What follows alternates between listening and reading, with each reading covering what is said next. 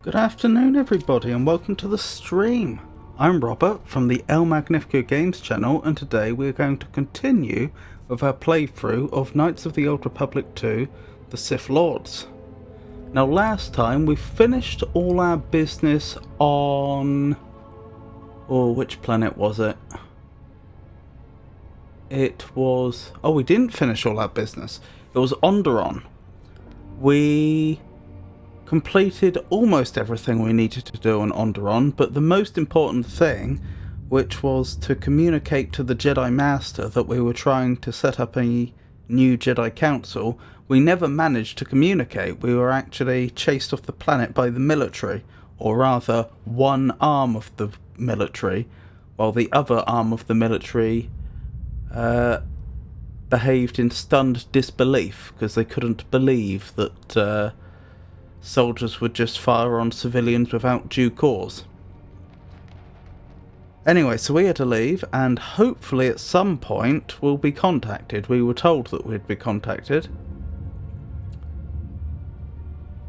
Right now we're on Dantooine, which was the planet that used to be the home of the Jedi Academy before the Sith destroyed it. We are currently in the ruins of said academy. We've a few things to do here. We understand that another Jedi Master may be living here. We understand that a thief may be operating from here. I do wonder if it could be the same person. Although if a Jedi Master is stealing, I'm sure they must have a very good reason for doing so.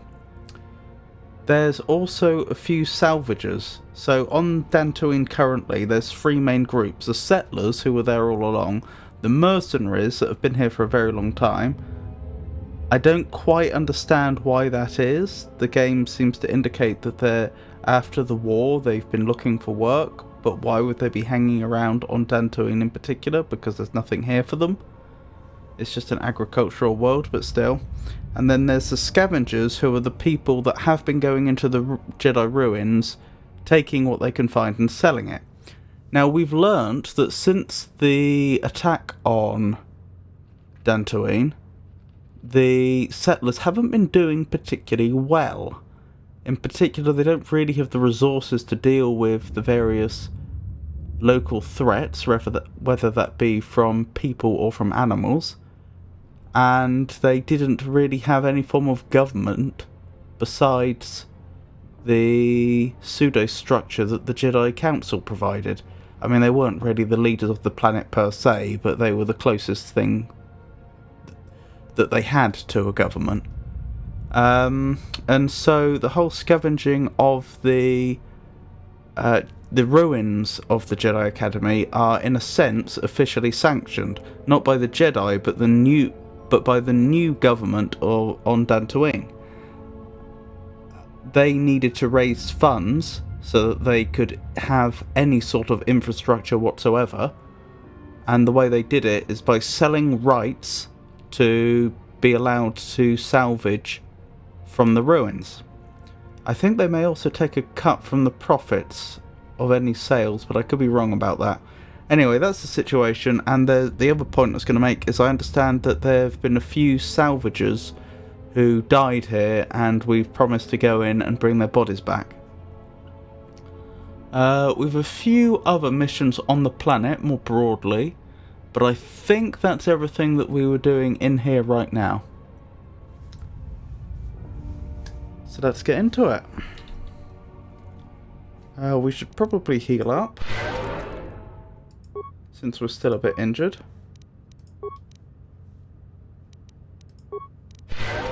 There we go. Quick save here, perhaps. Wait.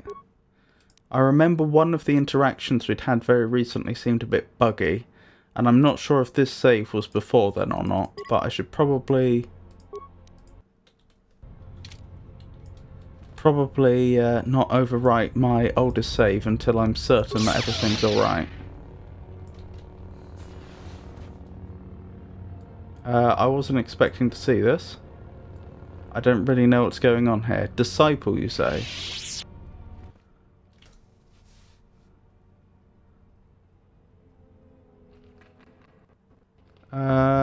Was he supposed to stare at us in silence, or is the game bugged again?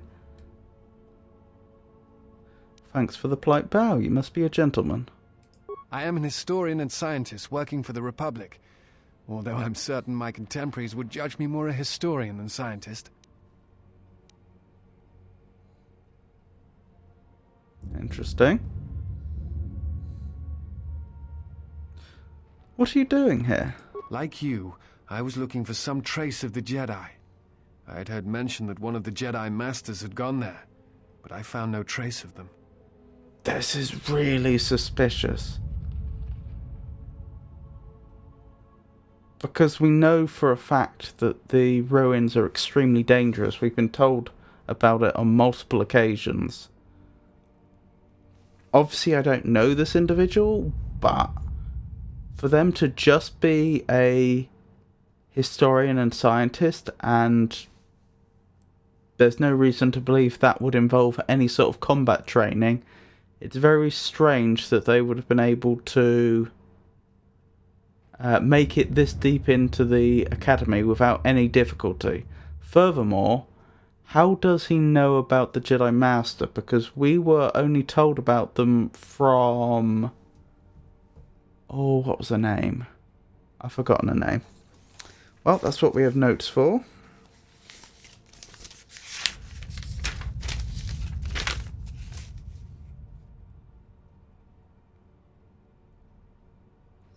Atris.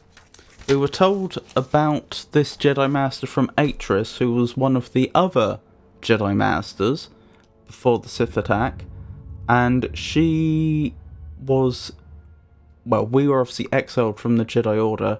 She was a part of the Jedi Order for much longer, and importantly, she was actively involved in getting artifacts, Jedi artifacts, out of this building here, this academy, and getting them to somewhere safe. So she, just before the attack, apparently they had some very short notice about the attack because one of the Jedi Masters that was meditating foresaw it or something. Anyway, my point being, of all people alive, she would have had the most recent contact with the Jedi Masters so far as we're aware. At least the Jedi Masters before they went into hiding. And so it does make some sense that she might know, okay, one of the Jedi Masters was going to stay on Dantooine and try to remain hidden. That makes sense. How does he know? Because no one... Oh no! I take it back. I do take it back. There were some mentions on when we were asking around in the populated parts of Dantooine. There was some mention of there being a sighting of a Jedi, wasn't there? Okay, I take it back. So perhaps he could have heard something and been drawn here. I still find it very strange that he got in here without any difficulty, though, it would appear. That's not the only reason. The other reason was the ruins of the Jedi Enclave. And once I arrived, I felt it was necessary to stay, to protect what was left. Left? Much had been taken from the Enclave, both by raiders and others. I wish to preserve what I could. Are those bodies over by that statue? What others? Many artifacts were taken from the Enclave, but these thefts, they had to have been done by someone who knew the Enclave well. I suspect the Jedi themselves took the holocrons and records, but I do not know why. He does seem to be aware of quite a lot, doesn't he? You mentioned holocrons? Someone has been taking holocrons from sites across the galaxy. It is almost as if someone does not want their knowledge used to find the Jedi. The situation on Dantooine is echoed in other places in the galaxy. Raiders, smugglers, all seek to plunder what remains of the Jedi, and even the Sith. More so than the Jedi themselves, I fear the loss of their history. Why is that? Much has been forgotten in recent wars, and I fear that greater troubles shall stem from that loss of knowledge in the future. The destruction of the Academy on Ossus Neutron Drift in the Sith War, the teachings of Master Arca, the adventures of Jolee Bindo on the Rimward missions. All of these things are in danger of being lost forever. What else would you like to know? Do you know what happened to the Jedi? No. It is something of a mystery why they would exile themselves as they have. It is not the way of the Jedi to vanish in such a way, especially when the Republic is in need of them. I fear that there is something else at work, something that we cannot see. Then again, perhaps the Jedi are hiding simply because so many people hate them these days. Why do you think people hate the Jedi? It is difficult sometimes for the Jedi to see such things, since much of it is rooted in human nature, and the Jedi are often removed from events of daily life, insulated. But the reason the Jedi Civil War was named such was because few in the galaxy can recognize the difference between the Sith and the Jedi. To them, they are both Jedi, with different philosophies.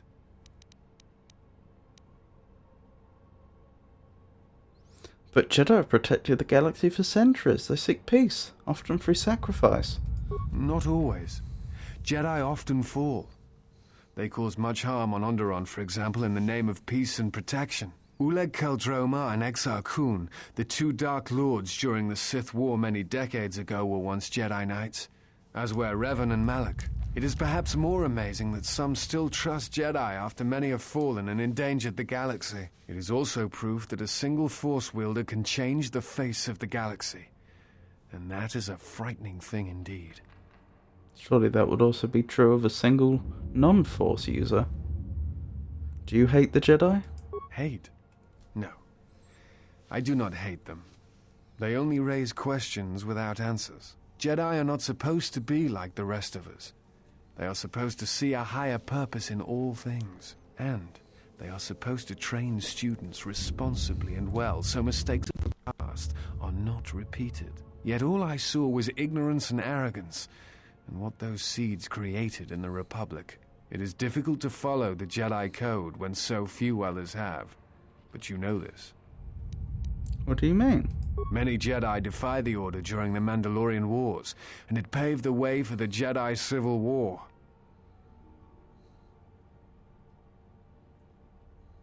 Do you blame the Jedi who turned, or the Council? There is no blame. All must accept.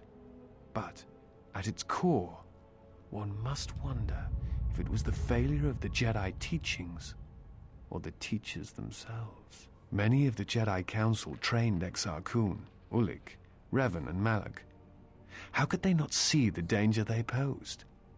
And if they could not, perhaps there was some essential part of their teachings that was flawed. Something beyond the Jedi Code that they were missing. Do you know who trained Revan? Revan had many masters.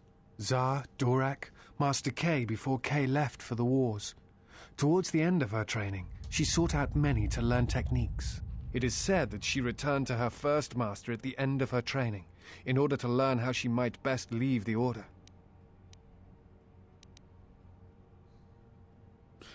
Revan and Malak would have received the same training as I did. I am not certain you understand what happened with Revan. Do you wish me to explain?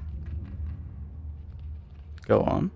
Revan was captured in the middle of the Jedi Civil War, due in no small part to her apprentice Malak, who turned on her. Revan was brought before the Jedi Council and put on trial.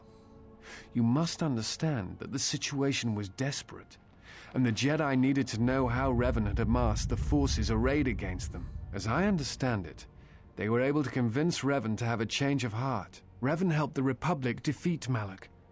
Perhaps in her conversation with the Jedi Masters, they were able to convince her of the rightfulness of their actions. That is interesting, because that is the good ending to the first game, which we followed.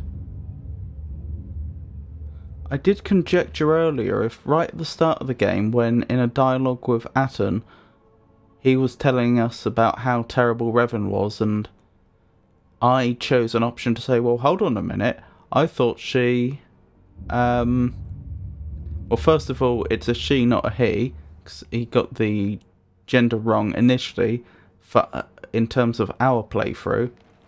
And secondly, she ended up returning and saving the Republic. Now, I do wonder if the game has actually taken note of that, and now, for this playthrough, that is the canon. I don't know, but I do wonder. I want to talk to you about something else. What else would you like to know? Why do you work for the Republic? I'm trying to save the Republic. Dantooine and the Jedi Order are instrumental to that effort. Despite the troubles of the Jedi Civil War, there are those among the Republic who still favor the Jedi and wish them to return. And there are admirals within the fleet who recognize that the Jedi must be found if the Republic is to hold together. Yet as long as Onderon remains within the Republic, and the efforts on Telos succeed, that is all that matters. Good night, Jenny. Thank you for coming. I hope you have a wonderful night. The Republic is fragile right now. Telos is important because its success will determine whether or not the other dead worlds receive the same reconstruction efforts. If Telos is rebuilt and made habitable again, it will affect a string of worlds along the rim. And Onderon? Onderon, strangely enough, was unaffected by the Jedi Civil War. It's almost as if Revan didn't want to attack it. Its resources and position on the rim make it a vital supply line and guard post against outer rim attacks. Also, it's the only world in the Republic still capable of seeding ecosystems into other dead worlds. Onderon's wildlife is some of the most aggressive in the known galaxy. Merely placing some of those beasts on target worlds will guarantee their habitation for years to come. But I'm not sure aggression guarantees survival, but he's not wrong that, from what we've seen, they're seeding Telos mostly from Onderon and its moon, Duxon.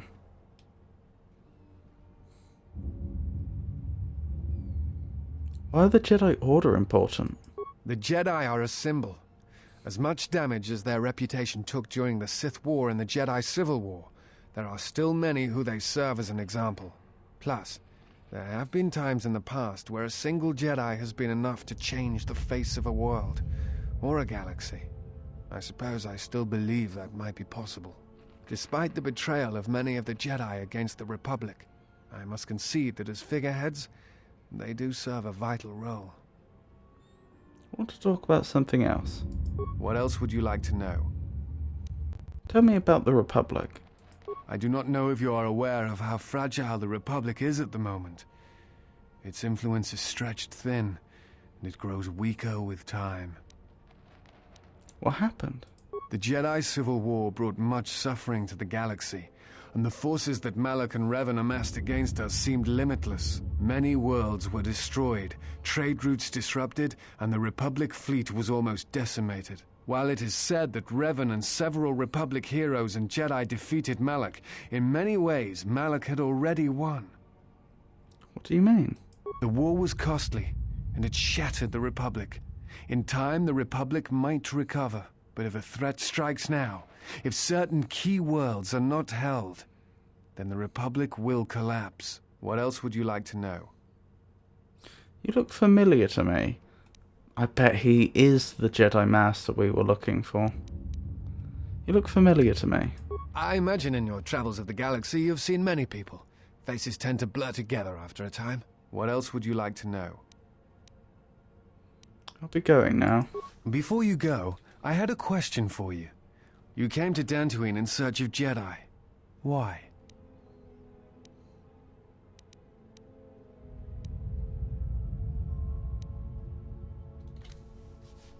The Sith are awake in the galaxy, and I'm going to need their help to stop them. If the Sith are rising in the galaxy again, then it is strange the Jedi would not be there to meet them, and that we have not seen more evidence of the Sith.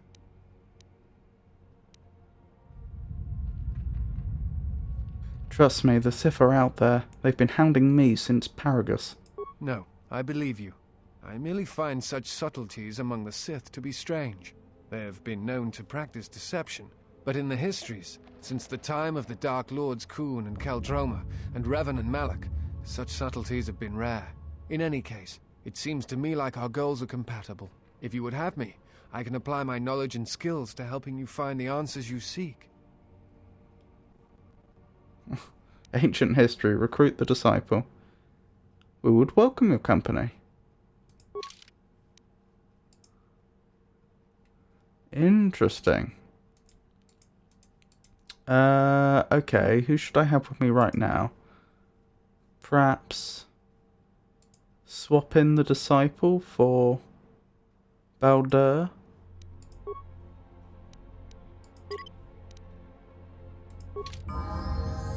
I am ready.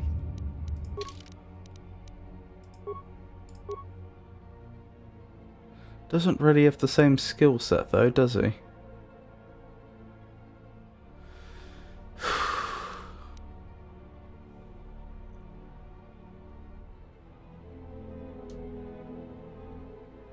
I really do need to keep Kreia with me. And it's not a skill he's good at either. Computer or repair or security.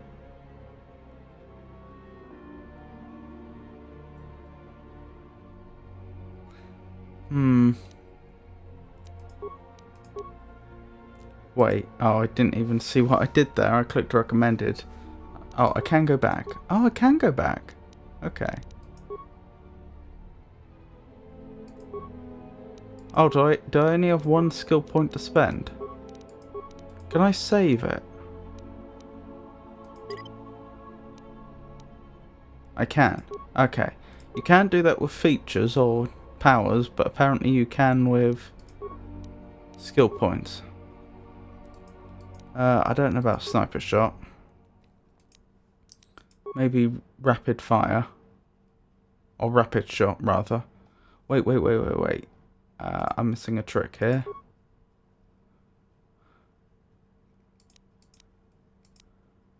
Security. Good.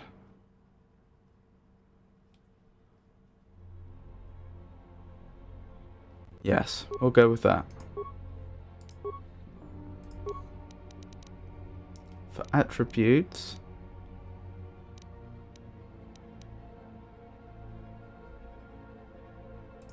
let's start improving his intelligence.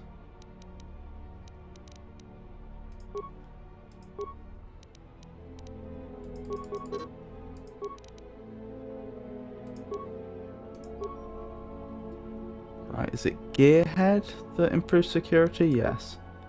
We'll take that.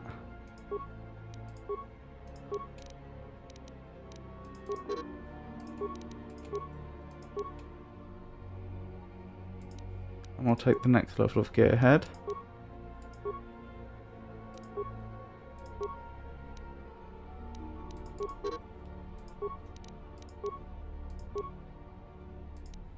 And the final level of Gearhead.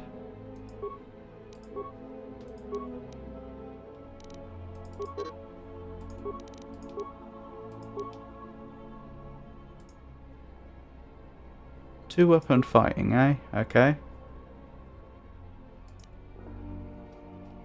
Let's keep going. Another level of intelligence. There we go. Now we're getting 2 points to spend per level, which is nice. We'll take Master Toughness.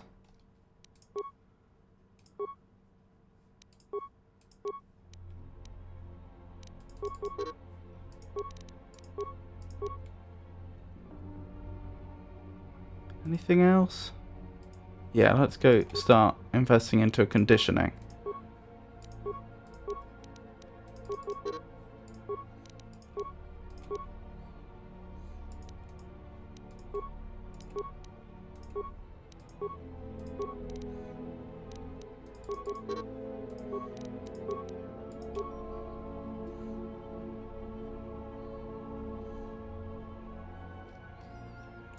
What now? Now perhaps it's time to invest into Rapid Shot.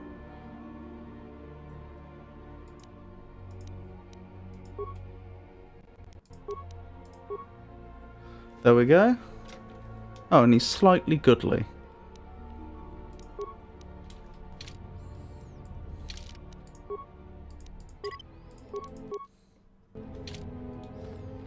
So what's going on over here? 3 dead mercenaries lay here, accompanied by signs of combat. Each of the mercenaries bear evidence that they were killed by a lightsaber.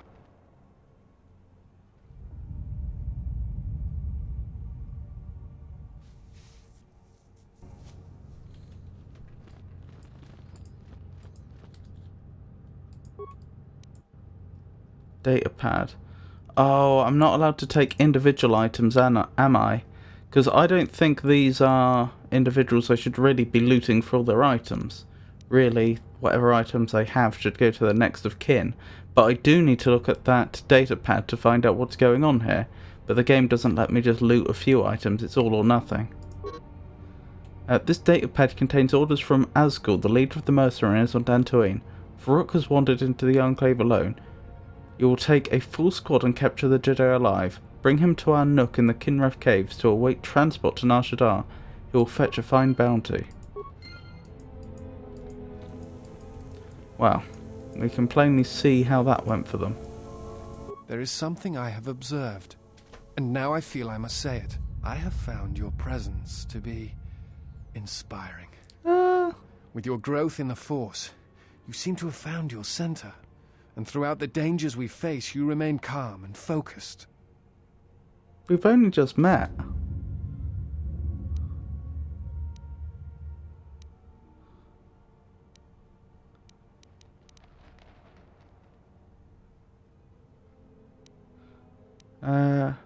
Trust me, it's all an act. I'm shaking inside. I understand now why others followed you to war. Perhaps that is what leadership is.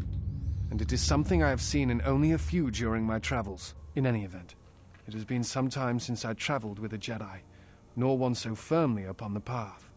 I wanted to thank you. I fear the stories that were spoken of you have misrepresented you, and if I have the opportunity, I shall reverse them whenever they arise. Well, thank you.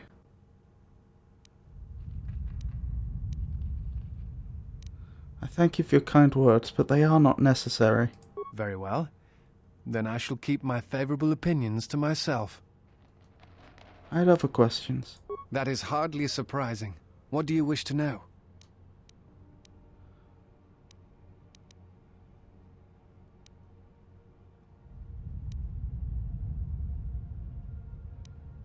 Nothing, never mind. I was hoping I could ask him about the events here, but... Forgive me, but there is something I must ask. In my study of the Jedi histories and the more contemporary records, I have heard tales of a Jedi who was exiled. He knows you too are much. That Jedi. But the records are somewhat evasive on why this was done. I wanted to discuss why you chose to leave the Jedi Order and accept exile.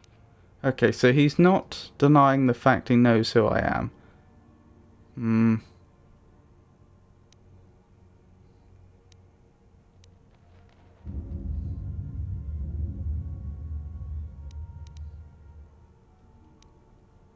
I left to protect the innocents on the Outer Rim. I see. And because you went to war, they cast you out?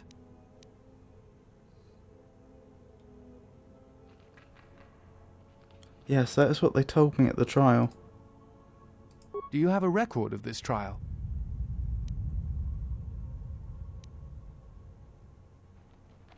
T3M4 has a copy of it. Perhaps I shall examine it when I get the chance. With your permission. You're free to do so. I appreciate your trust. Thank you. Very well, I'll be going now. Ooh, light side points gained and influence gained.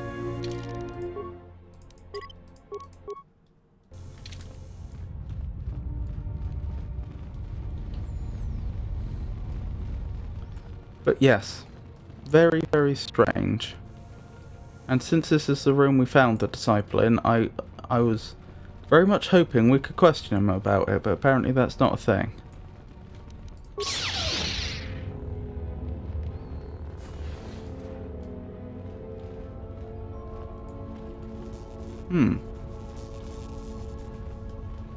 Interesting. Ah, computer panel. Fix the computer terminal, 4 repair parts. Do I get Baldur? Because I'm sure he could do it more cheaply than that.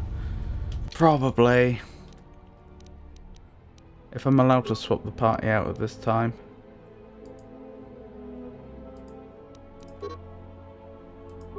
Nope. Okay. The computer is now functioning. Access the work logs. Data corruption. Please contact the head technician to resolve this issue. Access system commands. Mainframe disconnected from children. Please contact the head technician to resolve this issue. Local camera control. Same problem.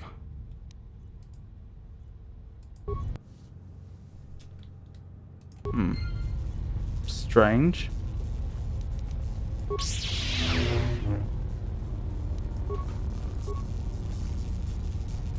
I wonder if Baldur was here, if he'd have had more luck.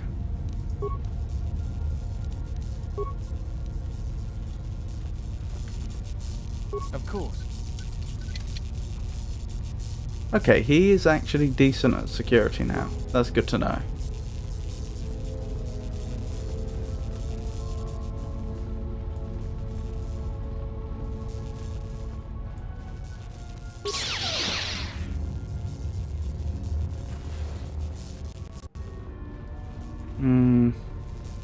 I'm wondering if we should go back and grab Baldur.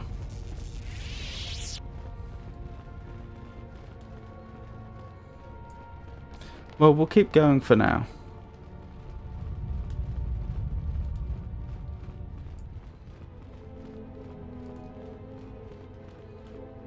Wow.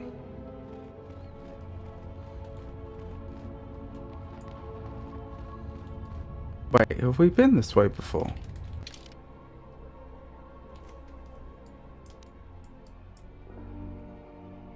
Yes. I must have turned back accidentally. Okie dokie.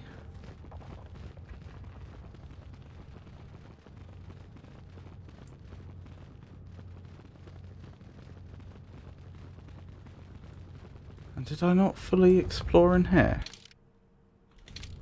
No, it claims I haven't looked over here.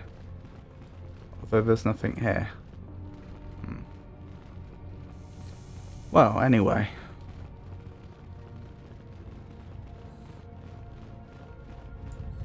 So is this the direction I haven't been in? So it appears. Okie dokie.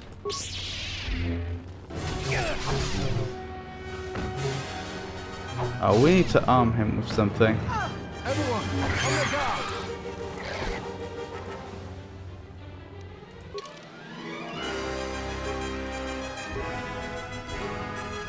What can we provide him with?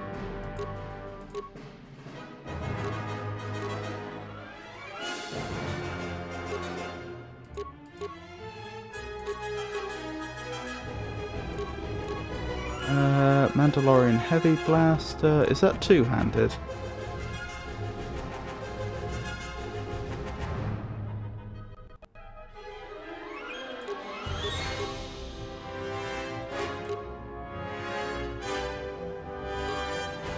Ooh. The heavy sonic blast is not bad, is it? This incredibly debilitating weapon is of unknown origin. Unlike most lesser models, it can be fitted with a targeting scope. Sonic weapons can temporarily reduce an opponent's dex. Additionally, many types of shields and defenses are ineffective against sonic attacks.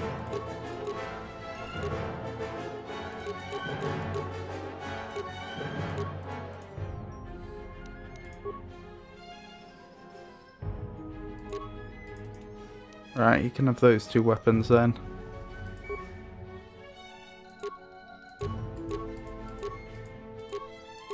May as well give him a dex boost.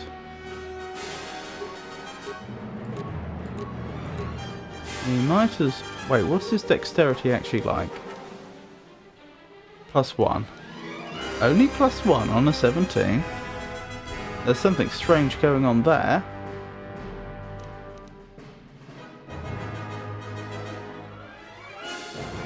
He should be +3. Oh, did I equip him? Oh, that's what happened. I accidentally equipped him with the powered battle armor.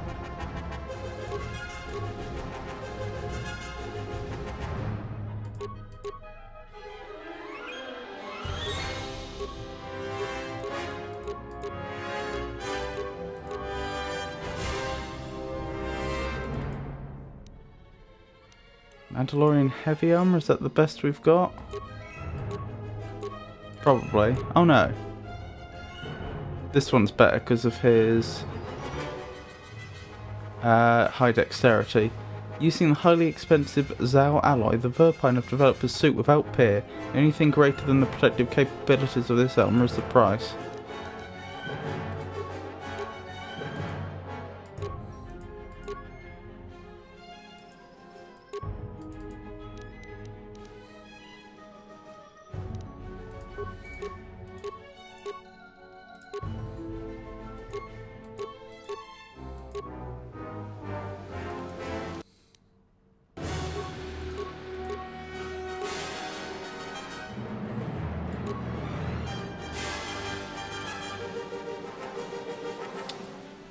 Do I want to give him the infiltrator gloves?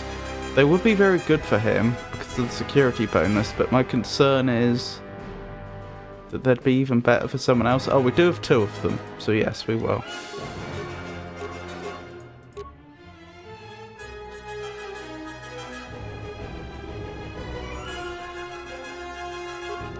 There we go.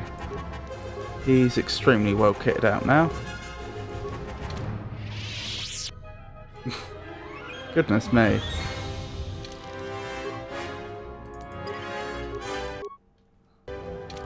Very cyberpunk.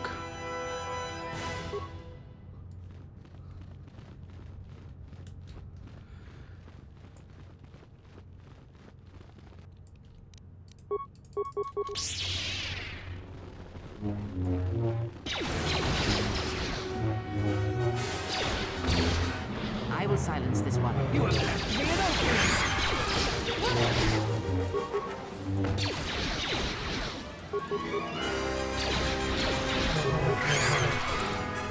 Excellent. Let's keep going.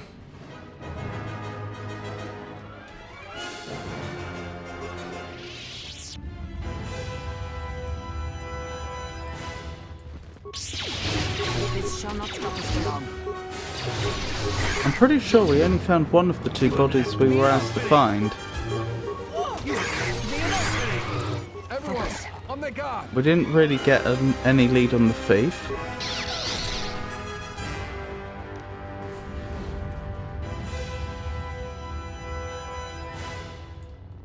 Huh.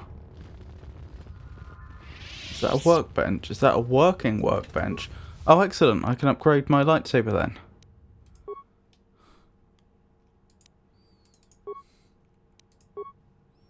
Go for the violet crystal. Excellent. Do we have any other upgrades? We do.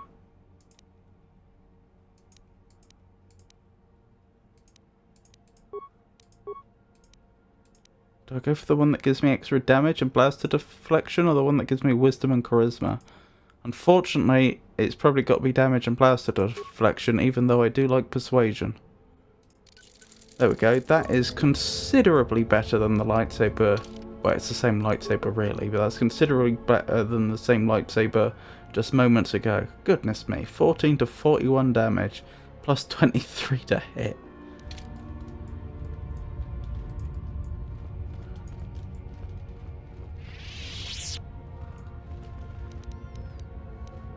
I am listening.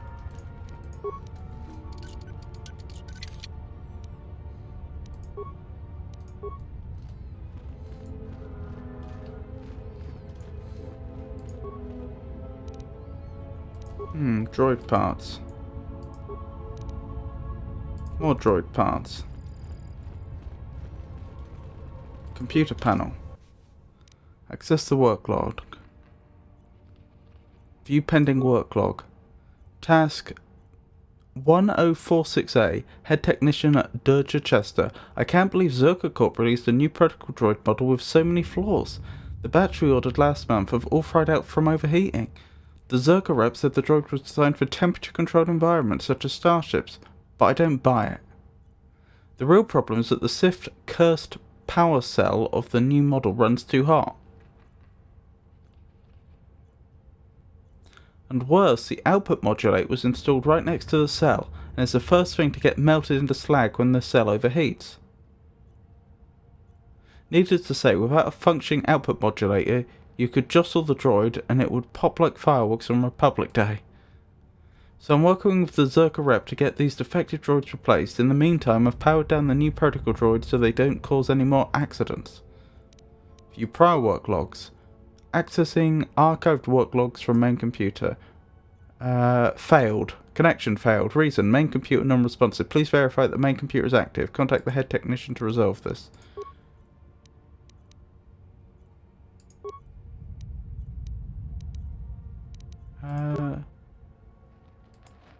Okay. Camera offline.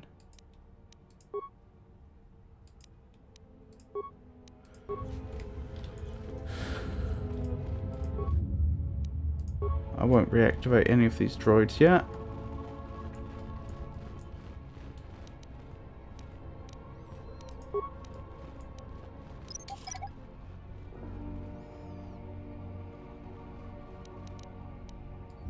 Excellent.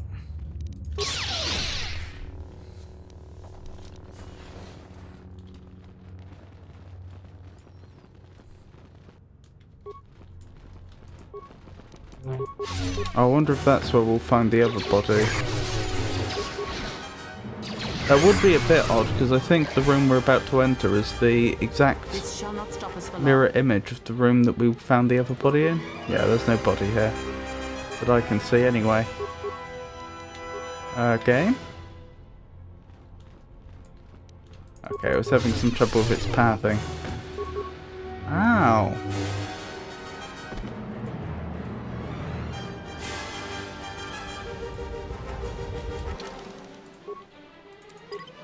No, not that save.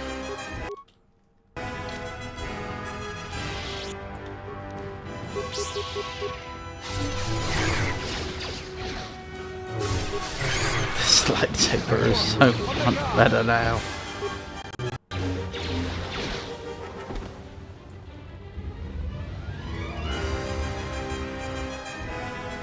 Salvage a corpse, that's the other one. This battle is joined.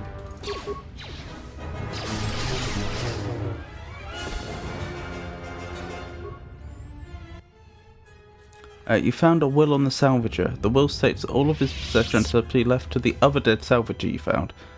Durala will no doubt be interested in getting hands on the salvager's bodies and the will. You can tamper with the will so that all the salvager's possessions go to you. Don't change the will. What an awful thing. This datapad has the will of a dead salvager. It is badly misspelled and indicates that if he dies, his possessions should go to the other salvager that ventured into the sublevels with him.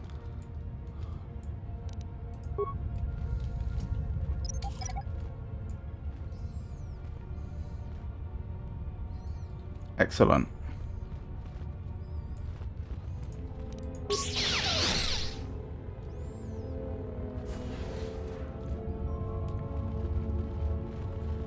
Hmm.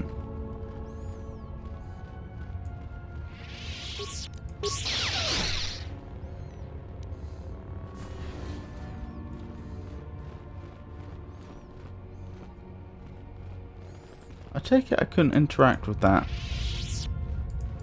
rubbish pile. No, doesn't look like it. Okie dokie. Also, where are these sub-levels we've heard so much about? I'm fairly certain we haven't travelled to the dangerous sub-levels yet. This shall not stop us for long.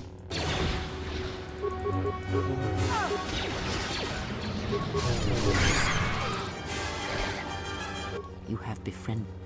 Oh, you have befriended the seer. See? You mean the blind Sith? What blind Sith? The Mirror Luca. Why'd you call her a seer? I don't know who you're talking about.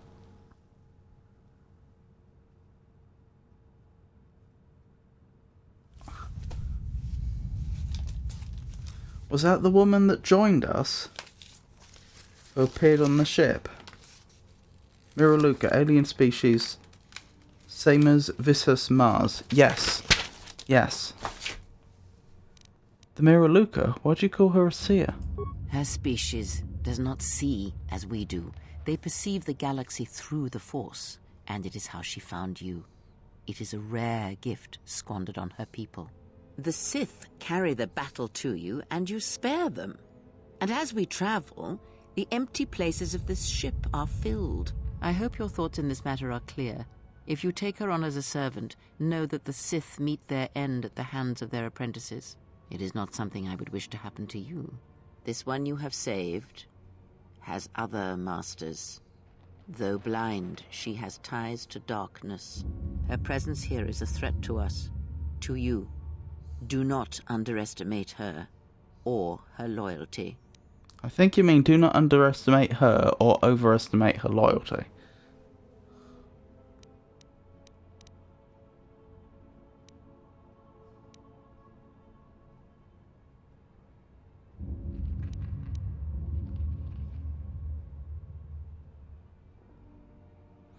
If she can see through the Force, maybe she can help us find the lost Jedi. Perhaps. I am not convinced. Atton said her planet was wiped out. That it was the only colony of a people in the sector of this galaxy. Did he?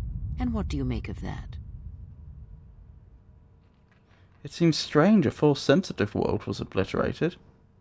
You are right to trust your instincts. Something is wrong. It is only a matter of discovering what and why. If your instincts lead you to an answer, seek me out. Perhaps we will discuss more. Interesting. Never mind, I'll be going now. Is someone out there? Anybody? Help! Lagrix are everywhere! Help me! I'm trapped in here! That must be the thief. Are you Jurun? Perhaps we were told their name and I've just forgotten. Do I have a note? I don't have a note for a Jurun. At least if I do, it's a long way back.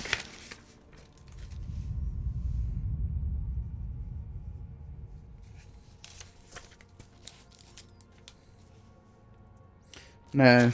Still. Are you Jurun? Yes I am. I locked the door in here. I thought I was gonna be Lagrek compost. Did you take care of him, stranger?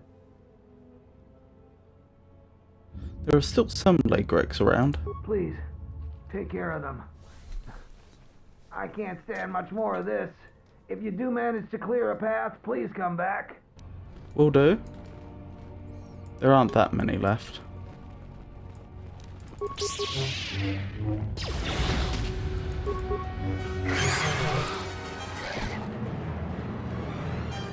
Hello.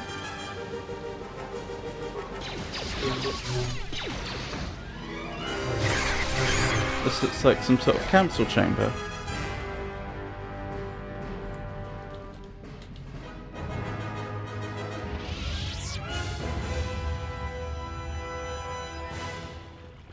And we haven't been this way yet. Over here is where we began. And it was over here that we were ambushed on our way out by a particular individual we'd met before, very briefly. And they didn't appear to drop anything. And our mission log wasn't updated, which is what makes me think that something buggy may have happened. But we'll see. That's odd. I selected that mine, but acted on this mine. Not that it makes much difference. Oh, a Lagrek. Deadly Lagrek. Ooh.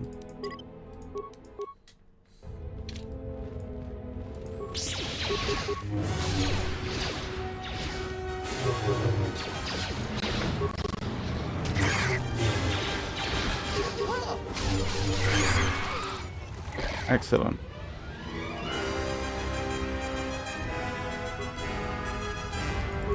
Another deadly Lagrek.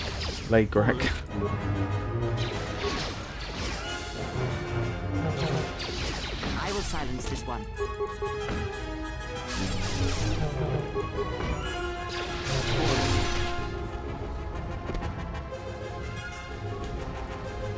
Blimey. Goodness me, there's a lot of them.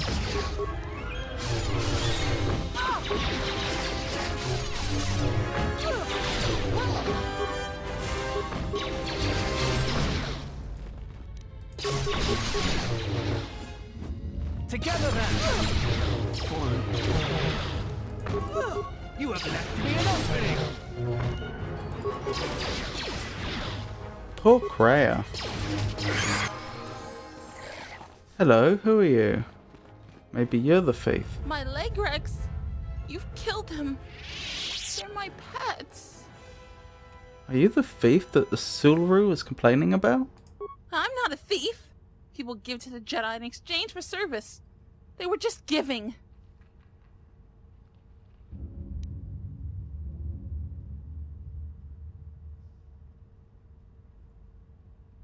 Your pets are killing people. They only attack the bad people. The salvagers, the thieves.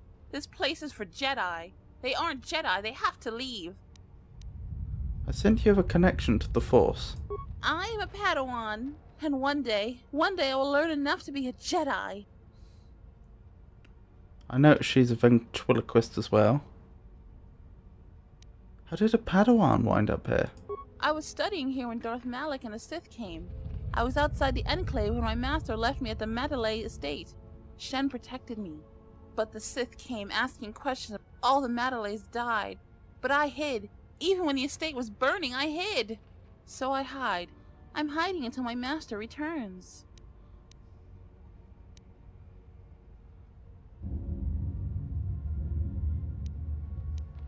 These are difficult times. I was a Jedi once too. You were? I had no idea. You aren't anymore? Are there any Jedi left?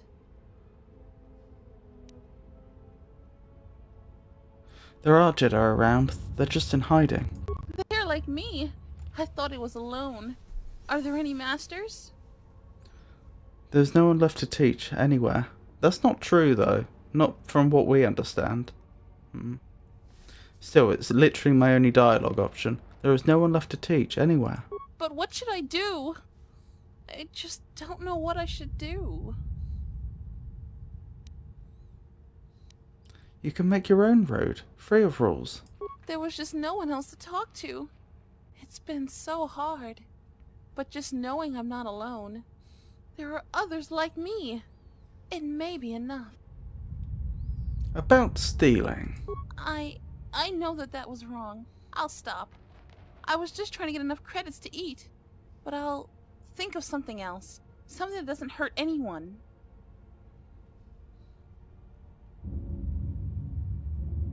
My choices are you won't bother anyone again, ever, which sounds like it's trying to invite combat, or I'm a Jedi and could use any artifacts you found, which seems a bit selfish, but still. I found some things. I don't know how to use them. Here, you can have them. I had a holocron, but it said terrible things. I threw it far away. What did it say? It told me the Jedi were no more, that I needed to survive and do anything to protect my home. So they knew about her then?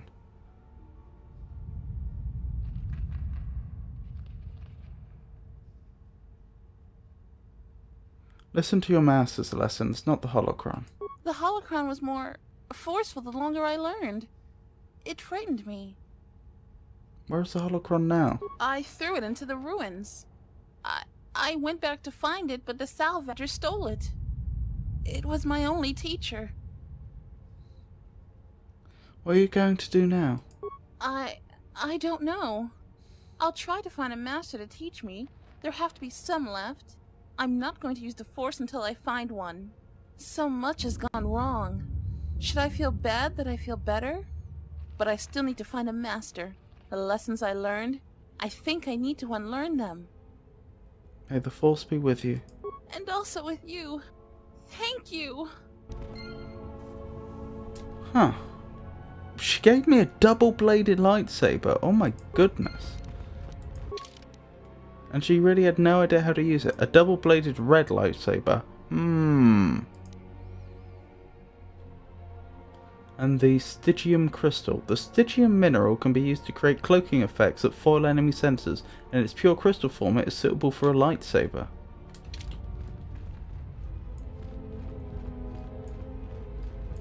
I didn't find the missing component for the, what was it, a water purifier of some sort?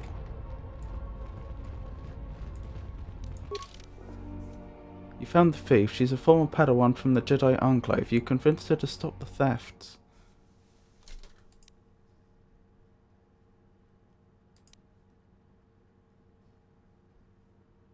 Yeah.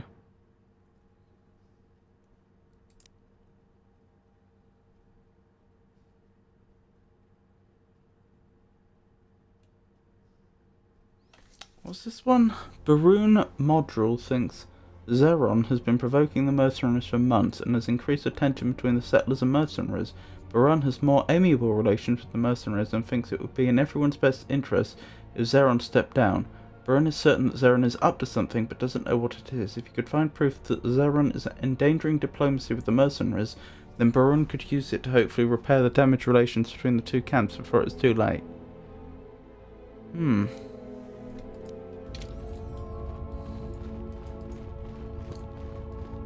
Still nothing about the ambush we experienced earlier.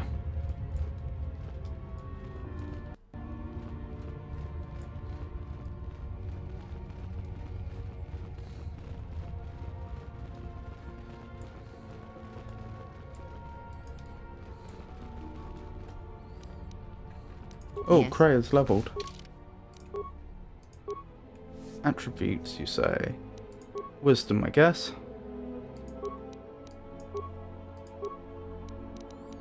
Recommended skills. Oh, she has repair. So actually the only skill we don't have in abundance in our current group is computer. We have someone that's good at demolitions, that's Lysa, the protagonist. There's, because of the way we leveled the Disciple, he's very good with security, and it turns out Krea's good with repair.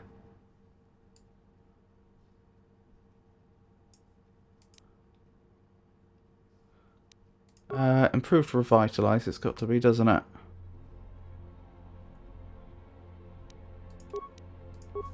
Wonderful.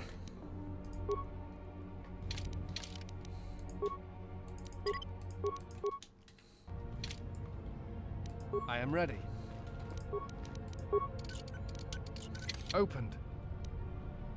Life support, that's good. Gamorrean power gauntlets. I'll have to look at them, but they're probably also very good. Powered light battle armor. I think we have better than that, but or at least as good. Possibly we already have that. And heavy repeating carbine. That might be an improvement over any rifles we currently have. I'm not sure. Gamorrean gauntlets. That's the one that does extra physical damage. Whereas the Gamorrean power gauntlets does some extra physical damage, but has a stun chance as well, and increases strength. These heavy gloves are brutally effective in unarmed combat.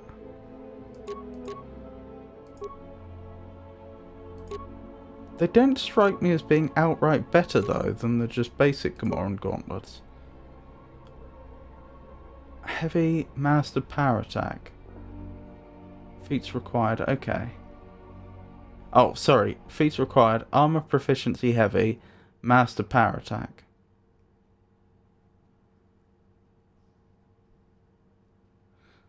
Yeah.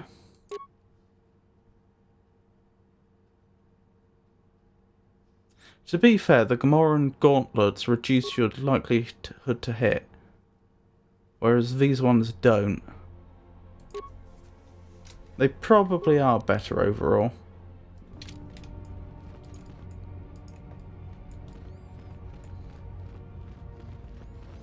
We didn't find our way to the sub-levels though.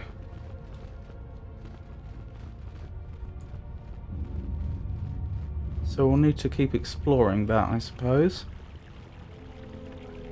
And there was that gentleman that was trapped over here, wasn't there? We'd best free him. Is that you? I thought I heard something. Is it safe yet? The Legrex in this area are dead. You must be fierce with a blaster then. Give me a moment, I sort of jammed the door a bit. Just don't leave.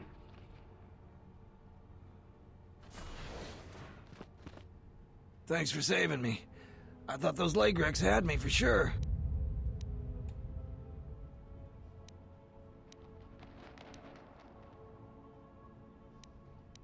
Before you go, what were you doing down here? It's all Tapelay's fault. She said the entryway to the sub-level was safe enough. This area has hardly been explored. We barely got in here. And then everybody started going left and right, grabbing anything they could. It was every man for himself, and nobody was watching for Legrex. Then before you know it, we were under attack by those beasts. So salvagers were running every which way, and they left me to die.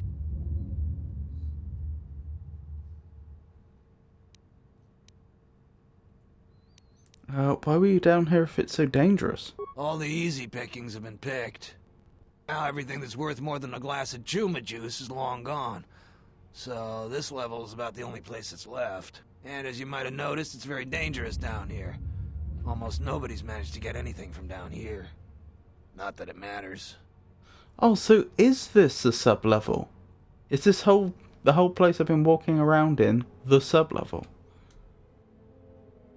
Almost nobody? Who's the almost? There was a group that managed to get in and got one of the biggest hauls ever. Tapele said we could do that too, but they were a damn sight more organized than we were. And they've caused more problems dead than they ever did alive. How did they die? They were the first to really get anything from this damn level. They were so confident they went right back in. A bunch of us salvagers waited by the entrance. Only 2 of the 4 came back, and 1 died right away from his wounds. The other man was gonna be rich, but then he picked a fight with Garavik. It wasn't much of a fight, and there was no one left. And that's the whole problem. I think Garavik may have been the one that ambushed us. How can dead people cause problems? Well, since every last one of them is dead, their find is sitting in the militia's headquarters. That's one of the biggest claims ever, and they won't give it to nobody. So people keep saying that they were owed by the dead salvagers, or that they're related. But Zeron isn't an idiot. The only thing he's gonna believe is a will. And after some try to pass less than authentic ones off on him, now he'll only take a will and their personal effects. Ah, so that's why I was asked to bring these salvagers back. It had nothing to do with actually caring about what happened to their remains. They wanted a will. Dorala had me looking for their bodies to lay them to rest. She was playing you for a fool. No doubt she'd like to find those bodies. That, plus a conveniently worded will, and she'd make a pile of credits.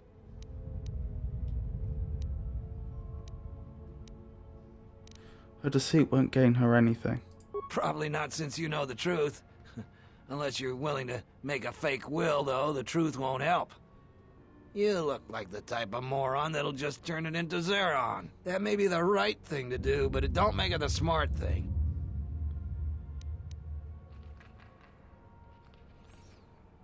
I wish I could ask more about that. Why is it not smart? How did they die? They were the first to really get anything. Only Oh, two, yeah. it wasn't much. I want to talk about something else.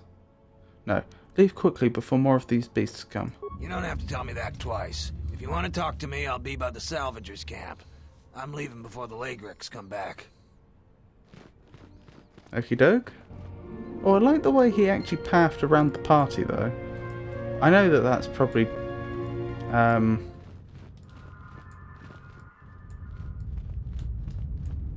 I know that that's just probably all part of the normal algorithm, but... Still a nice little touch to see. Enclave sub-level. This is the sub-level. Okay. I thought we were...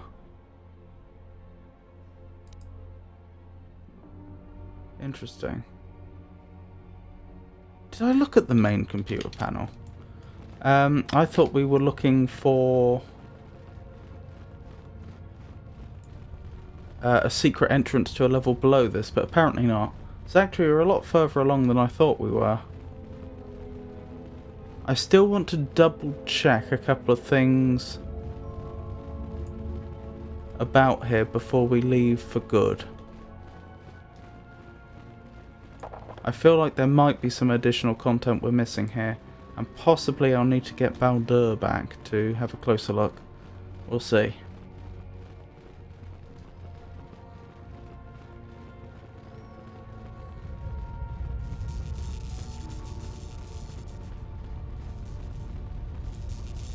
Computer panel.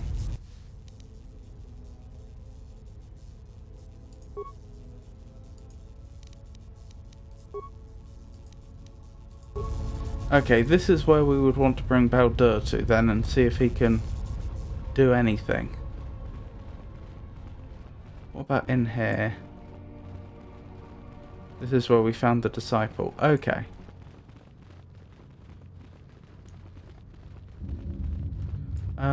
Hold up. What is it? We can move rather more quickly.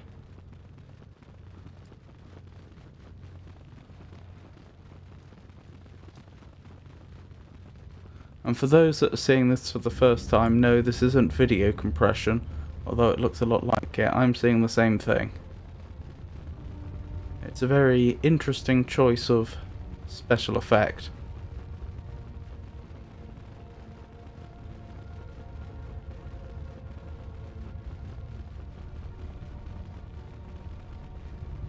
Anywho, we'll just pop out here, and assuming we're not interrupted, we'll get Baldur back, which shouldn't take a moment. Then we'll go back in.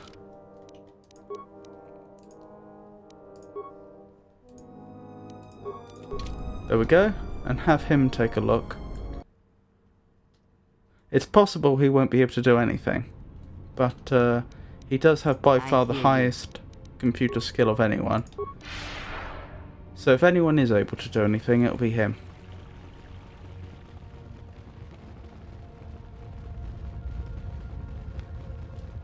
What should we do after that? We've got quite a few quests to hand in.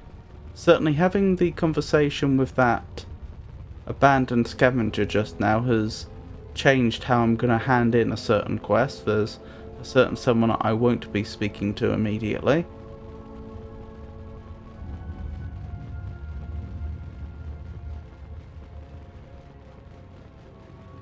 But yeah, so I think about half the quest so far we can hand in.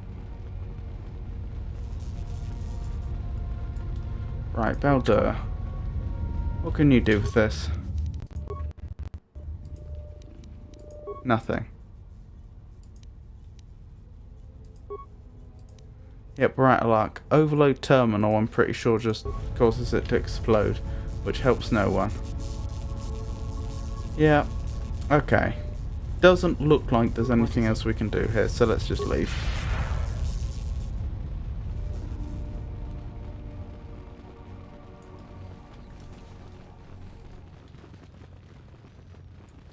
I do wonder what's going to happen regarding Garavik.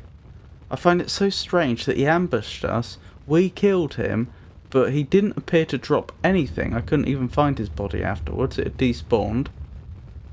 And there was no update to our journal.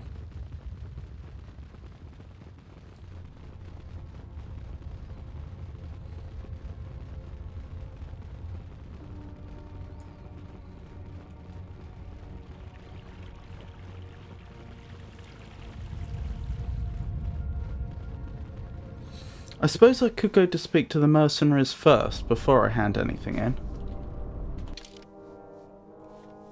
That might actually be the smarter way to go about things.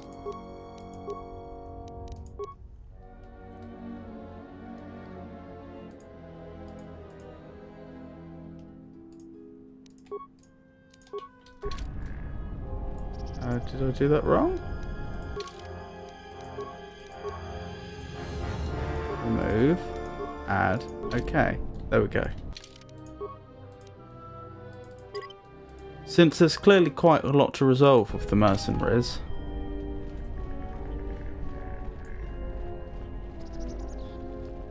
and I don't know how people are going to react if I go back to the main settlement right now. Given that I ended up killing Garavik, who notionally worked for the government.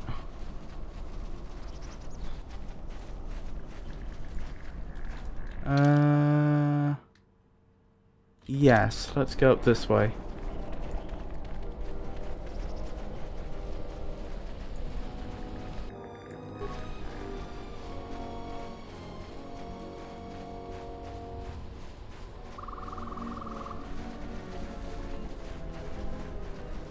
Let's just keep going.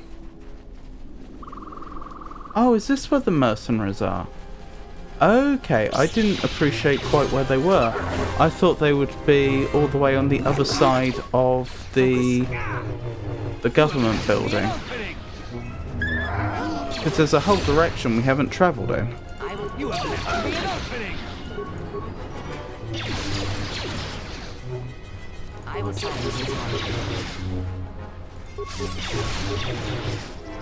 Goodness me.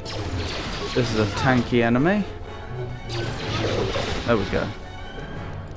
Quick level up. Keep pumping that persuade.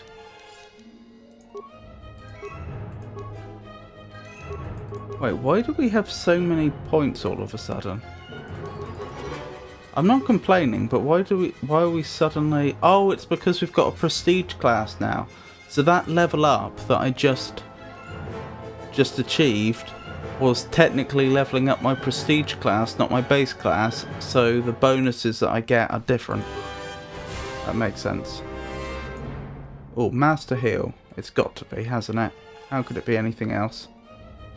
This power heals all non-droid party members in a 15-meter radius. Each party member gains 15 vitality points plus 1 point for every charisma modifier, wisdom modifier, and 2 times the level of the force user. Poisons and stun effects are neutralized by the power.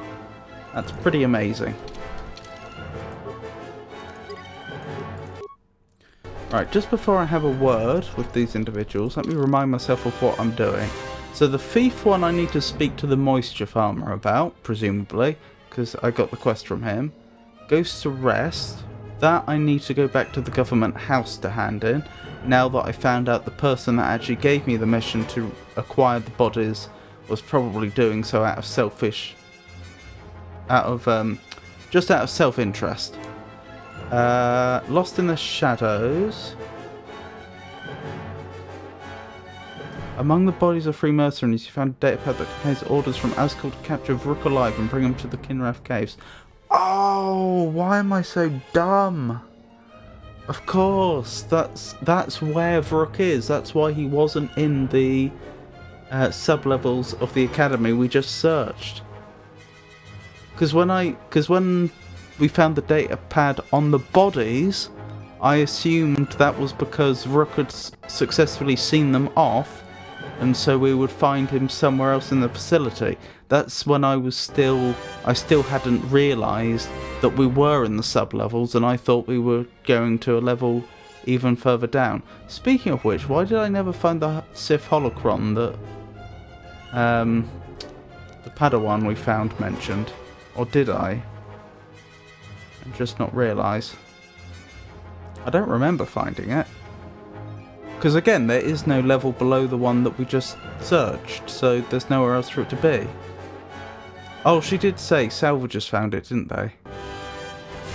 Okay, that makes sense. Okay, with that all said, we'll need to go to the Kinrath Caves to do that mission, which we were going to anyway because we'd already told Zeron that we'd clear the caves of all the dangerous wildlife, not knowing at the time that we might find Master Vrook there and some mercenaries. Do I want to speak to the mercenaries at this point? If that's the case. I probably should. Because I don't see...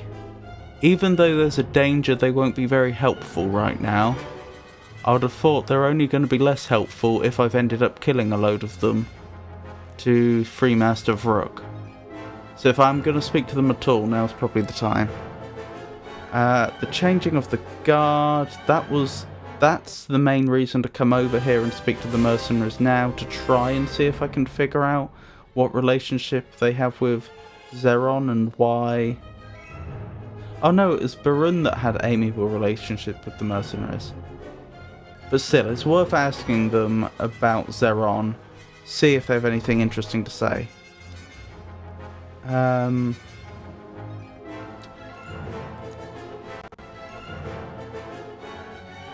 Yeah, so that's everything. So that's what we're over here for.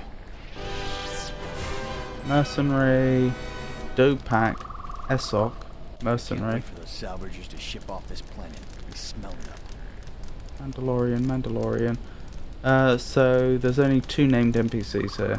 Fair enough. Let's have a word with Dopak. You've wandered into the wrong camp. You got the look of a warrior, and we got all the blasters we need. If you're looking for work too, just take a trip spaceward. We don't need any more competition. Got it? Right, just adding him to my notes.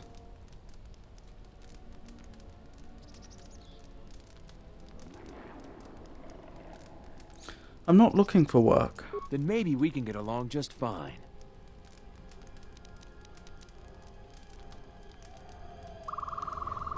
What can you tell me about the mercenaries?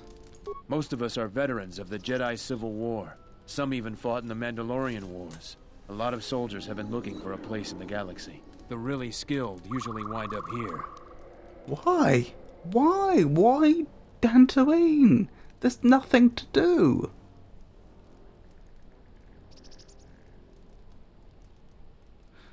Who's your leader?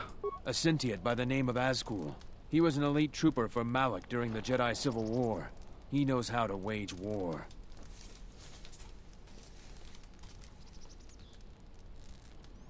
Azkul. This isn't the first time we've heard about this individual. In fact, I already have them written down in my notes. Azkul, mercenary leader, former Sith trooper, so we know all that.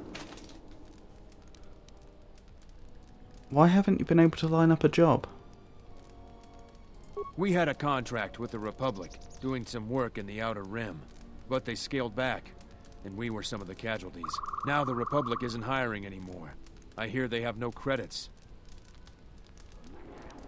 So what do you do when you're between jobs? We find ways to divert ourselves. A lot of us find odd jobs. There are many more mercs around than what you see on Dantooine. We're spread out. Can we talk about something else? I have time to kill. What do you think about Dantooine? It's just another spaceport to me.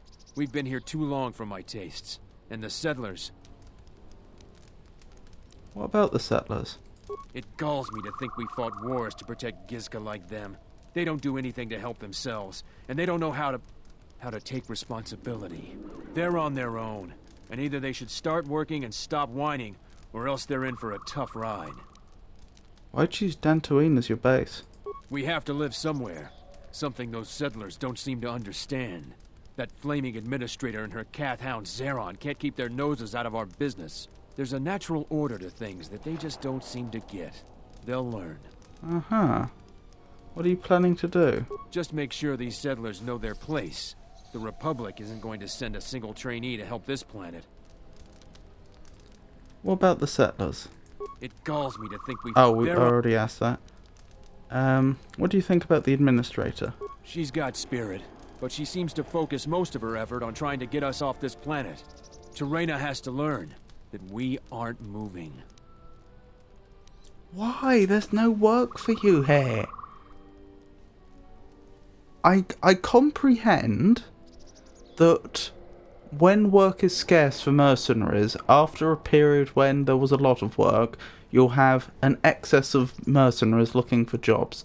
I comprehend that that's going to lead to them spreading out across the galaxy. And ending up in all manner of unusual places. That all makes sense. Why are you determined to stay on this planet when even more than any other planet you're not going to find work here?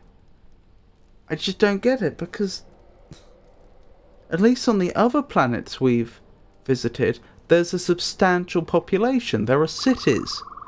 You know, there must be bounties that need to be collected on those worlds. Like, even if there's not enough work to go around, there's going to be some work.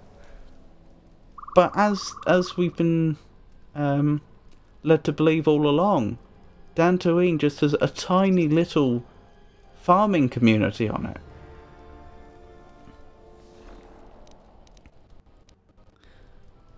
Can we talk about something else? I have time to kill, and talking about Dantooine just irritates me. I've heard you've been making trouble for the settlers. What if we do? They're practically begging to be pushed around. You've seen them, right? They're weak.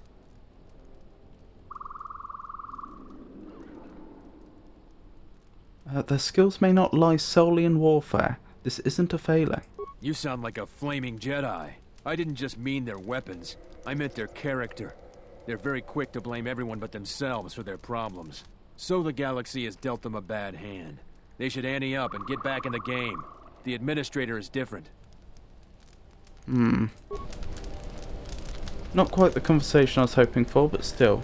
Can I help you? Esok. What are a bunch of Mandalorians doing on Dantooine? Just trying to make a living. At least there's still people in the galaxy who know our value. It's not glamorous work, but a man has to eat, right?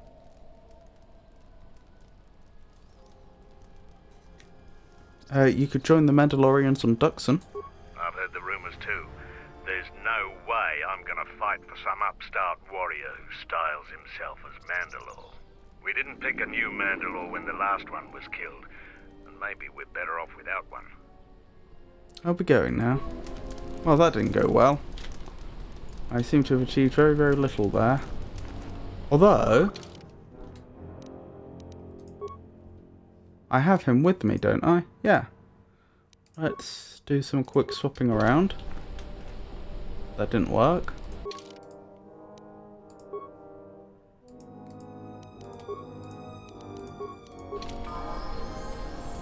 Oh, he needs to level.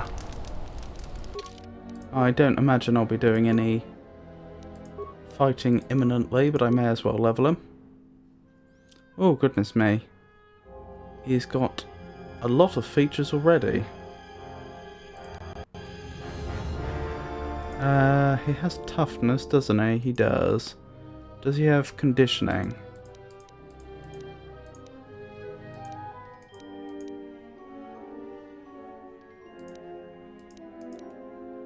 I can't remember what conditioning looks like. Oh, wait. Didn't I look for this before and he just didn't have conditioning as an option? Oh no, here it is. And he already has it maxed. Never mind. Okay, what am I going to go for then?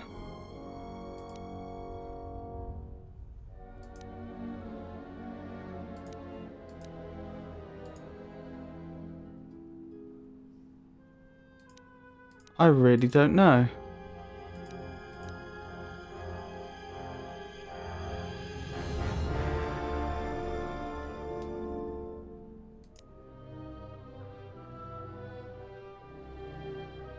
Mobility's nice, but that would only really be useful if the whole party had it. Same with regenerate vitality points.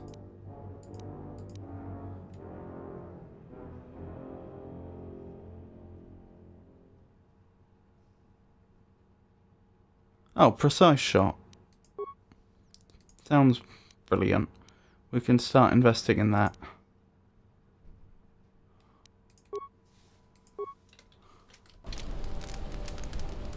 Right, where were we? Let's try that again. Look who's walked into our camp, boys. Mandalore himself has come to visit us. I am the new Mandalore. I have reclaimed Mandalore's helmet, lost after our defeat at Revan's hands. Assemble the rest of your clan. You will return to Duxon. We must come together as we were before and prepare to fight a new war. A war that will return us to glory.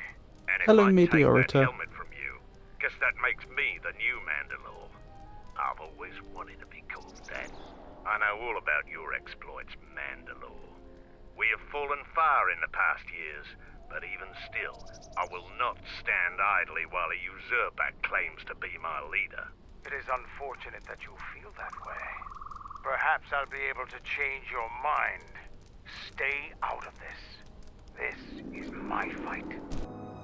Okie dokie. Oh wow, yeah, I am all on my own as just Mandalore. Well, wish me luck. I'm probably quite high level for this. Oh, he doesn't even have a weapon. Oh, this is going to be quite one-sided. Yes. Evening, Meteorita. It's lovely to see you. And yes, I think he did say Flaming Jedi.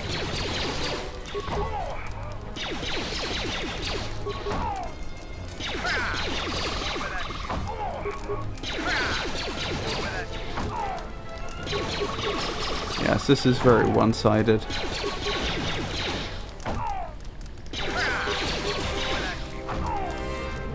Any other takers?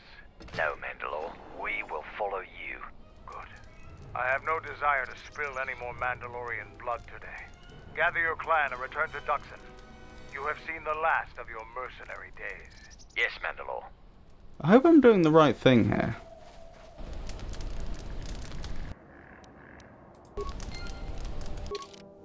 This could end up causing me problems in the long run.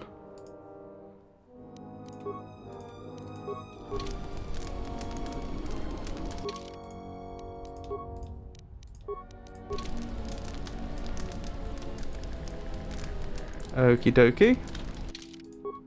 Quick save here then.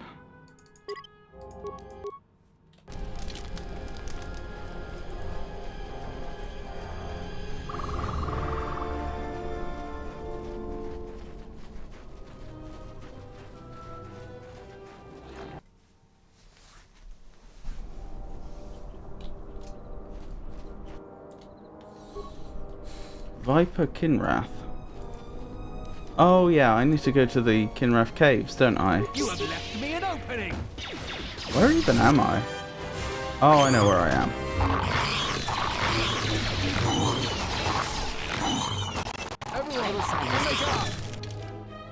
This is actually very close to where I want to be. You have left me an opening! That's the Kinrath cave, if I recall correctly, from the previous game.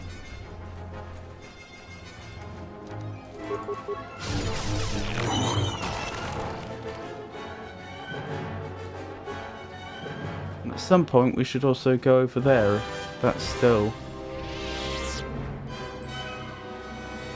traversable.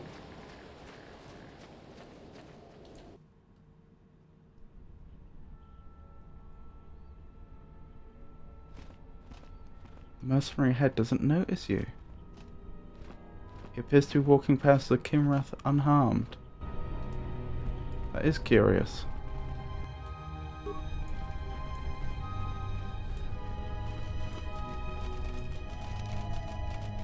Seems we're not so lucky.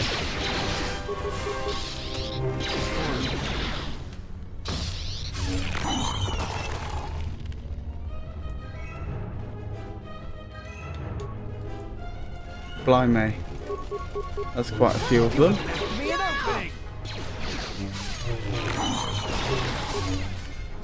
You have left me an opening. Ooh, the disciples leveled. You have left me an opening.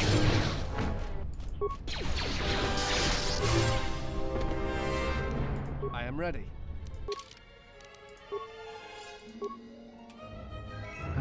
We were putting into intelligence, weren't we? And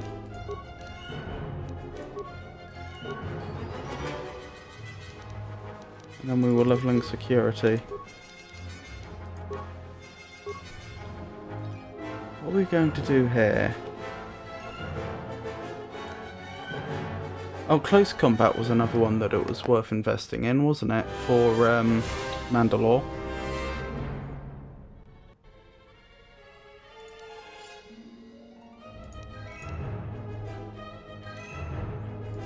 Ah, Master Rapid Shot. That's an easy one. I should think our next level on the Disciple will be a considerably more difficult choice. Oh, hello. That must be Vrook. Don't mind me. We'll come back.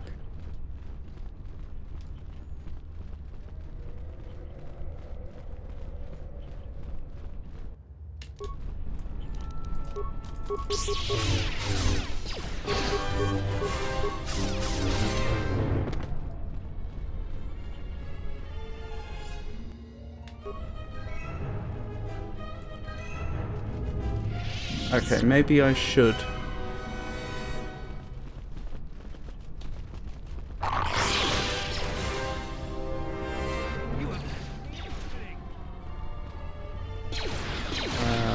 Well, I'm trying to avoid combat with that mercenary. Well, they don't really seem to care about my presence. All right, let's have a word with them. You shouldn't be sneaking around like that. These tunnels are too dark to tell man from beast. My apologies. No worries, but what are you doing here? There are dangerous Kimrath about.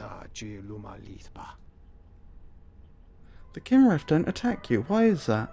It's a trade secret. I'm afraid I can't share. Persuade, I'm an explorer like you. You can share a secret with me. Well, I suppose I can tell a fellow explorer. I recently discovered that these Kimrath discern friend from foe based on something. The common Kimrath have an odor-emitting gland near the rectum that keeps them from attacking each other. When carefully extracted with surgical tools, the gland will still function. Carrying the Kimrath scent gland allows me and the other mercenaries to avoid notice by the local Kimrath population. Do you have an extra scent gland I could use? Sadly, I only have one gland on my person, which I need to keep the Kimrath from attacking me. I could extract another for you, but the process takes several hours.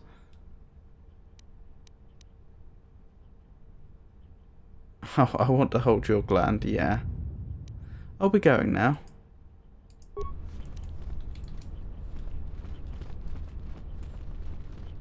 Obviously, we're going to deal with the Vrook situation, but we know he's not off-world.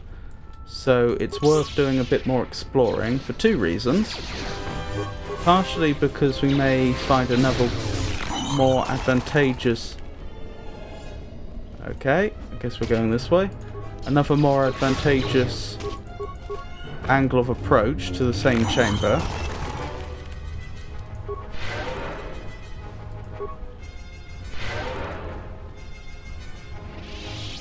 And secondly, because there may be other very interesting things about here that we may want to discover first. Hyperadrenal strength. That's not so useful. If they've got other operations in this location, for example, it would be good to know. Good to know before we approach them.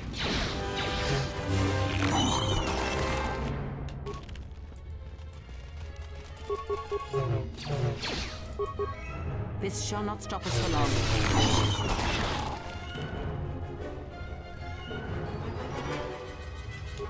Interesting. That'll take us round to Master Vrook.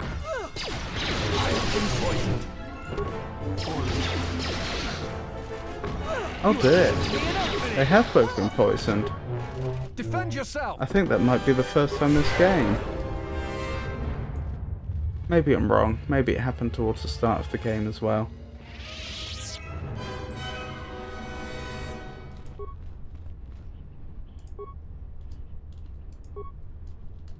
To be fair, I was asked to clear out the cave of all the Kinrath anyway.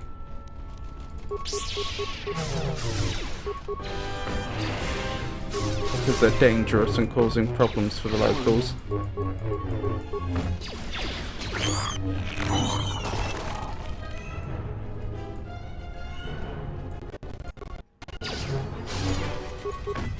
You have left me an opening!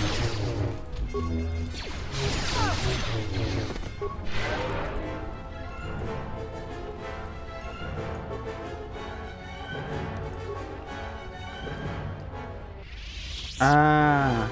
Ooh. Pretty. Oh yeah, when I destroyed the eggs in the first game, I got dark side points, didn't I?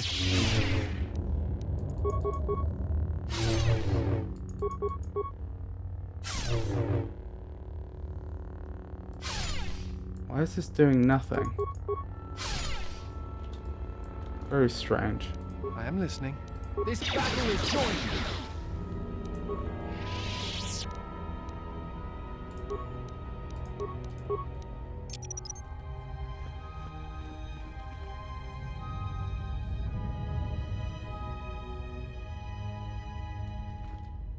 Your thoughts are disturbed. I can feel them from a great distance, like a shiver running through you. This cave is force sensitive. I've read of places such as this. Force-sensitive locations such as this absorb and reflect force energy. The crystals are the catalyst here. I sense that Revan once passed through here, leaving a strong impression behind in the crystals. Perhaps future Jedi who visit this cave will feel our presence, as if seeing our footprints preserved in the soil.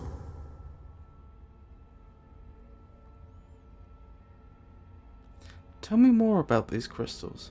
The crystals here are infused with the Force. Some could be harvested and used for lightsabers. You said the crystals absorb the Force? I feel strange, but not weaker. The crystals here do not drain Force energy from Jedi. They collect the excess energy that radiates from those attuned to the Force. Okay. Uh-oh.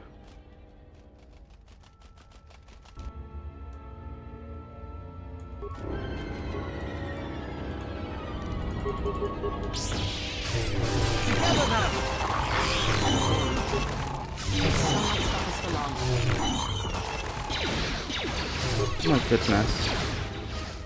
They're not doing very well at all, are they?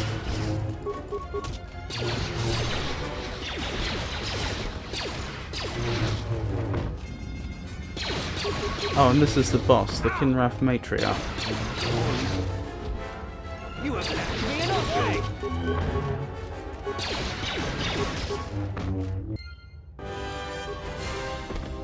Oh, is that sufficient? Is that the quest done? You've killed the Kinrath Matriarch. This will hamper the Kinrath ability to procreate, which would make the Kundan Plains much safer in the future. Tell Zeron, the militia leader, about this to receive a reward. Okay, then I don't need to destroy all these Kinrath eggs. Just out of curiosity, is it still... No, it is definitely not immune to my attacks now. Since the previous game punished me for that, I won't destroy all the eggs this time.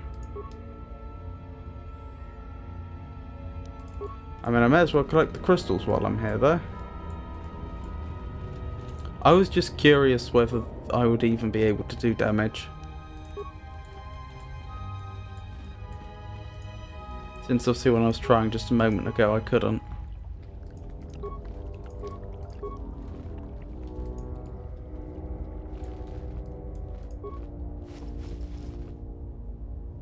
Ooh, the matriarch had a crystal on her.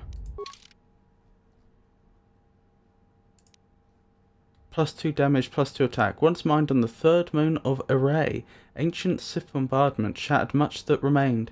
If they can be found, these crystals produce a clear, superior lightsaber beam.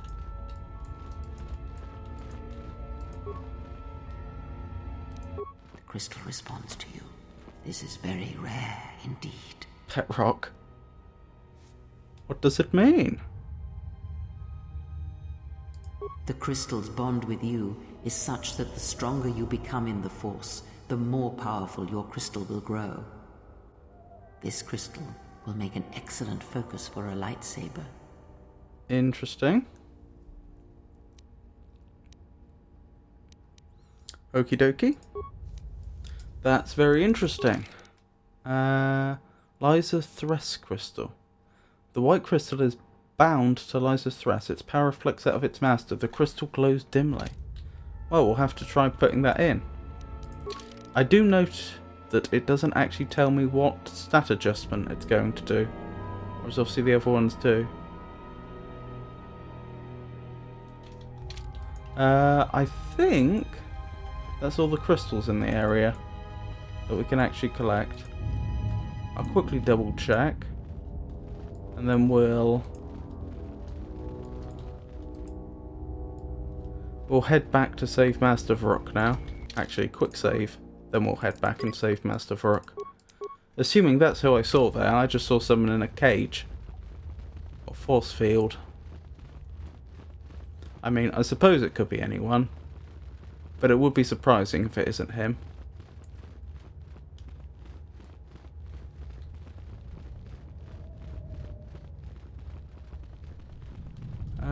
Where was it? Just down here, wasn't it? Yes, and round this corner. Okay, thank you for waiting for me, everyone. Master Vrook is enclosed in a force field, a prisoner of these mercenaries. He regards you without expression.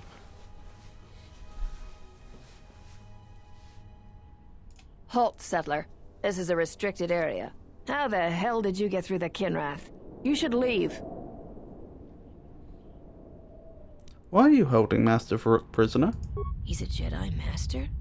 Well, the bounty is going to be that much sweeter then. Nar Shaddaa is paying extremely well for Jedi, especially if they're alive. I'm going to say this nice and simple for your little calf-hurting head. Unless you want to wind up dead, leave now. I don't think you understand the situation here. Open the cage, let the Jedi out. What? That's a Jedi trick. We trained against that during the war. It's a Jedi, man. Kill her before she tries something else. Okie dokie. You've made your choice.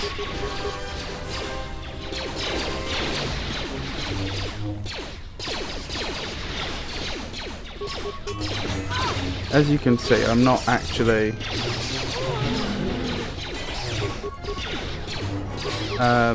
fighting very tactically. I just don't think they're that much of a threat.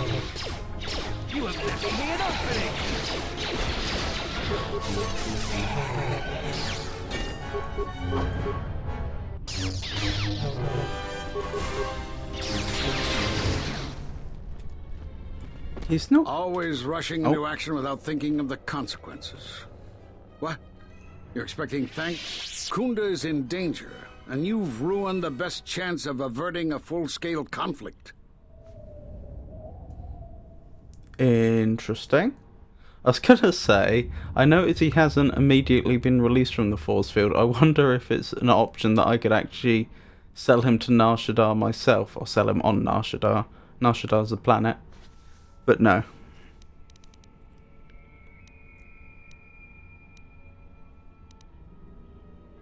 Always a pleasure, Vrook. I see you still have your cheery disposition. Is this a joke to you? People's lives are at stake. Every action has consequences, no matter how small or insignificant they seem. And even the smallest choice has the potential for harm. The Mandalorian Wars was proof of this. Intentions mean nothing if a greater tragedy is caused.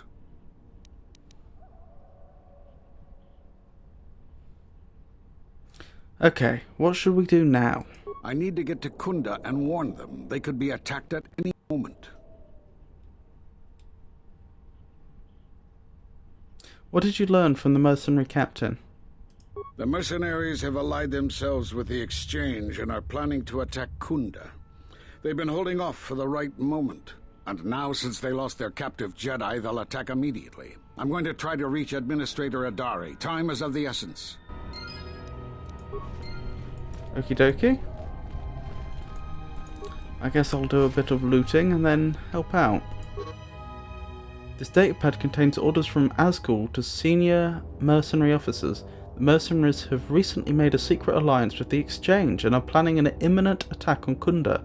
With Administrator Adari dead, then the Exchange will be able to use Dantooine for their illicit activities, completely undetected by the Republic. All preparations for the mercenary attack have been made, and they could attack Kunda at any moment. I really don't see how my actions could have been seen as wrong, though, in this case.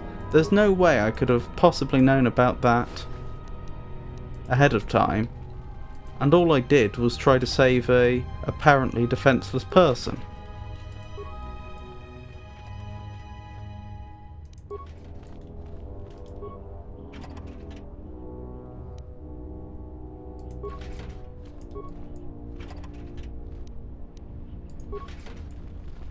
Okie dokie. I think that's everything. Oh. And a life support pack. Don't mind if I do. Yeah, I think that's everything. I do want to quickly check what that belt does. Immunity belt. So currently we have a belt that gives us +2 to all saves and +2 strength. We could have one that reduces our attack modifier by 1.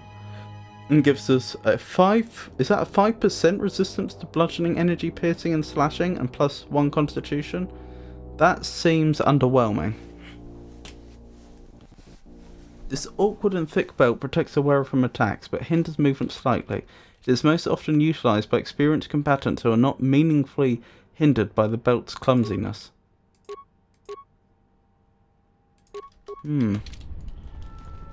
Yeah, I'm underwhelmed by that. Unless, rather than percent, it means that it reduces the damage by 5, in which case it's still underwhelming, but less so. Anywho, I think the plan to explore the other side of Dantooine is going to have to be on hold while we rush back to Kunda, which is probably under attack right now. You are the Jedi I've heard reports of, and I am Azkul, leader of the mercenaries on Dantooine. If that's who you are, and your men are here, then you are not currently attacking Kunda. And you probably made a big mistake coming to find me. I've learned that you're planning an assault on Kunda. That is correct, and I want you to help me. Oh my goodness, he has made such a colossal error of judgment here.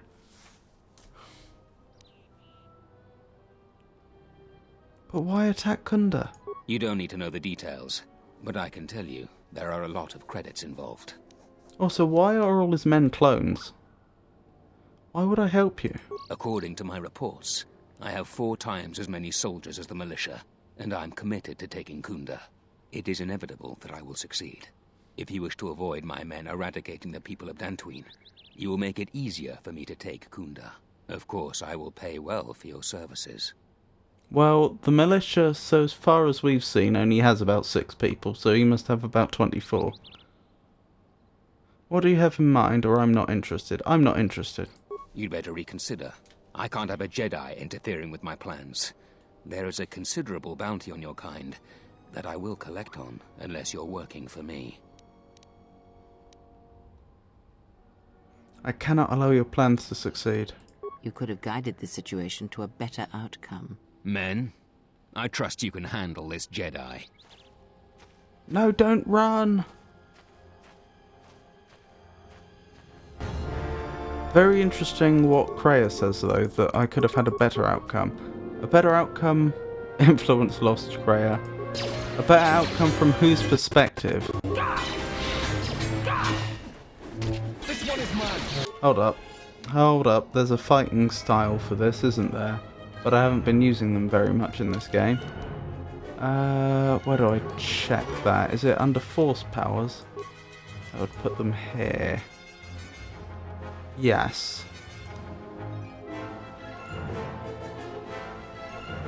The determination form, also known as Shi Cho or Form 1, is a defensive style that is ideal when heavily outnumbered.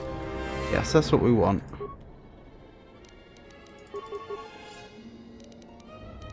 Has that activated it? I can't tell. Hopefully. Uh-oh, we're about to go down. This is less than ideal.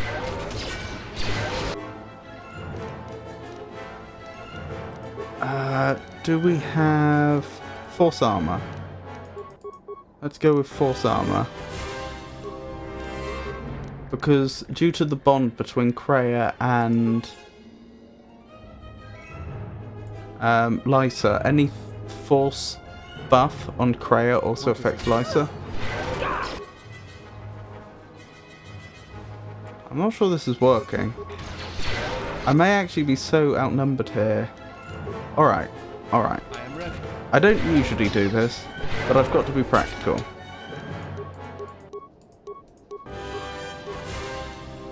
Just throw some plasma grenades in, please.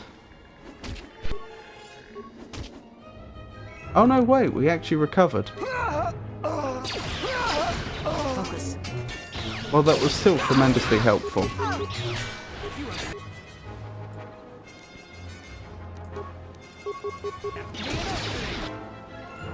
Kreia's down.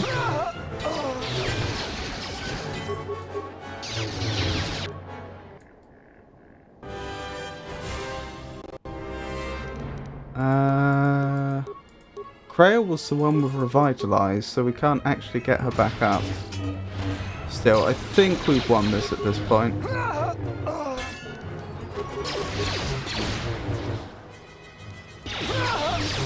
There we go.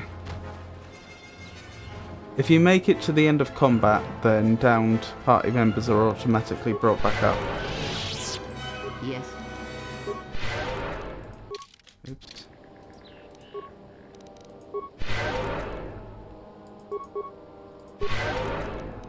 Let's heal everyone up. There we go. Another quick save. Double check there's nothing to loot. Don't think there is. No. Right. Let's dash back to Kunda. Yeah, it's very interesting what Kreia just said about being able to... I could have talked my way into a better outcome. Because from my perspective, the most important thing is to prevent the attack on Kunda.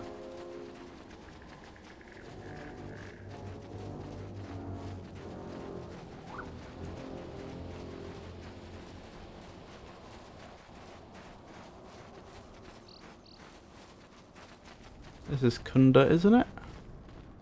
Doesn't look very under attack.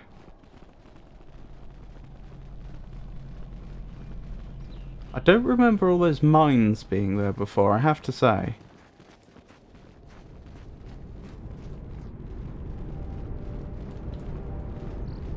Who was Dylan? You'll find little welcome here, Jedi. For your own good, Oh yeah. Could you please answer some of my questions first? I will answer you. Okay. I apparently can't warn them. Cause any more trouble for Dantooine. Had enough of it for a lifetime. Okay, so I guess I go back to the administrator and warn her. Rook may already be here though. I see you have found the elusive Master Rook. He's told me that his rescue complicated our situation to some degree. I can't say that I anticipated that. I thank you for finding him, though. Rook has informed me that the mercenaries devised a plan of attack to annihilate Kunda itself. I must ask for your aid again, Jedi. You have it. Someone says that even with a plan, the mercenaries have to gather their forces, then coordinate their assault. So we still have time. I'm afraid the militia has not been adequately trained for the task that befalls them. Who knows about the attack? Right now, just us and the militia. I don't want to create a needless panic. But be assured I will make sure that all civilians are warned in time so they can get to safety. Though if we lose this battle, nowhere on Dantooine will be safe for settlers for long. What can I do to help? Our militia is effective at peacekeeping, but isn't prepared for a full-scale battle. If you can do anything to ready them for the reality of it, that would be helpful. Besides that, look around Kunda and see what you can do to strengthen our defenses. I know that we don't have the perimeter turrets online, and that alone could make a significant difference. Zeron says there is a considerable chance they will breach Kunda itself. Anything you can do to slow them down could turn the tide of battle.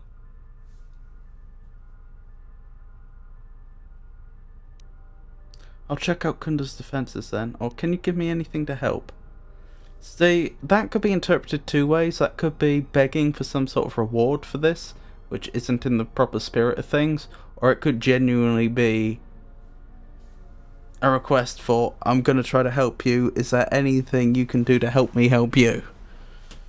I'll take the risk. I have instructed the militia and other Kunda personnel that you are to be provided with anything that can be spared. Unfortunately, that isn't much.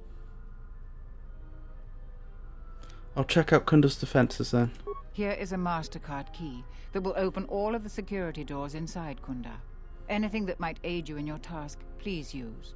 Soon, all the civilians will be evacuated. So if you have any business with them, I suggest you take care of it. Whenever you are ready to finalize the defenses, talk with Zeron. Oh, okay. I don't think we're actually on a timer then. I think I can just finish up everything that I was going to do. As silly as it sounds. Because I do have a few quests to hand in.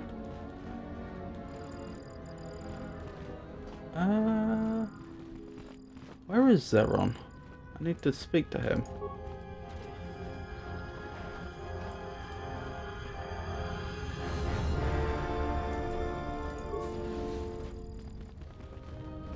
Blimey.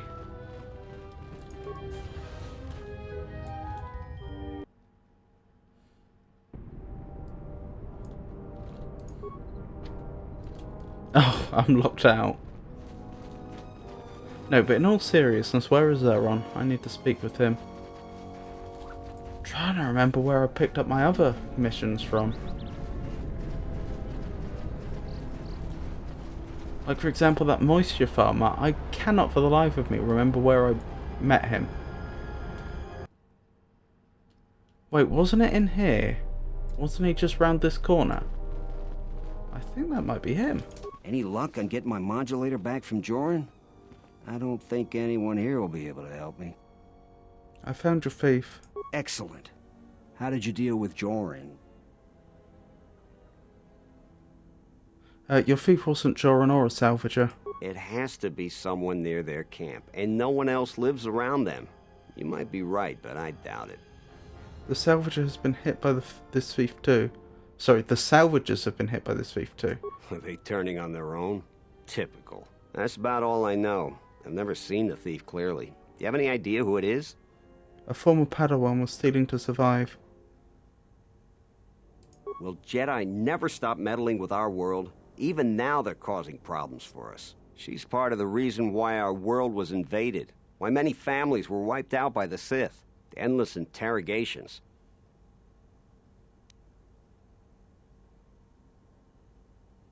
She's just a young woman going through tough times. So she has it rough now. She deserves it. Your world wasn't the only one damaged by Darth Malak. You don't think I know that? I fought in the war, and it was fallen Jedi that were responsible for the greatest atrocities. They're dangerous, and too prone to fall into unspeakable evil. We'd be better off if they were extinct. The Jedi were responsible for saving us. They saved us from their own kind. Without them in the first place, there wouldn't even have been a war.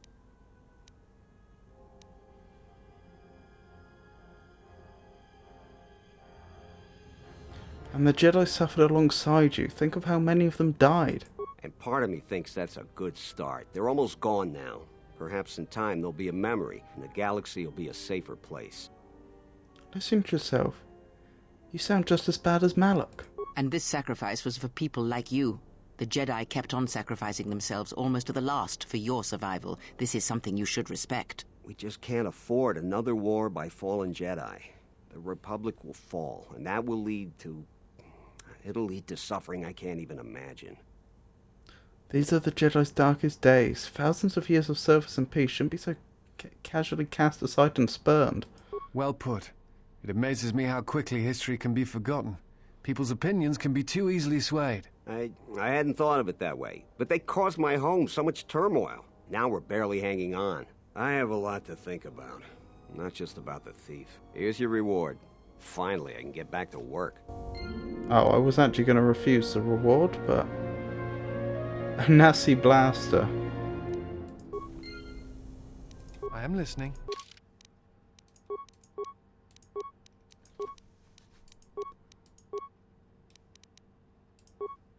Let's have a look at that. If that's... Oh, what was his name? If that's Cartho Nassi's blaster, then it may be the best blaster weapon I have. It's quite good. The blaster bears the symbol of the Nassi family. It perhaps once belonged to Cartho Nassi, a former companion of Revan. Oh dear, I don't think he'll be happy to be remembered that way. It will certainly be an improvement to my offhand. Yes, okay. No need to get those out now. Right, that's one of the quests handed in. You've made some tangible progress towards restoring the Dantooine people's faith in the Jedi. Excellent.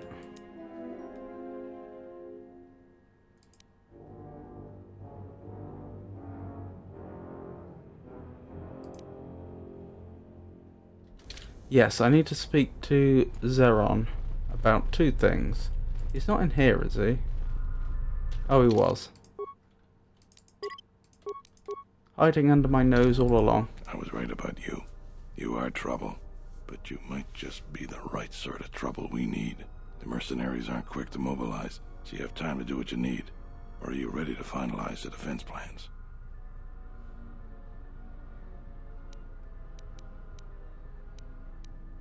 I cleared out the Kinrath cave.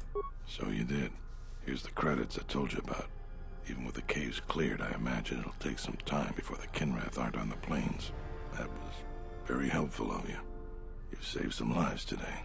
The mercenaries aren't quick to mobilize, so you have time to do what you need. Or are you ready to finalize the defense plans? I want to talk about the dead salvager's claim. I'll tell you what I tell all those grubby salvagers. No body, no claim. I'm no longer even looking at wills or credit notes, and if you think that's gruesome, then go space yourself. I have the bodies right here. One of them had a will. Let me see the will. I'll be glad to get rid of this claim and get those salvagers out of my headquarters. He left all his possessions to one of the other dead salvagers. Will I ever get rid of that damn Jedi garbage? Guess nobody gets them now. The administrator will have to figure out what happens to them. And until then, the salvagers are gonna keep bothering me. Light side points, goodness.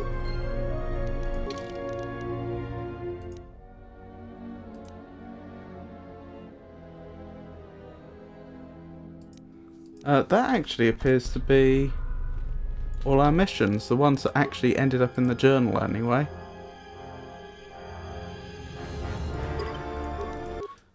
Since, as I say, I don't think we're actually on a timer,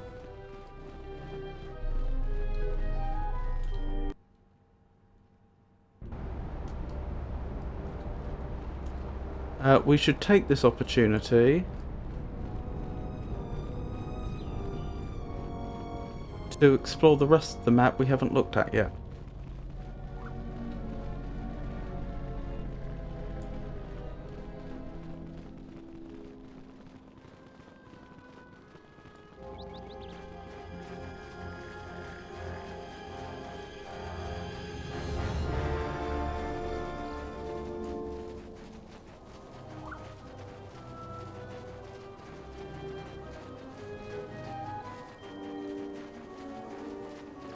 Hello? Who's this then? Seda.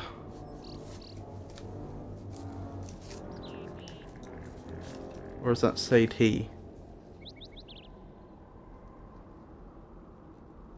Well, let's find out who this is. What?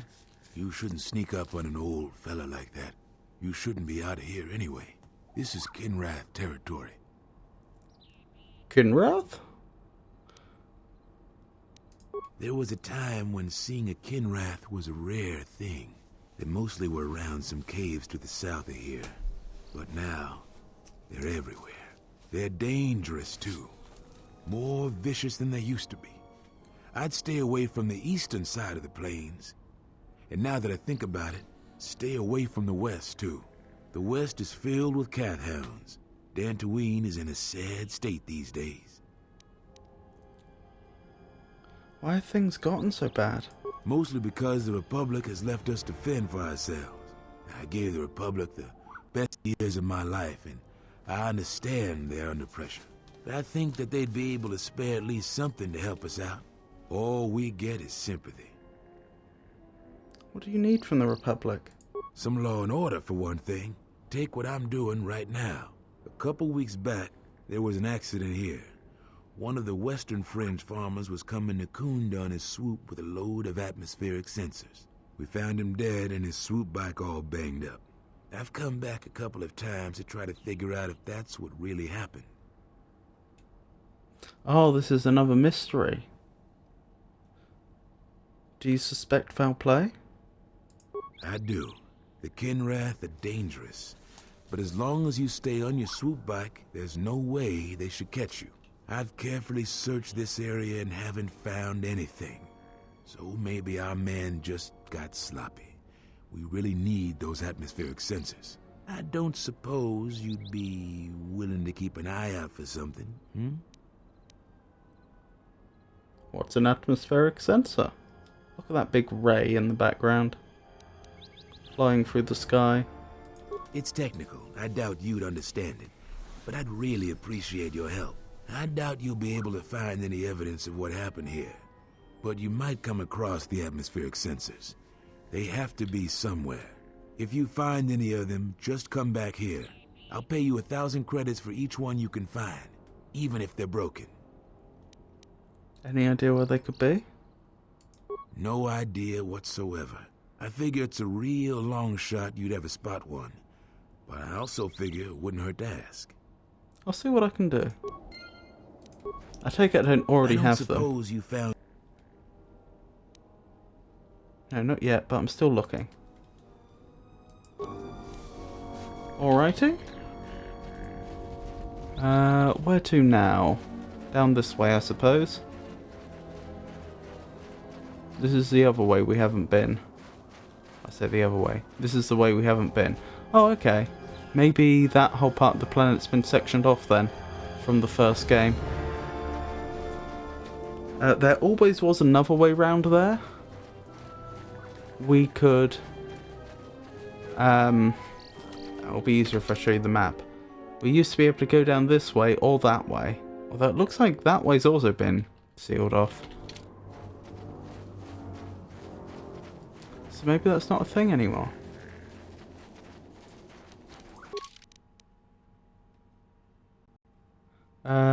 Sadi is investigating the death of a farmer who was carrying atmospheric sensors to Kunda. He asks you to keep an eye out for anything related to the farmer's death, especially the atmospheric sensors. Unfortunately, there's not a lot to go on, is it?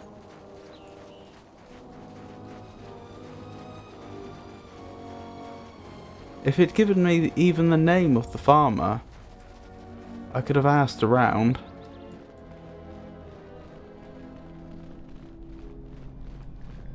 But he didn't, so I can't.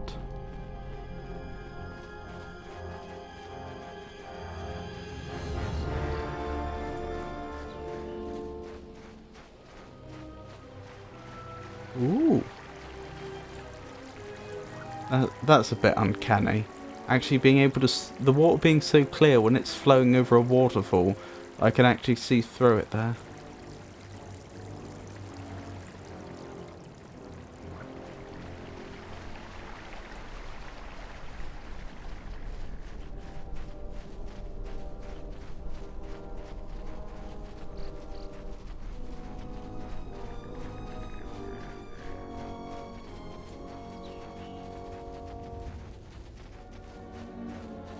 Yeah, I don't see a way through here.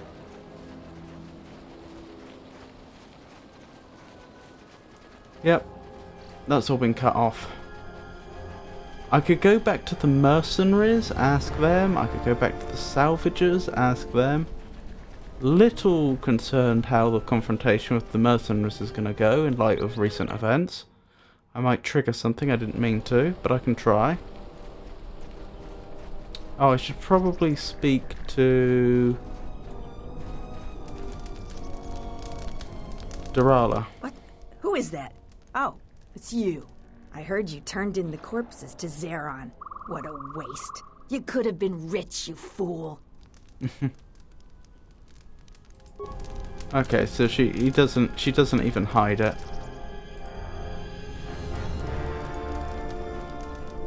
So there's Duran, Rallon. Ah, the traveler has returned.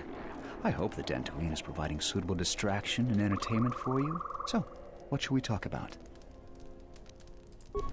Okay, I can't ask them about the atmospheric sensors. Duran? I feel much better now, thanks to you. I don't think I thanked you properly down there. I was pretty shaken. I found a few Jedi artifacts down in the sublevels. I was planning on selling them to Durala, but I'll sell them to you if you want them instead. How much do you want for the Jedi artifacts? I found 3 things down there. One's some sort of crystal, and the others look like lightsaber parts. If you give me 1,000 credits, you can have it all. That'll be enough for me to get off this rock. No returns on this. You're stuck with what you buy. Can I see them first? Doesn't work that way. Maybe it's worth a lot more than 1,000 credits and you make off real good. Maybe it's a lot less and I make off good.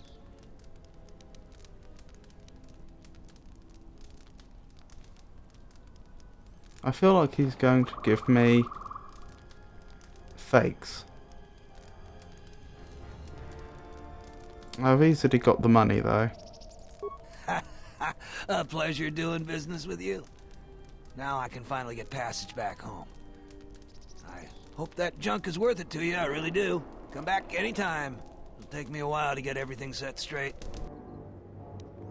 Improved fencing emitter, pure barothesis lens, crystal yellow. Oh. I'll have to have a quick look at them, but it doesn't sound like they're complete rubbish, does it? Did I go past it? No.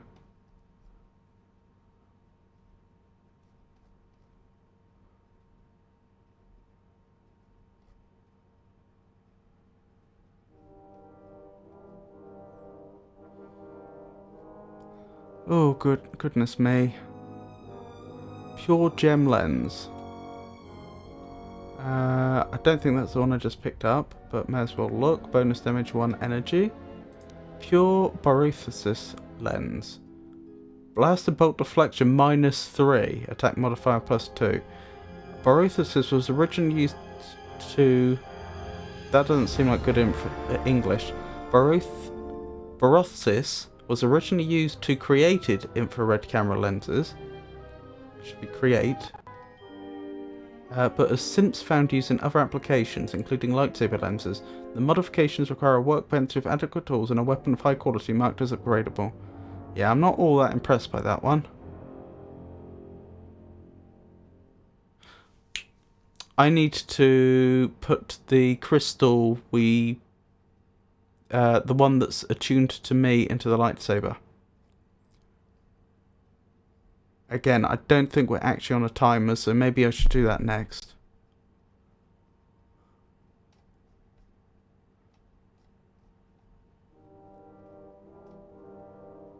Maybe it was the pure gem lens then that I picked up. Beam gem lens. The aptly named beam gem crystals are common in optical computers such as those involved in navigational systems. Not surprisingly, they also can create a highly focused lightsaber beam. No, we've definitely picked those up before. Oh, improved fencing emitter. Bolt deflection -2, defense +2. Damage bonus 2. Fencing emitters are most suitable for pairing hand-to-hand attacks. The modifications require a workbench, adequate tools, and a weapon of high quality marked as upgradable. Anywho, Yes? I don't think that was worth it to us, but on the other hand, we're still doing him a good turn by buying it off of him. I didn't actually check their value. Perhaps I should have done.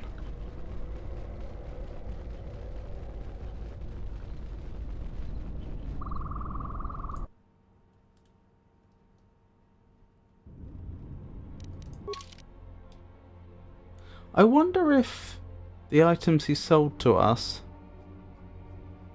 were actually predetermined or if it was a roll.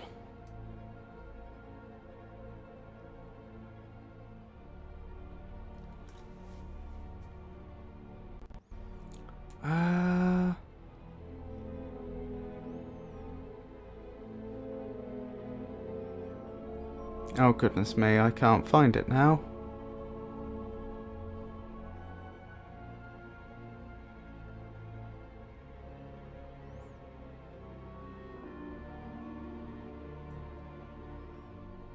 Right, it was below there.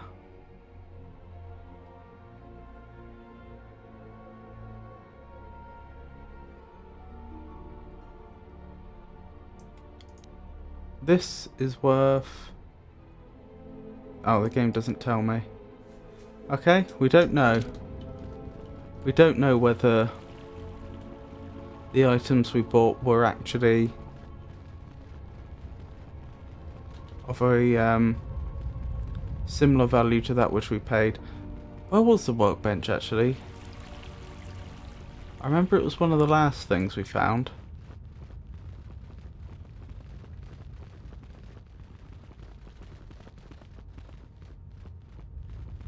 Was it through here? I remember it was in a room with a large number of droids. There are a very large number of deactivated droids.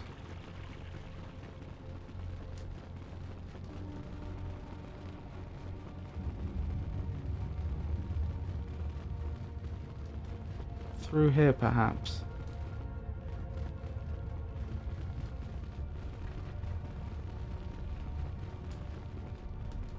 Oh dear, my memory. I think it must have been this side of the facility though. Yes, through here. Here we go. Right, let's sort out our lightsaber and then we'll have a word with those mercenaries.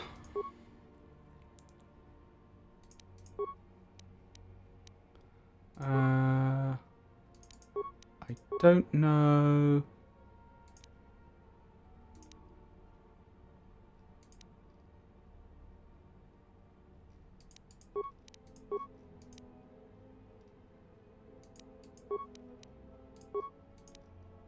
That was probably the one I was using. That was probably the one I was using.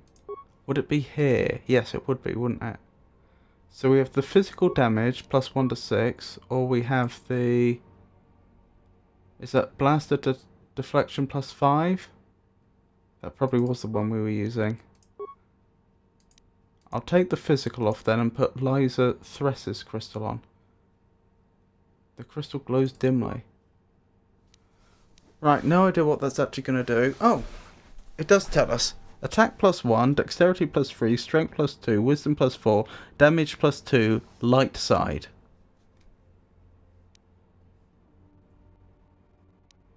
I think overall the damage went down, but not by much. Let's just double check that. Right, that's 6 to 28 versus... Oh, 6 to 28, so it's the same.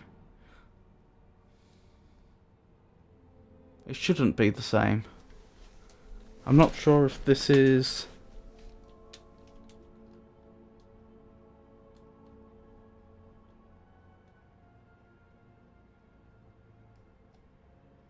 adding up all the damage correctly. That's energy. What was the physical? Oh, 6 to 28. And then physical 1 to 6. Separately. Okay. +5 versus dark side. +2 versus light side. Interesting. I think we'll go with this for now. Wait, did I actually change it? No.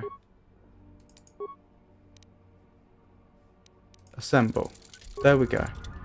Right, quick save and we'll get on.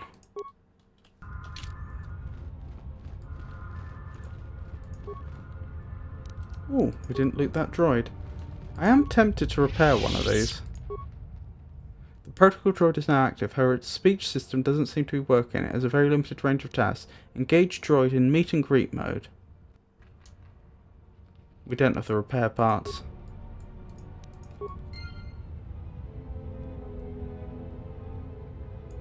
Didn't we have a character that was surprisingly good at repair? I think it was Greyer. One part. Repair. Diagnose speech system. The diodes that control the speech system have been melted due to their proximity to the power core. Success. Meet and greet routine engaged. Once you end this session, the protocol droid will begin patrolling the area.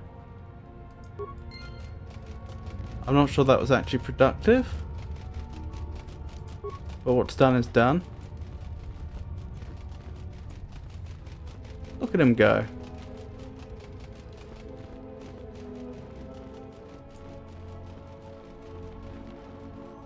We'll have to pick up some more repair parts when we get the chance. I'm fairly certain... Yes, I think I do remember who the droid parts merchant is on this planet. We'll have to speak to them when we're next in Kunda, which won't be long. Hold on. I hear you. I should be using master speed.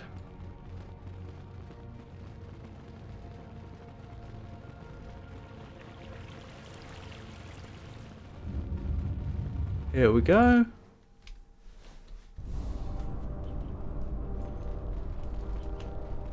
So, we can speak to the mercenaries.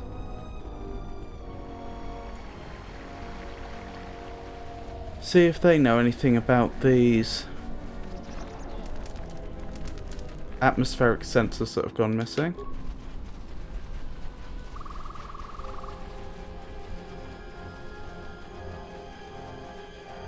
Trouble is, they are notionally gearing up for an attack, so this may just not go well at all. No, they are actually still here.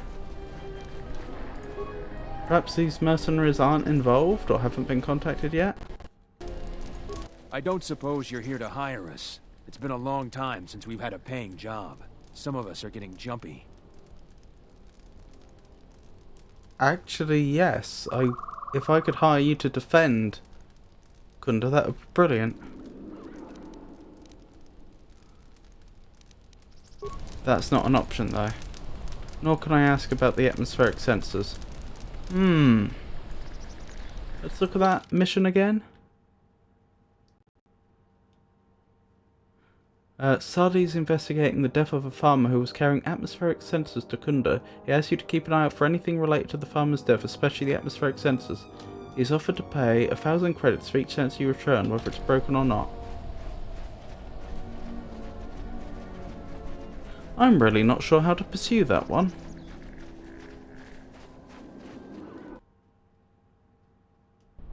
Let's go back to Kunda and pick up some repair parts.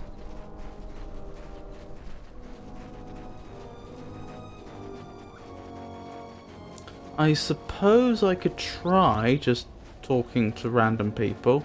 Since we had the update on Redemption, we've made some tangible progress towards restoring the Dantooine people's faith in the Jedi. I wonder if I will actually be allowed to talk to the normal people now.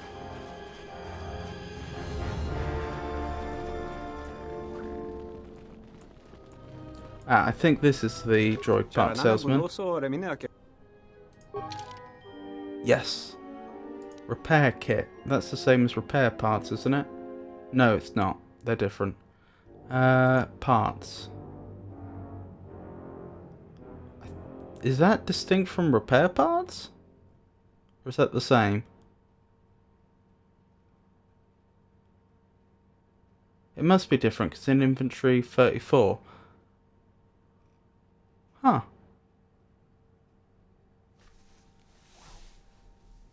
Did I just misread how many repair parts we had when I repaired that protocol droid? I swear we were down to 1 or 2.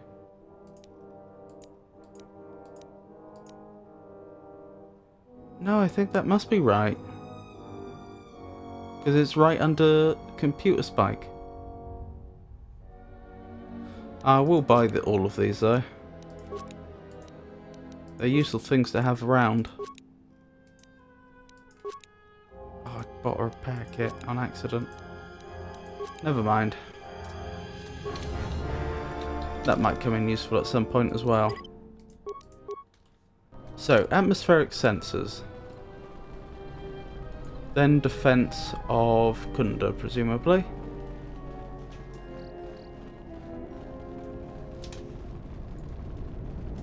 You'll find little welcome. I want. Okay, she didn't know anything. Let's keep trying. What were you doing there, disciple? The settler won't talk to you. Noob, this isn't going brilliantly. Welcome back to Kunda.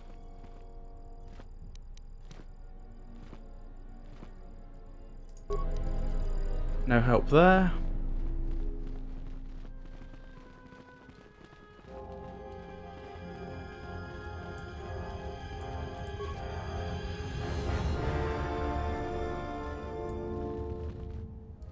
Wounded militia.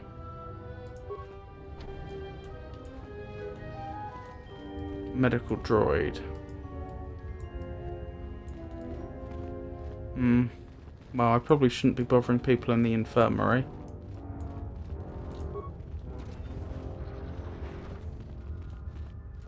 Broken droids, blimey. Defense droids. Those would be good to bring up. Bring online.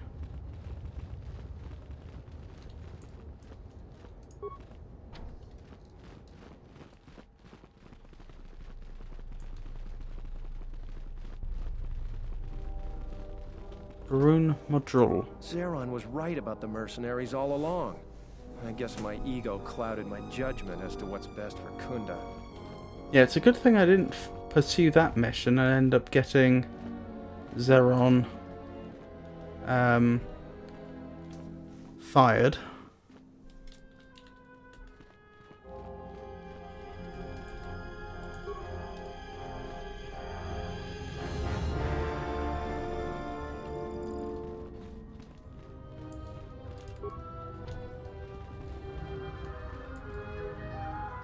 Nope, absolutely no leads.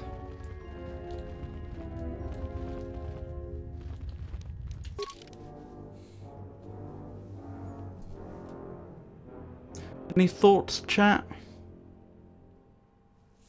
Sadi is investigating the death of a farmer who was carrying atmospheric sensors to Kunda.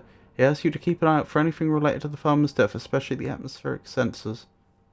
It's possible that it won't reveal itself until after I have completed the defense of Kunda, but it is equally likely that once I begin the defense of Kunda, all the outstanding quests on this planet will be cleared.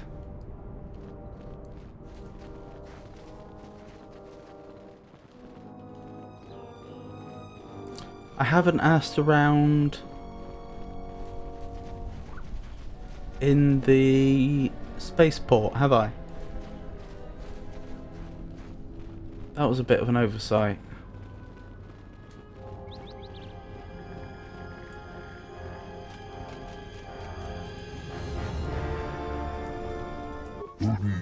My games with you have been the most enjoyment I've had in weeks. You're a skilled Pazak player. I do not suppose you're here to play Pazak. I've nothing more to bear, but we could play for fun.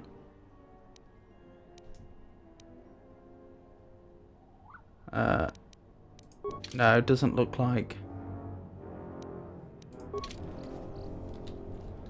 Doesn't look like there's anyone to discuss that with here.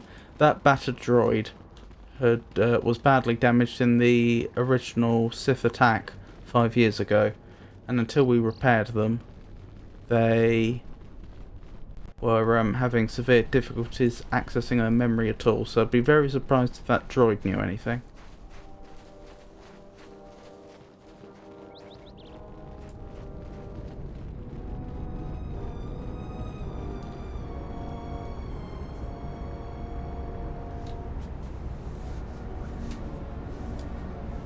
Tell you what, we'll have one. What is it? Quick survey of the area around which the gentleman we spoke to was investigating, whose name I've forgotten. Was it Sati? I think so. And if that turns up nothing, then we may as well just continue with the defense of Kunda.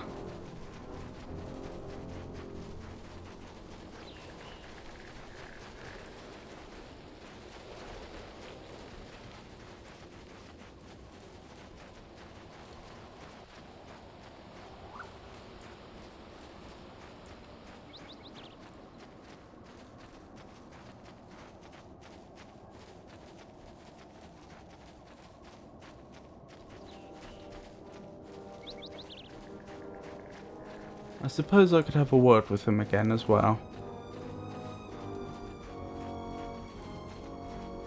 A steel cylinder. Is this open? It is. But obviously I'm not going to loot from him. I don't suppose you found... Could you tell me about the Kinrath in the area? There was a time when seeing a Kinrath was a rare thing. The danger... Okay, we've already heard all that.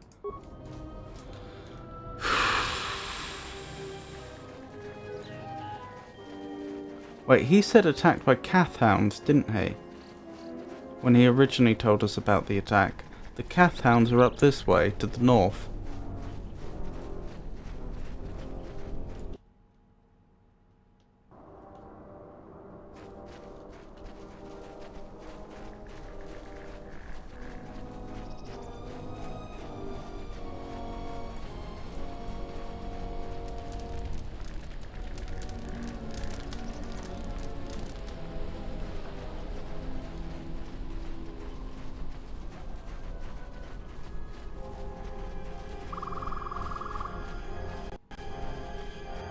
Up this way.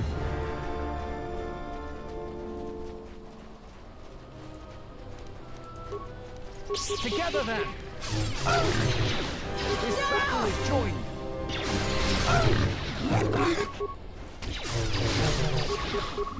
So tanky.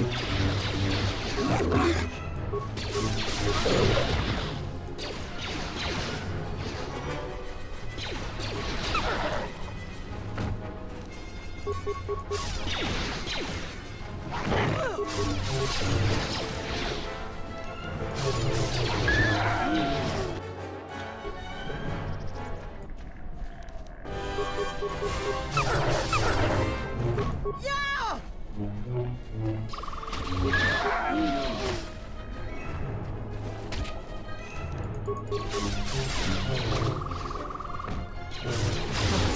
Maybe I should be checking their bodies. I don't suppose there's any chance they could have eaten it. No, it doesn't look like it.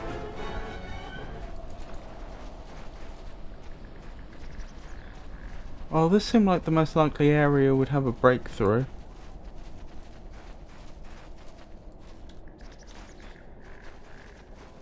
But no sign of any atmospheric sensors.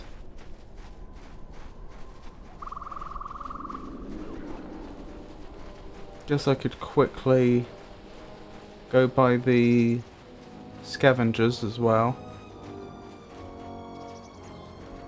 I know I had a look over there before.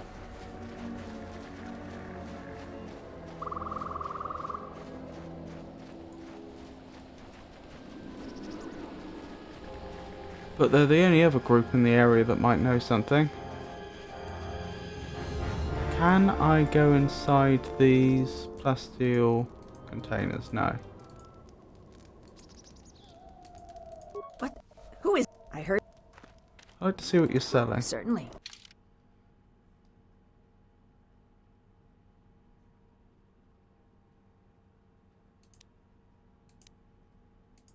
That's actually quite nice. Oh, it's so expensive though. Not worth it. Atmospheric sensors. Don't suppose there's any here, are there? Don't see them.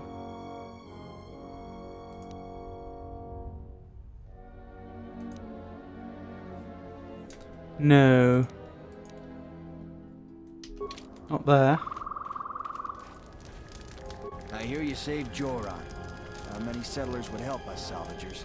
You're all right by now. Ah, the traveler has so. Jaren says you saved him down there. Next time you should ask for a reward. Nope. No sign of any atmospheric sensors. Unfortunately, I think I just have to drop that mission. It's a pity, but I don't have any leads.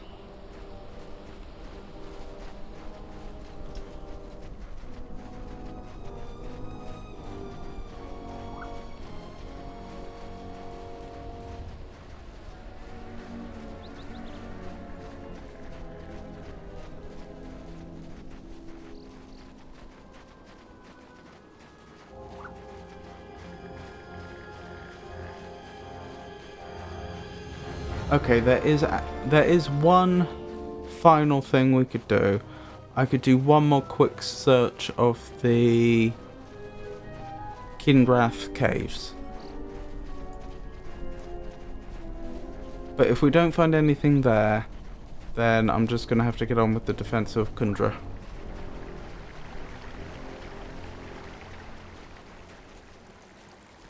What is it?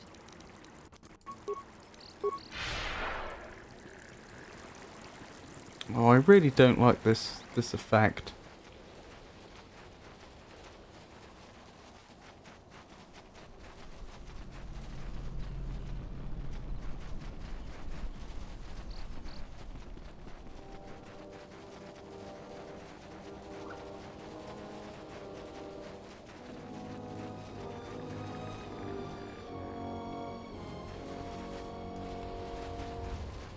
There's nothing about here I've missed.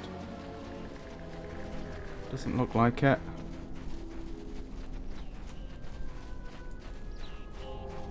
Let's keep going then.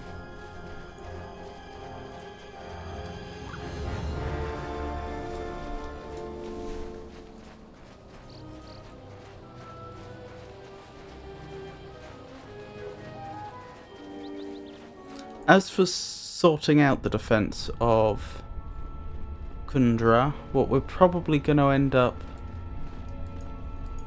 Oh, I haven't searched atmospheric sensors. Okay. Oh, have I not been down this way?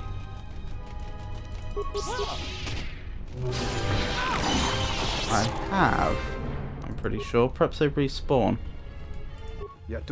Welcome, fellow explorer. Have you seen the crystal formations at the back of the cave? You're different from most of the mercenaries I've met. I'm an explorer and a scientist. My profession as a mercenary enables me to travel the galaxy and explore caves on many planets. Oh, most of the mercenaries here are rather silly, but what happens any time there is significant downtime between jobs? From what I've heard, we should be getting another job real soon, but I don't know what it will be exactly. They tend to keep me out of the loop. Unfortunately, I completely missed what I asked there. Why do they keep you out of the loop? Truth be told, I don't fit in well with the other mercenaries. I'm given special privileges, which makes some of the others jealous. You mentioned crystals? Yes, the crystals in this cave are unlike any I've seen. Some are warm to the touch, while others are freezing. They seem to draw and contain energy of some sort. The energy you speak of is the Force. I sense some small Force potential within you. I wouldn't speak with the Force if I were you. Most of my mercenary brethren would assume you're a Jedi and try to collect a bounty on you. I am a Jedi. Yes, I thought that might be. Again, I recommend keeping that quiet. I won't betray your secret, but other mercenaries may be more opportunistic than I.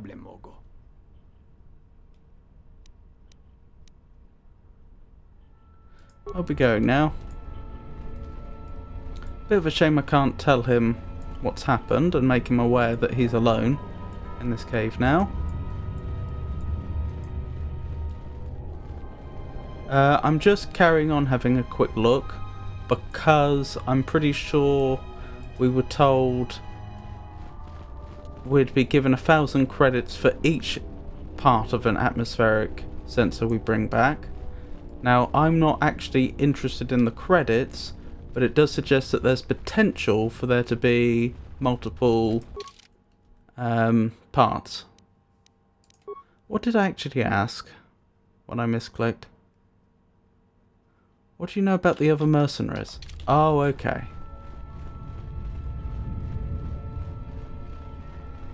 What was I saying before we stumbled across the atmospheric sensors? Oh yeah, the defense of Kundra. We'll definitely want to look into enabling those turrets. I assume that will be a computers check, probably? So we'll want Baldur with us. What else?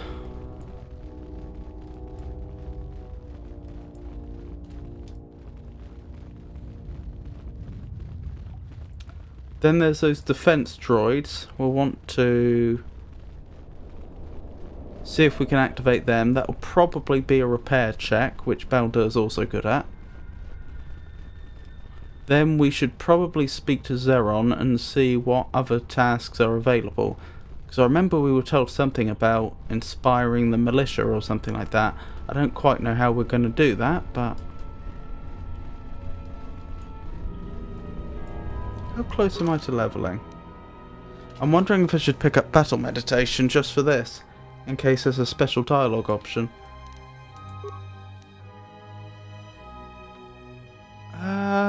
I'm about 3,000 off. That feels like it's quite a lot. I don't know how much we actually get from killing the wildlife, but I feel like that's going to be, you know, getting on for 30 kills or so. As tempting as it is, it's probably not worth it just to pick up an ability which I don't think we're even normally allowed to use, because it's, if I recall correctly, battle meditation is restricted by armor. Anyway, let's hand in this bonus quest.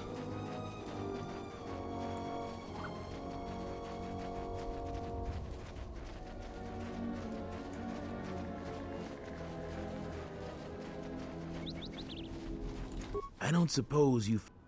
Actually, I found 3 of them. Did I? Apparently I did. That's great news.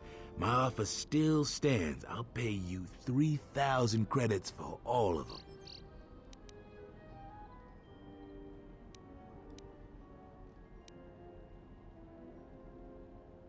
Awareness, it sounds like it's worth more than that to you. Oh, here you go, I'll take the credit, so I think I'll hold on to it for now.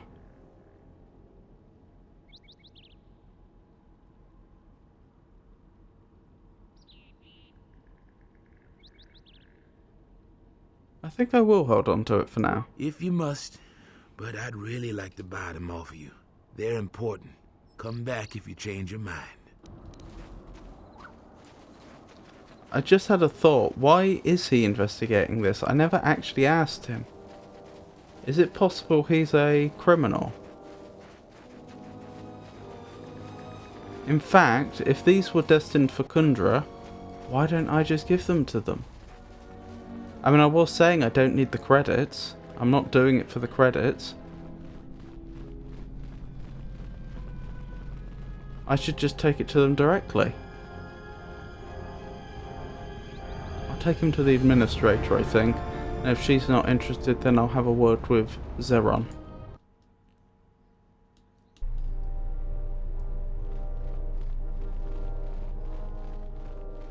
I should probably try and have a word with Master Vrook if he'll let me as well. Do you require anything else, Jedi? What can I do to help? Can you give me anything to help? I'll check out Kunda's defenses then. I was right about you. The mercenary.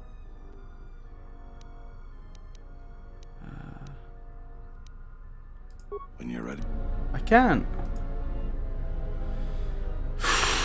Maybe I should give him the atmospheric sensors for the credits then. That's very odd. You heard what the administrator said. Each of us has to do what they can to aid in the defense of Kunda. See where you can lend a hand. We'll have time to talk more when this is all over. Okay. I could speak to the receptionist. But if they're really not interested, then I'll probably just have to hand them in to the quest giver. Welcome back to Kunda.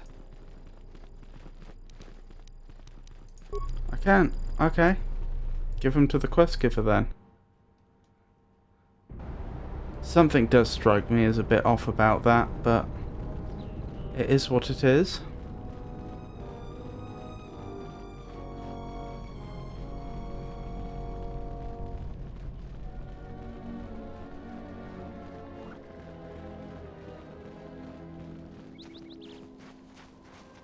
Danger is, if I don't hand it in now, I may never get the chance.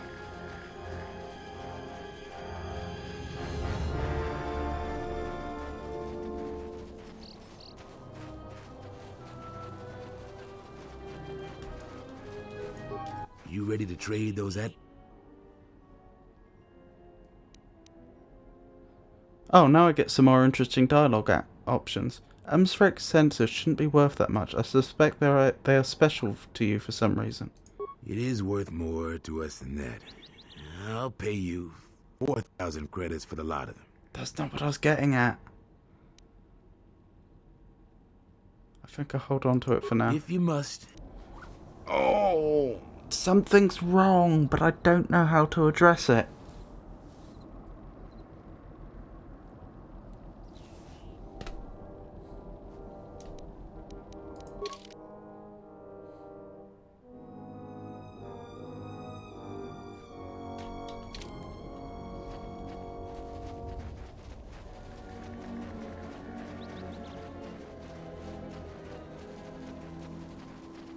No, I think I'm not going to hand that question. Because from a narrative point of view, obviously I've been back to Kunda. I could have just handed it to someone if only there was such a dialogue option. It's not like I'm deliberately withholding it from the people of Kunda or anything.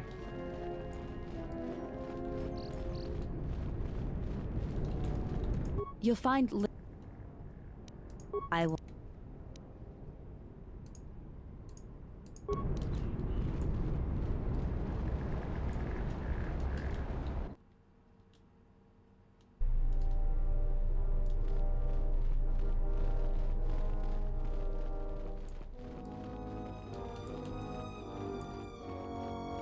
Okie dokie. Oh wait, I was going to change the party around, wasn't I? We want Baldur. At least for the time being. Oh, I didn't confirm. There we go. Oh, he's leveled. Wonderful.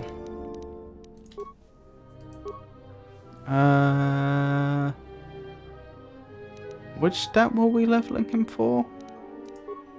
I don't think it was dexterity. It might have been intelligence.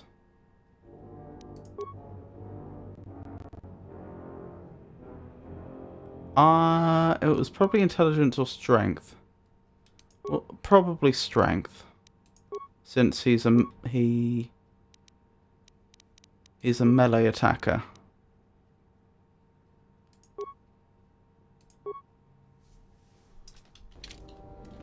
Right, let's keep going.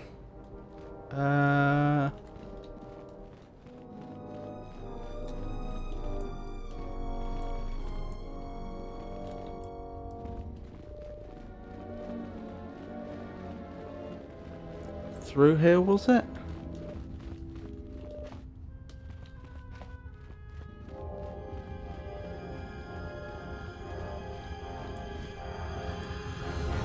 Droid control system. Slicer computer. Droid base security camera. Defense droid. Status. Inactive. Change droid target priority.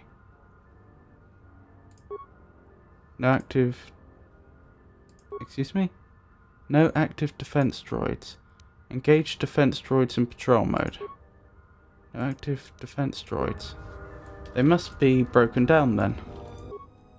Reactivate the droid. We do have a lot of repair parts. Optimize droid's weaponry. Optimize droid's targeting system. Optimize droid's shields. Modified droid programming. Failure. The droid's commands are tied to a centralized computer station. You'll have to use a computer to issue commands to the droid. That's fair enough.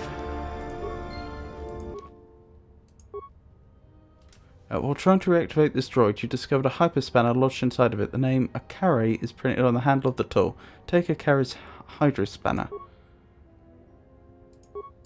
We'll do all the optimizing. Engage droid in patrol mode. Okay, I can't do that. I do it from the centralized computer.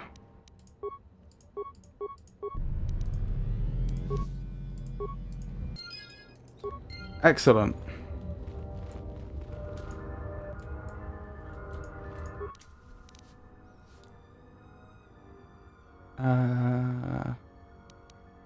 Target priority. Do not defend hostiles. Engage in patrol mode.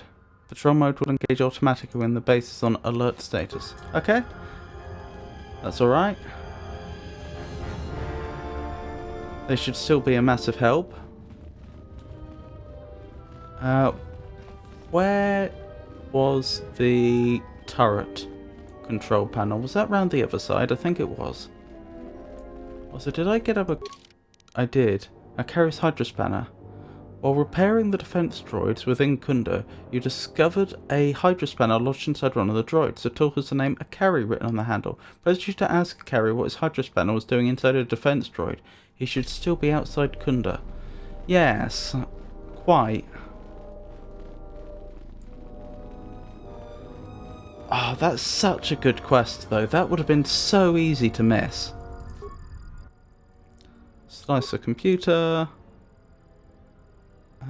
Turret status. Turrets are active and set to attack friendlies and hostiles pending base alert status. Change target priority. Reprogram turrets to attack only hostiles. Why were they set to attack both? That's madness.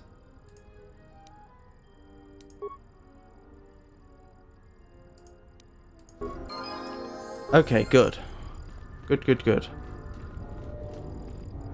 Let's go out and have some words, shall we?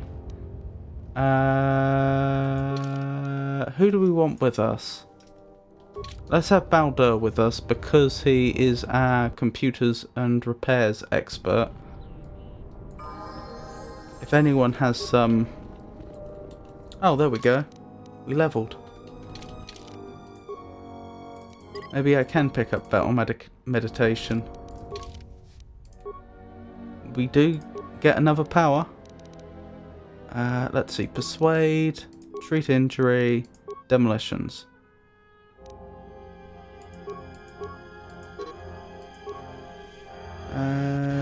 Yep, that looks good to me. Actually, why don't I just put it into awareness? Because we're already very good at demolitions. Why do we have one in stealth? I wonder if that was a mistake. But awareness often pops up new dialogue options. Right, features. Master Flurry seems like a brilliant idea. Wait, does it? Is Flurry the one we use? Flurry is the one we use. There's also weapon specialization. I'll take that. Goodness me, there's actually quite a few feats here we'd like to pick up. At least 2 more. Hopefully we'll be able to pick them up. And we won't hit max level before then. I don't know what max level is in this game. In the previous game it was level 20. But there was at least one power we saw in the in this screen which required you to be at least level 21. Which one was that? This one. Master Revitalize. Right, where's Battle Meditation?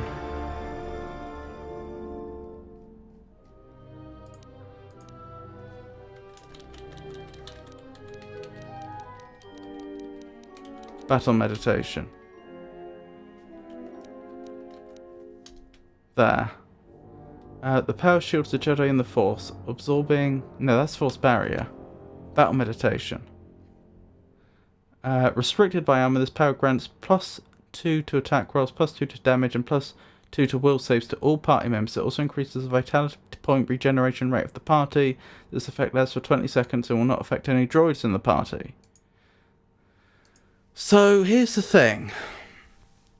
Because this character's built as a tank and uses heavy armor, we would never actually be able to use that in combat, so it could be a wasted power. But in the previous game, I don't think you could take Battle Meditation as an ability, but one of the characters you could pick up did have it, and it was a very important plot point. My point being, I do wonder if this is going to end up leading to another dialogue option. Right now, in the defense of Kunda is what I mean. Then again, the character I'm talking about couldn't use Battle Meditation in the story at the same time as fighting. And I imagine we are going to be expected to do some combat here. Yeah, it's probably not worth the risk of throwing away an entire... what am I trying to say? An entire power. There's only so many powers we can acquire throughout the game.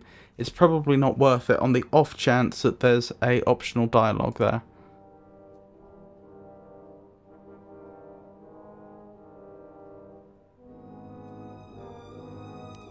I'll pick up that one. Force redirection. Wonderful. Quick save, and we'll have a word with Akare. I'll tell you what also hasn't come up.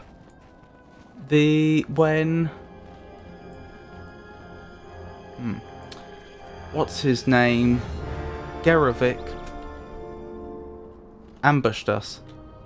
Nothing came of that.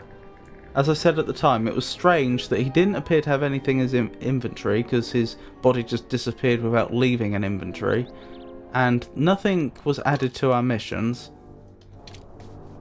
It just seems odd. Anyway.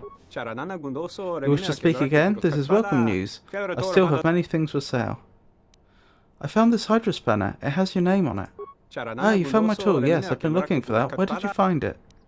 So my choices are inside of a broken droid. What is your explanation? Or don't toy with me. I know you were stripping these droids of parts and selling them. That's a bit aggressive to begin with. Or up front. Inside of a broken droid. What is your explanation? Hello, Yisha. Oh, I'm so sorry to hear that, Yisha.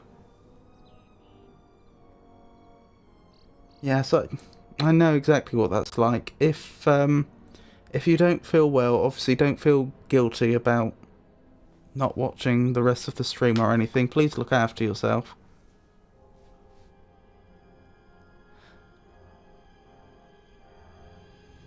Inside of a broken droid, what is your explanation? Ah, I've been caught, yes. I'm guilty of stripping the droids and selling their parts, but I have a good reason.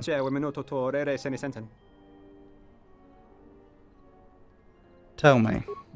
I've received terrible news. My brother's second wife is with child. She has become ill and requires medical aid. Her condition is life-threatening. The doctors will tell us will not treat her without full payment up front, but my brother doesn't have any money. Before the moon has turned, I must send my brother enough credits to pay the doctors. Believe me, I'm normally a very honest person, but this situation has made me desperate. Please, you believe me, don't you?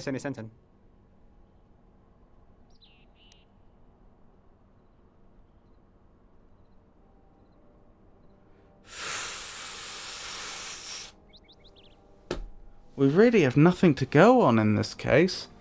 We don't know this individual at all.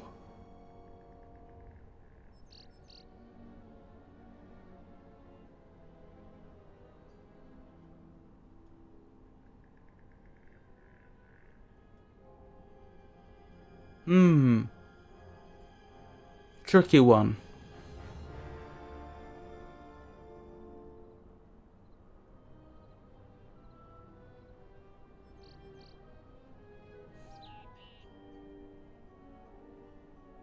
He did break the law. Rather than going to anybody for charity, he did just break the law. And endangered many people's lives as a result.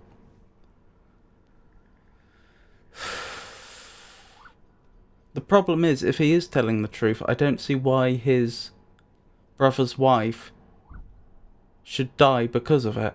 I suppose you could argue, well, it's not dying because of it.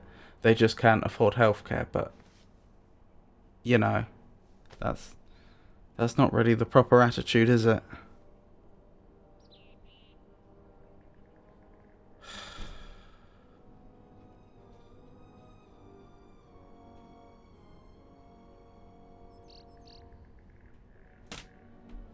This is a hard one. It really does come down to whether we think he's telling the truth, doesn't it?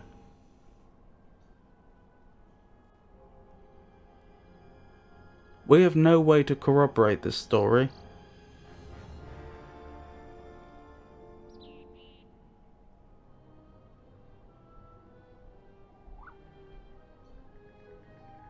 What do we think, chat?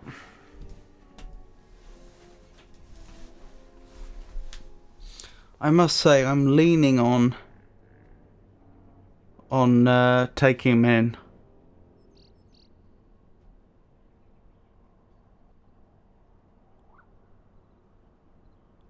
I just don't want to think that one of his family would suffer because of it.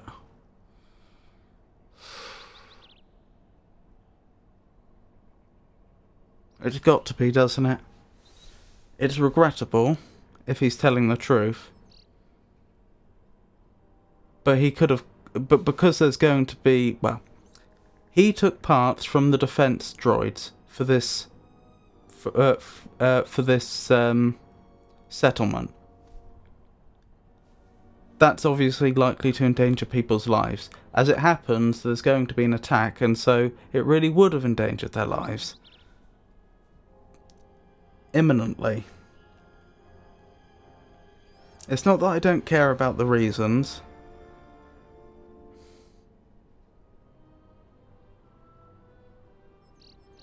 He doesn't have the right to break the law, and I really don't have enough information at my disposal to tell me if he's telling the truth or not. You broke the law, I have no choice but to turn you in. No, I cannot be imprisoned. I must stop you. It's a shame I didn't have the option to give him the money and then take him in.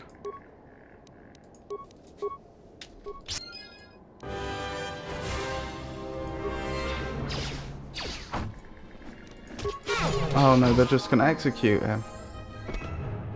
Our psychotic urge is all that drives you. What happened? One moment we were speaking rationally, and then I felt this rage. I am not speaking to you, alien. Be silent.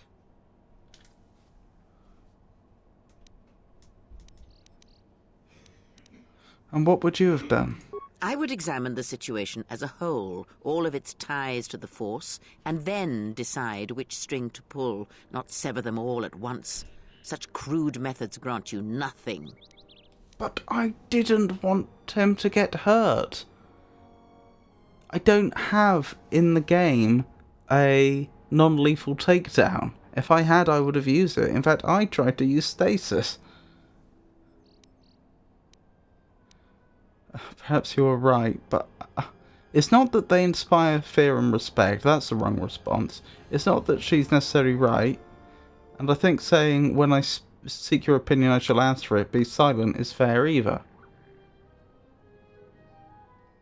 They broke the law, and when I tried to hand them in, they chose to use lethal force against me, to the extent that the game allowed me, I tried to subdue them as opposed to kill them, but the game just doesn't allow that.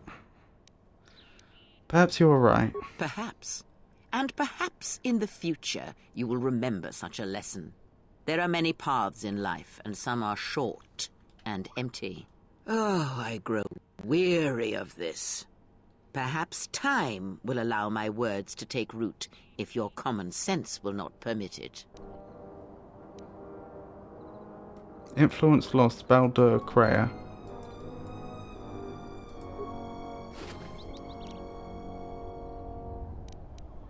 Oh dear. I didn't want that to happen. I really think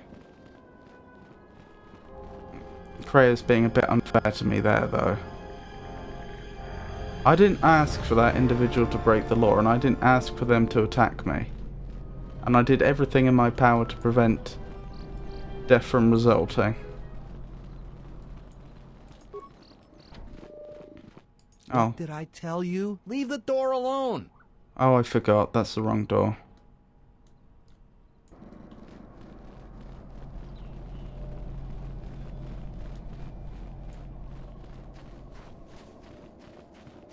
Which is the right way in? Is it this way? I think so. And let's swap the party around again.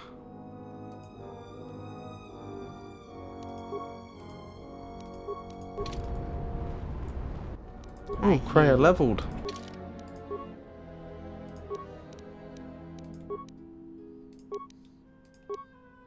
Right, which power will we pick up for her?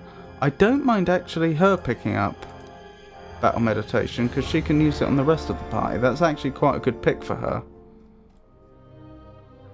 I don't know if it means I'll be allowed to use it, mind you, if there is such a dialogue option. It's very likely if such a dialogue option exists, and it has to be the main character that has it. But like I say, Kreia could actually use that in combat, and it could be useful.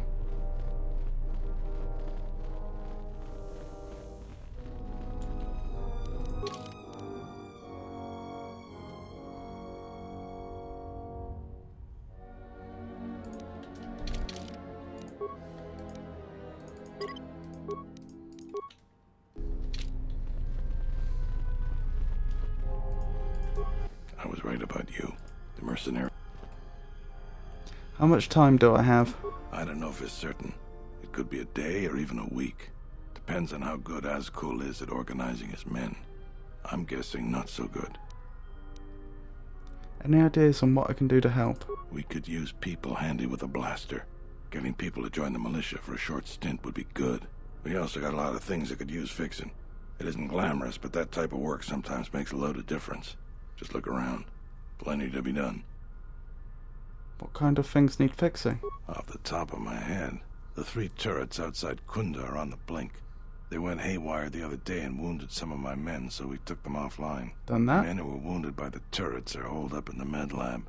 But our medic droid is busted, so they're healing slowly. Okay. I've had some men lay traps around Kunda, but nobody here really specializes in demolitions. I'm sure there's some gaps that could be filled. The side security door to Kunda has been malfunctioning as long as I've been here.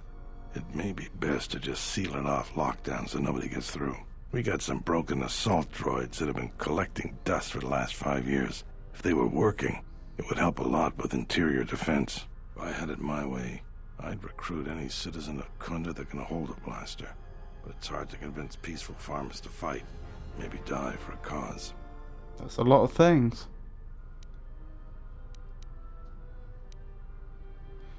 I'm going to see what I can do. When you're ready, come back and we can talk about the final plans to defend Kunda. Okay, first things first. Let's get that medical droid sorted.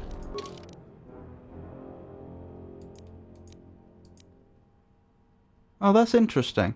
It has actually given me a series of quests based on the things he just mentioned, but it hasn't given me quests where I had already completed tasks. I wonder, is there a way I can look at completed quests?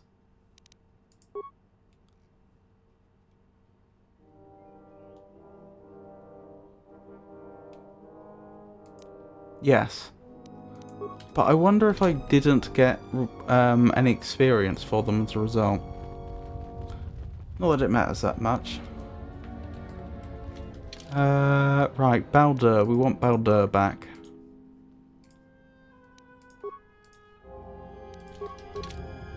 We did it wrongly again. Add Baldur, then click OK. There we go. Reactivate the droid. Modify droid programming to immobilize its patients. Oh dear. Reactivate the droid's automated healing subroutines. Excellent. That went well. Right, side door, side door, side door. Do I have any idea where the side door is on the map? That's probably it. In which case it would be the one over here. No. Round here? No. Maybe? Let me check that quest again. Zeron worries that the side security door will be easily breached by the mercenaries. Maybe I have to look at it from the outside.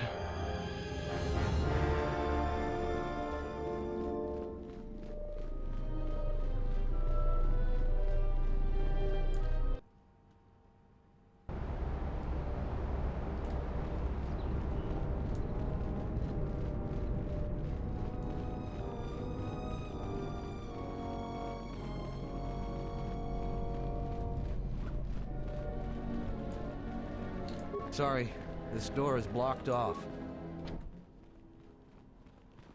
This security door is malfunctioning. It would be relatively easy to hack open this door. But you'd never get it to close again. The security of this door would be compromised.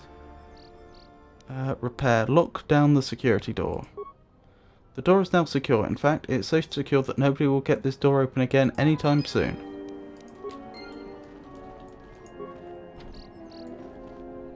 This door may as well be a wall. It isn't going to open. This door is blocked off.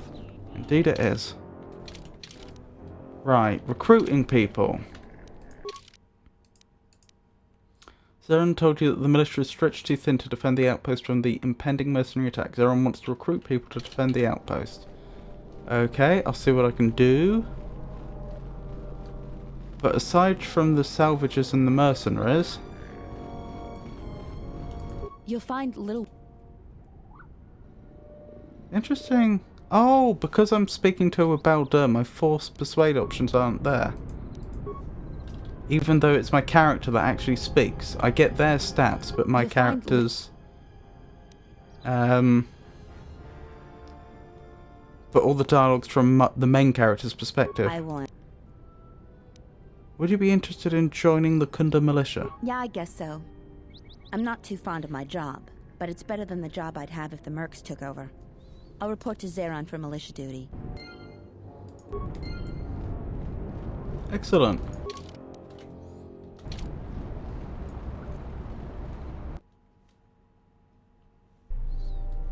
I wonder if these individuals will speak to me. Alright, what about Baldur? Nope. That makes things difficult. Welcome back to... Okay, the receptionist isn't someone I can recruit. The settler won't talk to me. These are probably exactly the people I need to persuade, though. That's the problem. What if I put my lightsaber away? Will that be enough? Probably not, now I've already been spotted. But I can but try.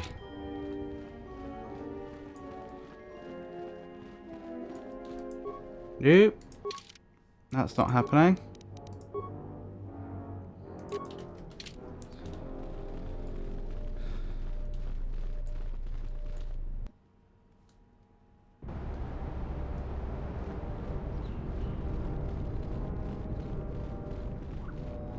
Right, yeah, it probably... Oh, I could speak to the merchant. I can't speak to Akare, unfortunately, because of the whole incident there.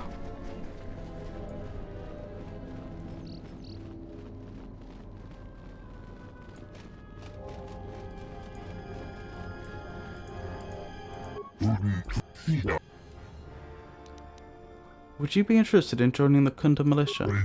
Like many Ithorians, I'm a pacifist. Some of the duties of the militia require violence. This is something I cannot do. I wish them well, however. Greetings, Jack. May I be... Okay, I can't recruit the droid. There was another merchant in the main building though, wasn't there, who I didn't speak to?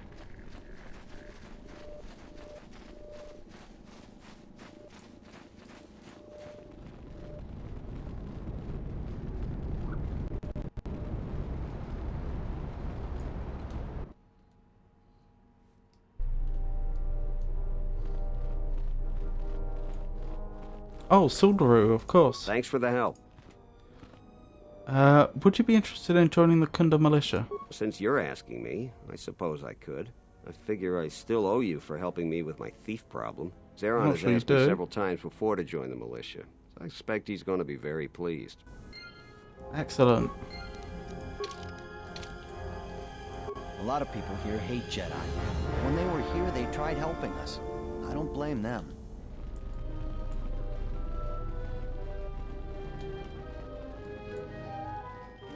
Adam Larp. Would you be interested in joining the Kunda militia? I think you've mistaken me for a warrior sentient. My excellent weapons are perfect for defense, but I've survived many hardships by not seeking out conflicts. I must decline.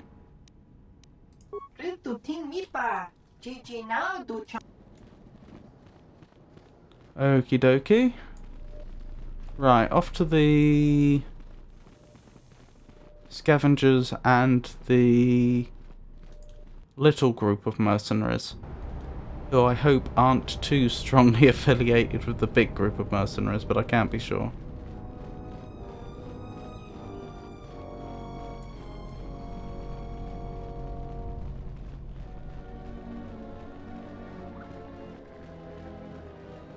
I should probably speak to the gentleman over here again as well. Sardhi. I still think he's up to something very dubious, but we'll see if he's willing to join the militia. You ready to trade?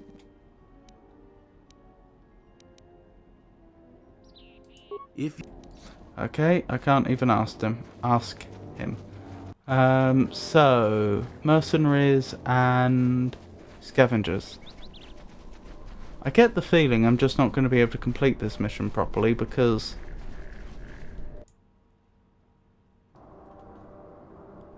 I made too many choices which haven't left me with many friends. I don't suppose you're here to hire...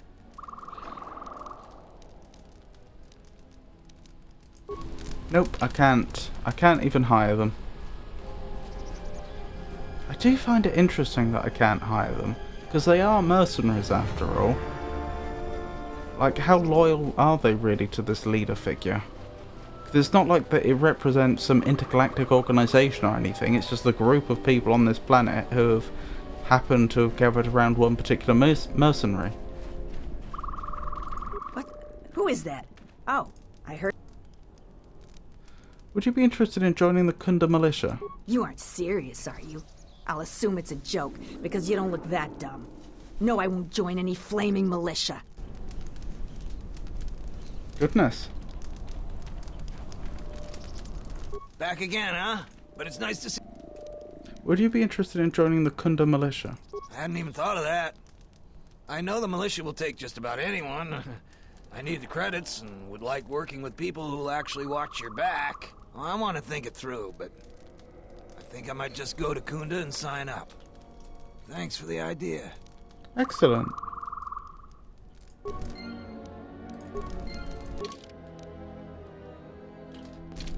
Oh, we've not done too badly. The traveler has returned. So, would you be interested in joining the Kunda militia? I have no real desire to put myself in harm's way for Dantooine. They haven't exactly made the salvagers' stay here pleasant. True, but if you proved your value to them, then they might take a different attitude towards scavengers in future. Jaren says you saved him down there. Next time you should ask for a reward. Right, I'm 90% certain that's everybody. If I'd made different choices in the game, it's possible there would have been more people I could have recruited. But I made the choices I've made, and this is where we are.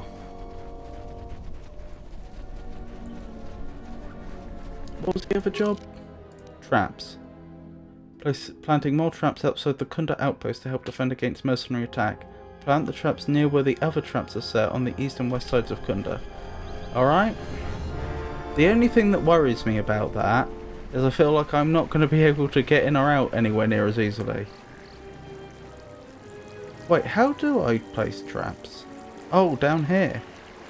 I don't think I've ever done it before in either game. Maybe I did it just once in like the first game.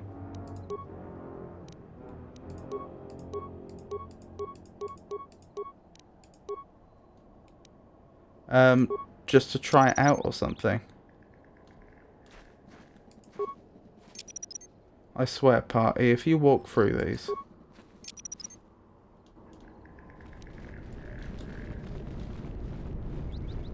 Oh, maybe you can't set off mines that you set yourself. That would certainly explain why hostiles don't seem to trigger mines, even when, narratively speaking, they didn't set them and it doesn't make any sense. Wait, is my awareness not high enough? Yes. Huh. Oh well. I seem to have failed the awareness check here, but I know where the mines are anyway.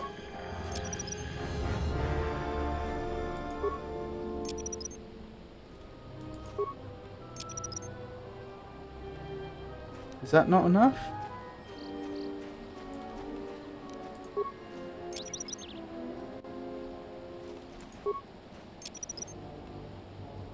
Is that really not enough?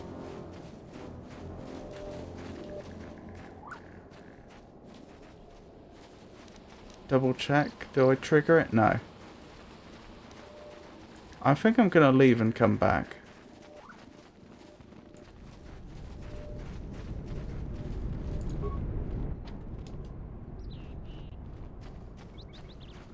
I'm not 100% certain that's working properly as intended.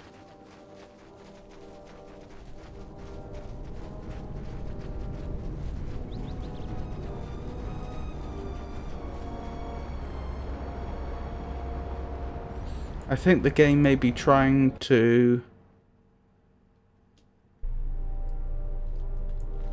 count the number of mines that my character can currently see, as opposed to the number that are actually there. And even though intellectually I know there's a lot more mines because I looked at them before.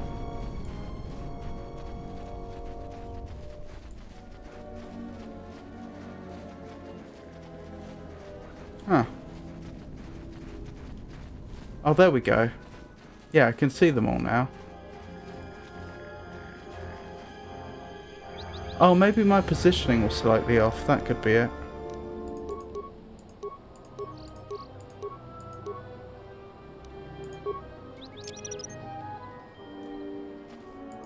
And here? Really? That's not enough?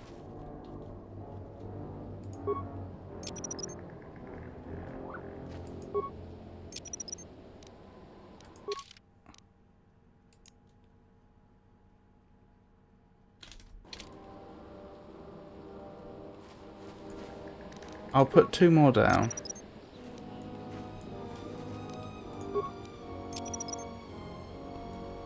That's got to be enough.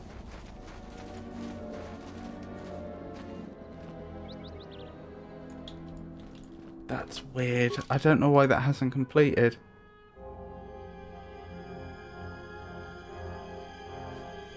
I thought the game gave me the notification that I had placed enough traps on the west side, not on both sides.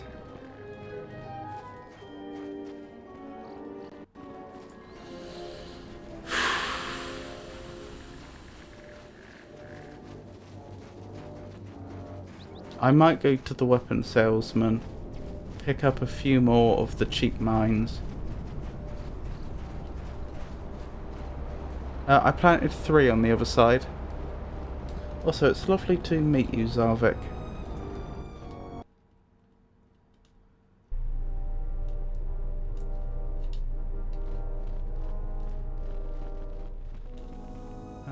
Yeah, this is the correct way, isn't it?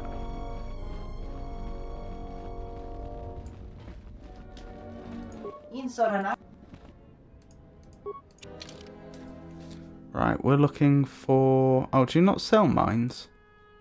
He doesn't sell mines. Alrighty.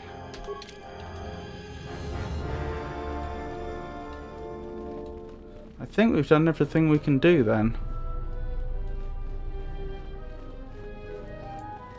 Since the settlers won't speak to me.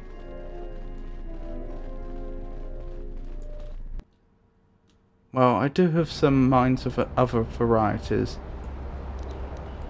I'm not going to place loads.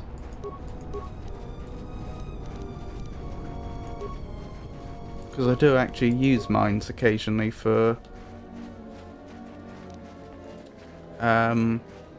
breaking into things that are locked.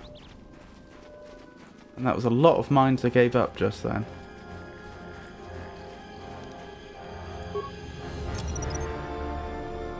Okay, I don't think it's going to trigger.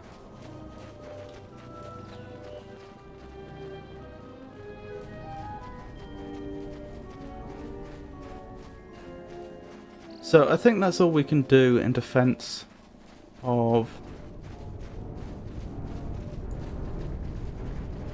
Dantooine for now.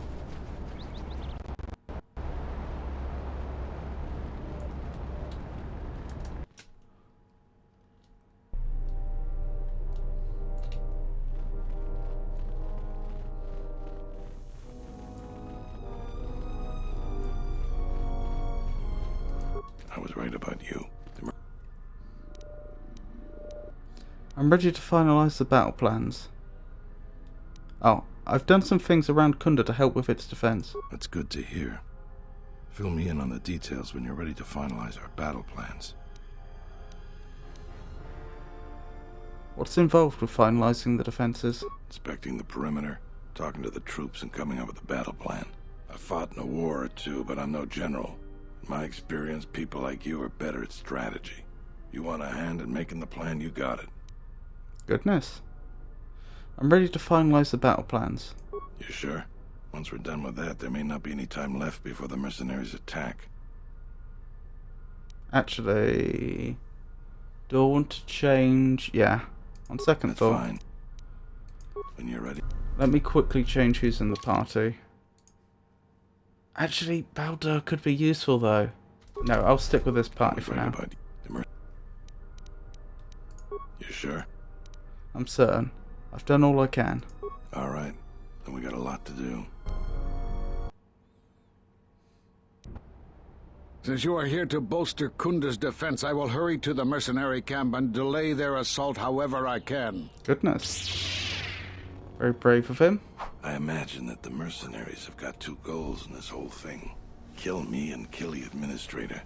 The rest of the settlers won't have courage to resist if they succeed. Go on. The administrator's locked up in her office tight, which means that the mercs have to go through us and Kunda's defenses. It isn't gonna be easy. I suspect we're gonna have to fight on the inside. They've got 3 entrances they're gonna try and break in. Here's the front door, the security door on the side, and the garage door in back. We got 3 squads of militia. We can assign people to the front, back, or inside. Backside has to guard 2 entrances. The front will have to fight more people, and the inside will have to deal with any that break through. So, where do you think the first squad should be deployed? Interesting. Well, he hasn't told me in what way the squads are different. Obviously, there's different people in them. It would be nice to know what their strengths and weaknesses are.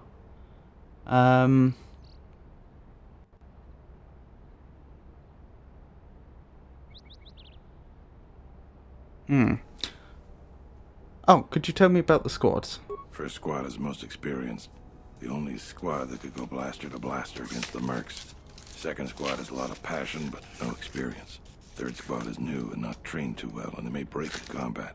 They need a good leader to make them effective. So, where do you think the first squad should be deployed? Has to be the front. No. Front or inside? The problem with putting them on the inside is that it vastly increases the likelihood of heavy casualties. Main entrance. The battles that had the least dying were always led by Jedi. I'm gonna go with what you think. Where do you want the second squad?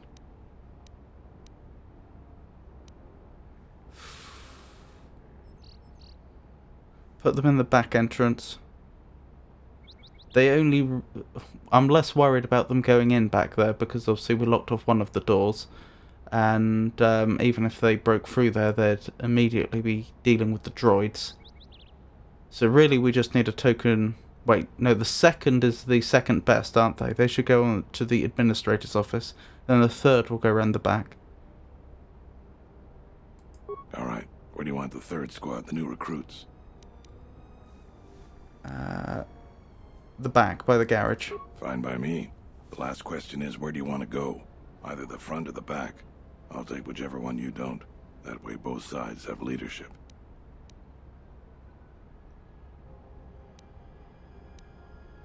I'll try covering the two back entrances. That makes the most sense because they said they need a good leader to get the most out of them. Between the best of the militia being led by their leader up the front, followed by all the defences we have on the inside, I hopefully won't be all that all that necessary, so I can just guard the back. The back? I suppose that there is more ground to cover with the two entrances. Alright, I'll take the front. Once the fighting starts, you gotta stay in your area. We both have to guard our half of the battlefield. Come over to me and the mercs will just charge straight into Kunda. Thanks to you, they're gonna have a tougher job. That's about it. Now we just need to dig in and wait for the mercs to come. Have you talked with the men? Well, I'll tell them what's there to do. I'm not much for words. I think they could use some encouragement. Maybe I could speak to them. Alright, I'll assemble the men. I hope you can speak good. I hope I can too. What are my choices? Persuade. Tell them this is their chance to make history. Persuade. Remind them their friends and family are counting on them. Persuade. Warn them not to get killed. Or persuade, intimidate. Tell them they're doomed. Probably option 2. What we're about to do is dangerous but important. Important for friends and family. Enemies want to take everything worth taking from you, and we have to give it our all to stop them.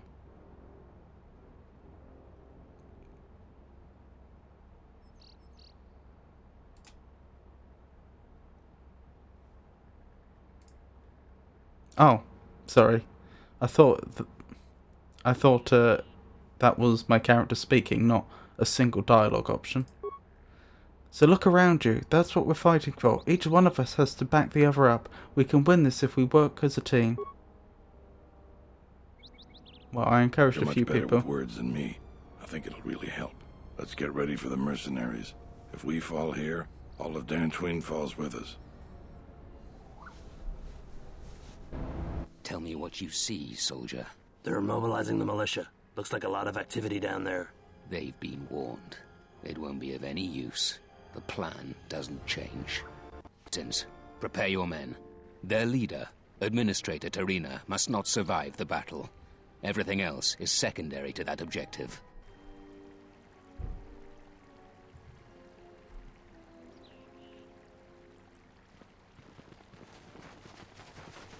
Here we go.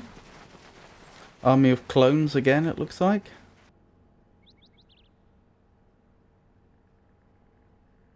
Good, they are working.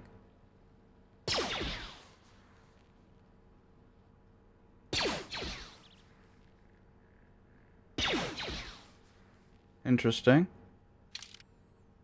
Who do I choose? Kreia, obviously. Visas, I think. She's probably our second best combatant. Mandalore's pretty good as well. I think Visas.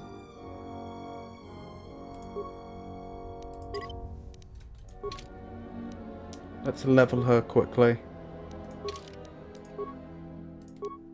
She hasn't been leveled in a while. Treat injury, awareness, stealth. Good. As for features, that's a good question. What does she have and what doesn't she have? She doesn't have conditioning at all. Does she have toughness? She does have all the levels of toughness. What about the deflection ability that I've forgotten the actual name of?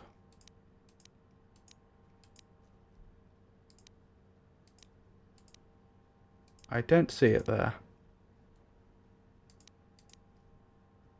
Maybe she doesn't get it. Maybe only certain Jedi classes get that one. Oh no, was that technically a power? I think that may have technically been a force power, even though it's a passive. Okay.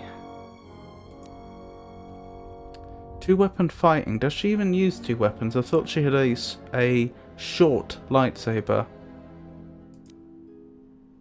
I think we'll give her conditioning. I'm not sure she'll use it that much in this combat, but it is a really good one to have.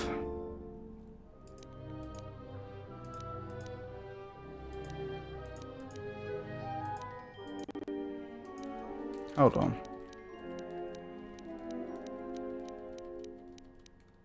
Force deflection. That was the one I was thinking of. Are there any ones that are obviously better choices for her right now? I don't think so. Let's go with... Wait, can she have it? She can. Right, let's get a force deflection then. She's leveled again. Attributes. Dexterity, presumably. Looks like we were pumping her dexterity. Powers. Let's get the next level of deflection. Wonderful. Good. Very good. Quick save, and we'll carry on. My life is yours. That is a lot of them, and a lot of them have made it through that minefield without any apparent harm. Oh dear, what am I gonna do? That's more than I was prepared for, really. Force wave. That's what I'm gonna do.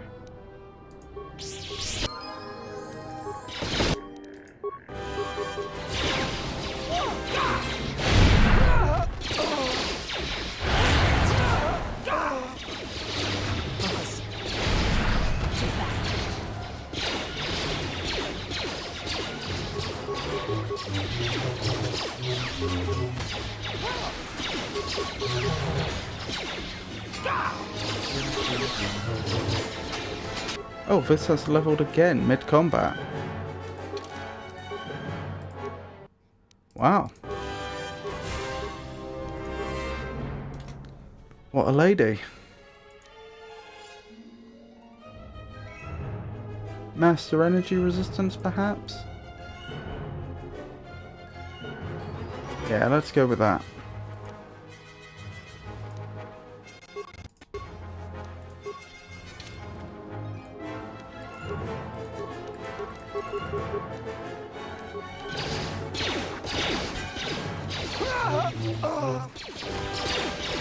Looks to me like we're absolutely dominating here.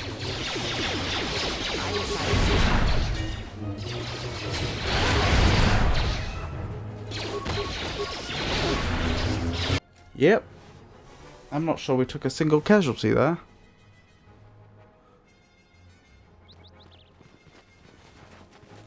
Reinforcements, eh? Why not send all their forces in at once? Surely sending reinforcements in like this just... they're all T-posing. Well, more capital A posing.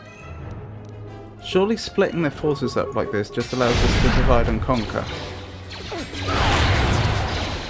Oh, I'm needed over here.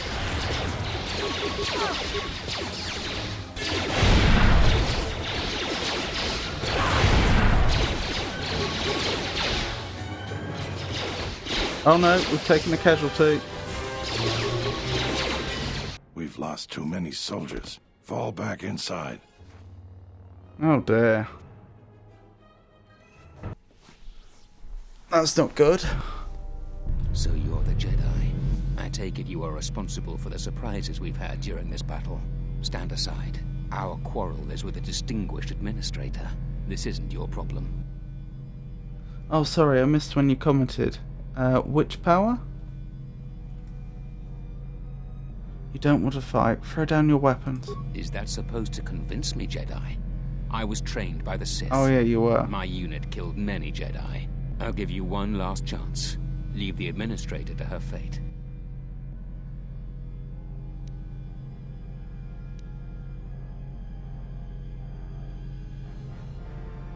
I won't let you kill her. Then you've allied with these flaming settlers. The galaxy doesn't tolerate weakness.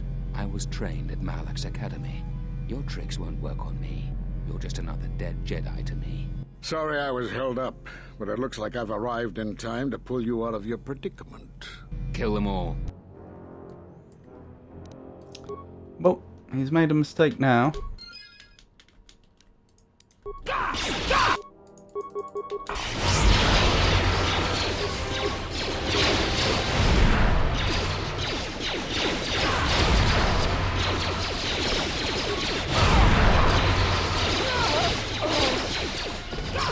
Oh dear, I'm actually quite low on health.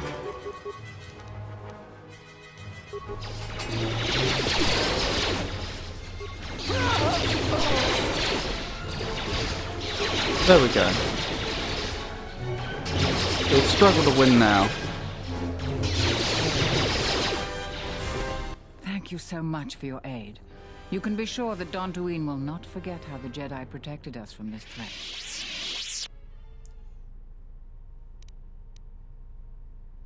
I'm happy to help. We are a humble community, and this conflict has greatly diminished our resources. I hope this reward will be sufficient. No reward necessary.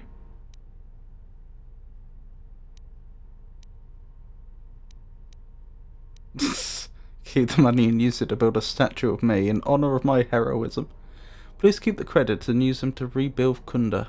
I am humbled by your generosity. I will put this to good use. Now, if you'll excuse me, I have much work to do. Dantooine will be slow to rebuild, but I am confident now that we will one day achieve prosperity. Yeah, that really isn't what Kunda is safe in no small part due to you. I feel certain that the administrator wouldn't have made it without your assistance. I may have misjudged you. In any case, I am free to talk about whatever you wish. Wonderful.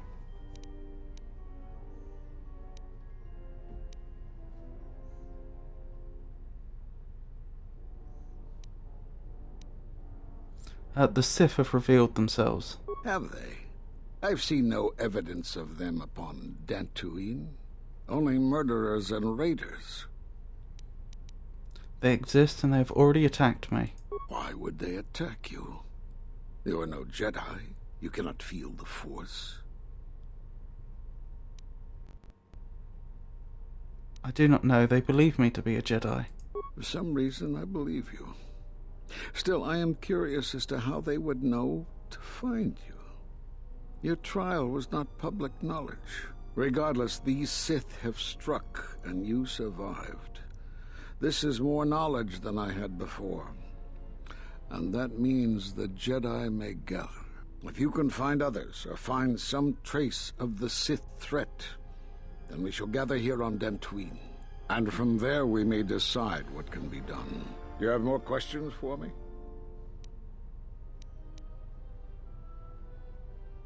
Why are you in hiding? We were not in hiding, despite what you believe. This threat is striking through the Force.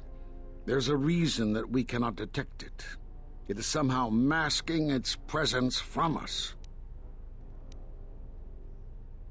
How is that possible? I do not know. There are techniques in the Force that hide one's presence and thoughts from other Force users. But I do not believe that such techniques alone would be capable of hiding the enemies we face. It does not seem possible. So why are you here? Jedi sanctuaries, places of learning, conclaves, many of them secret, have been attacked. That requires that our enemy knew of our whereabouts, or had access to records and holocrons from the Enclave here on Dantooine. Holocrons? There was much Jedi teaching buried here before the planet was attacked. In the hands of our enemies, such knowledge could be used to track and kill Jedi, find other enclaves, gathering places. And so much has been plundered from here that now many secrets of the Jedi have been spread throughout the galaxy. So I did what I could, attempting to let myself be captured. I hoped that it would lead me to the Sith and the stolen artifacts. Did you find any presence of the Sith on Dantooine? The Sith attacked this place once, and only they would seek the death of the Jedi with such obsession, and be able to be as successful as they have. With the destruction of Dantooine, it is difficult to sense the presence of any Force users here. If any Sith are here, I cannot detect them. But that is not the only reason you came to Dantooine. Yes, perhaps I wish to see this place one more time. It has changed much, as I knew it had, but I had to see it for myself. You have more questions for me?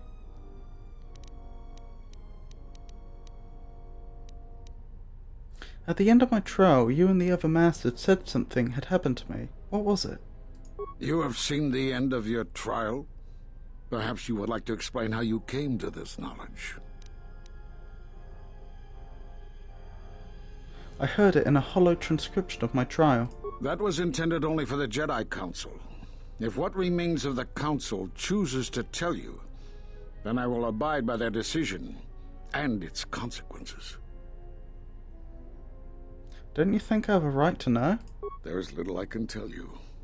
Master Kavar felt something had happened to you in the war, but all he had was suspicions, not truths. And Kavar was too close to you in any event. He, too, felt the call of war and took to battle more than a Jedi should. His speculations would not help you now, but enough of this. It is knowledge for the Council alone until they choose to reveal it. You have more questions for me?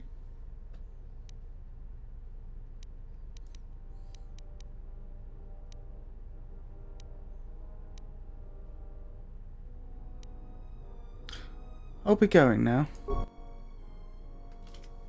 I suppose there is something I should show you. It will keep you alive long enough to prove useful. I'm only going to demonstrate this once. This is the Sheen form, a defensive stance that's good when you're outnumbered, which is most of the time. This form will increase your ability to deflect blaster fire, and it increases the odds of dealing critical strikes against your attackers.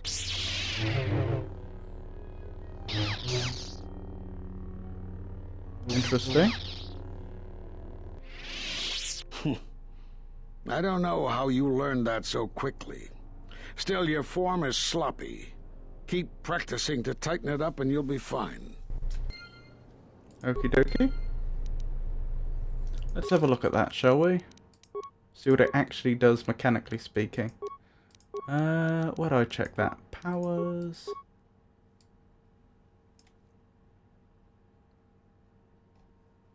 Here. The Perseverance form, also called Shien or Form 5, Form 5, so we're missing one, is an aggressive form that does not sacrifice protection from blaster fire. It is most effective when facing blaster-wielding opponents who are outnumbered and least effective against a single foe. Using this form has the following effects: attack modifier +2, defense versus current target -5, blaster bolt deflection +2, critical multiplier +1. Note that improvements to attack modifier also aid in blaster bolt deflection, so this form has a net blaster bolt deflection of +4. I didn't know that's how it actually worked, so that's good to know.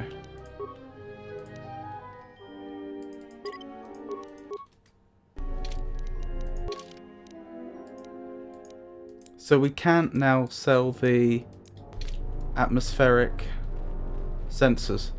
That option has been... is closed to us now.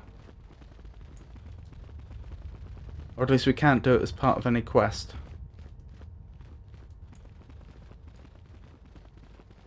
Still, well, we've done what we can here. Oh, goodness me. Darth Malak's armor?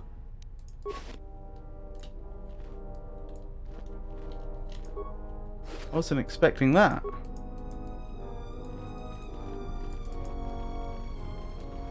I suppose I should have a quick look at that, shouldn't I?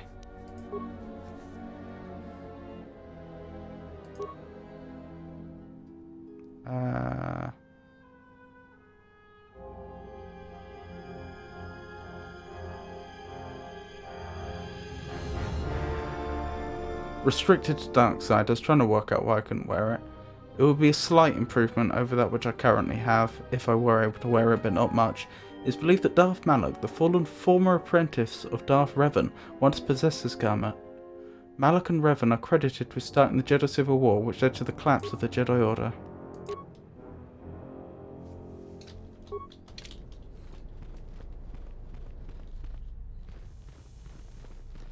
I wonder if I still won't be spoken to. They say the Jedi saved us from the mercenaries. I guess we should stop blaming them for the troubles on Dantooine. Very magnanimous of you. I'll be glad to return to my farm and retire my blaster for good now. I saw you fighting the mercenaries. Just amazing. I wish I were a Jedi too. Oh, I should speak to Visas, shouldn't I? Because Kreia thought that she might be able to use her vision abilities usefully. My life for yours. Are you alright? I am able to serve. If we enter battle, I will fight and die alongside you. That's not what I asked. I asked if you were alright. I have not heard that question in some time. My flesh is healed, if that's the answer you seek. I didn't mean to hurt you. I know. And I fear that others will see the mercy in your actions, and in my survival, and use it as a weapon to do you greater harm. How did you find me?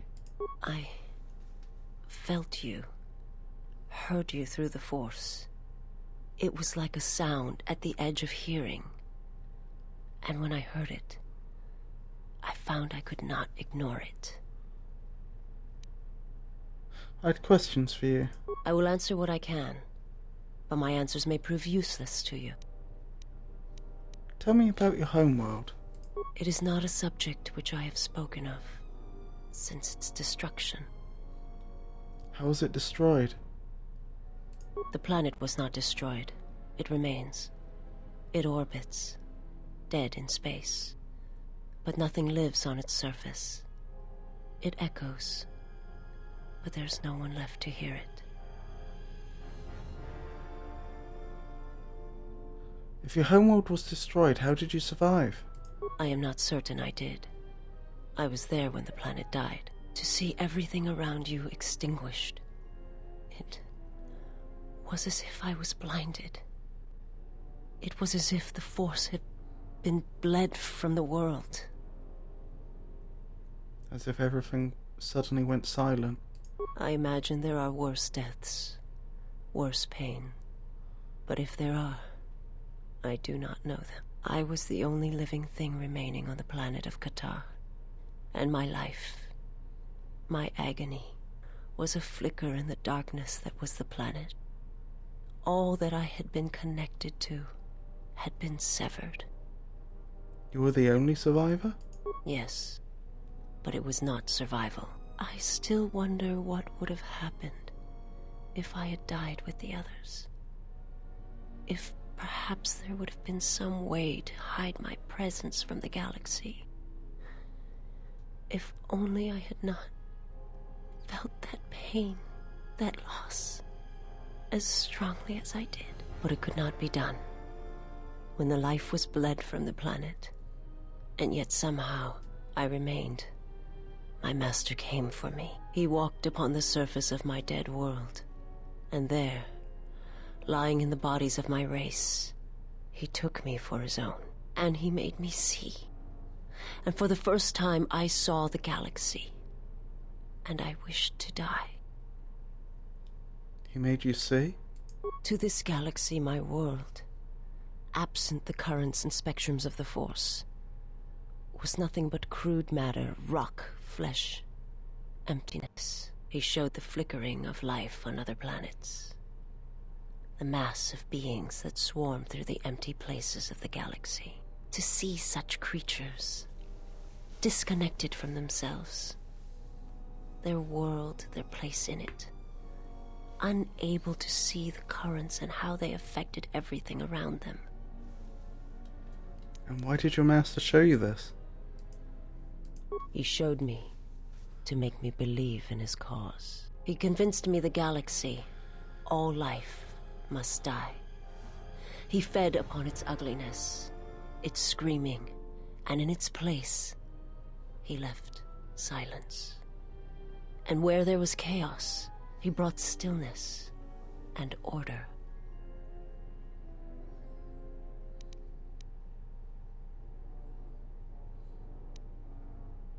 Why did your master destroy KOTOR? The Jedi, the last council of the Jedi, came to our world to meet in secret. They hoped that perhaps among our people, they could achieve the clarity to see what was striking them from the darkness of the galaxy. They succeeded, but only in bringing him from the outer regions. And KOTOR, with my kind, with the Jedi upon its surface, could no longer be ignored. And my people died, and the Jedi died, and there was no one left, only me.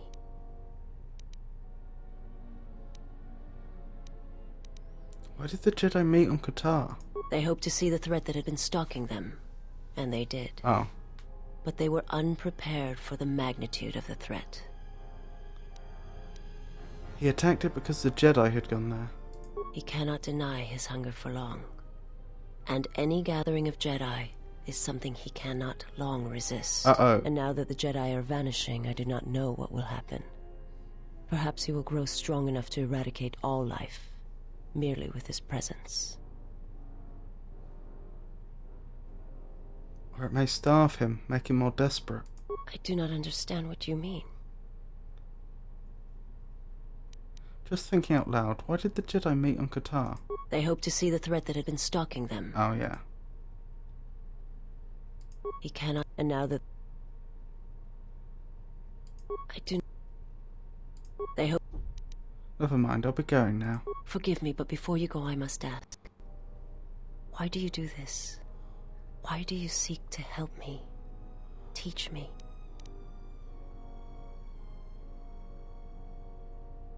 Because I believe you can be saved. You must not do this. I cannot allow you to weaken yourself for me. To help another is not weakness, it is strength to them both. So you say. But it is not something I have observed or seen. What do you mean? I remember little of my homeworld before I entered my master's service. It is not as it was. There is little left of such memories. Or the planet itself. Tell me about your homeworld. It is not a subject which I... Oh, okay. We've done this.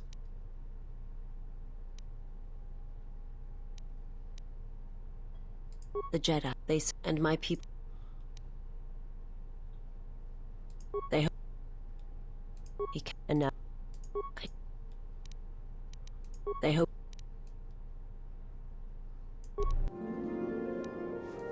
Interesting. Also, I just realised part of the reason Kreia may be upset with me about Visas is because now we have a situation where I'm Visas's master and Kreia's my master.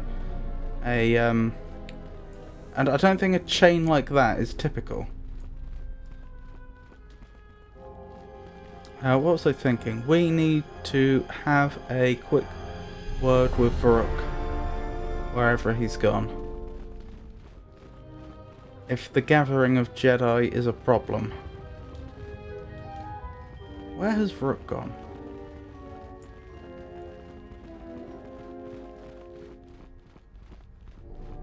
Is he in here? I don't see him about here.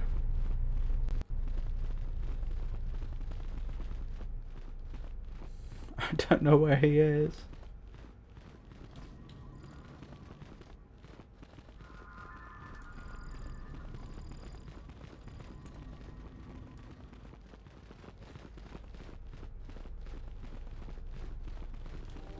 This is so silly. I don't know where he is. Is he in here?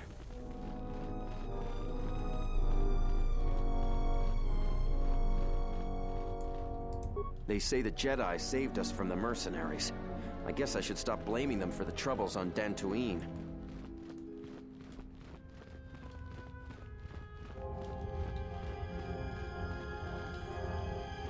Because of course it works that way. It's not like they could be responsible for the troubles and also have been the solution to them.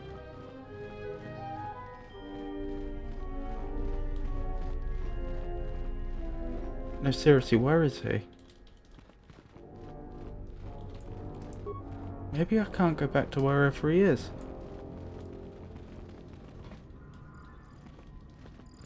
There's not another room coming up of here, is there?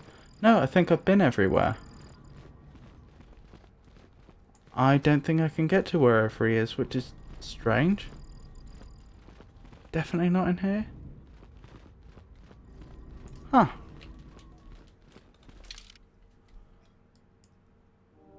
Right, we're there. We've checked all those rooms, haven't we? Oh, there's a room behind the administrator's room, is it? That seems like a good candidate.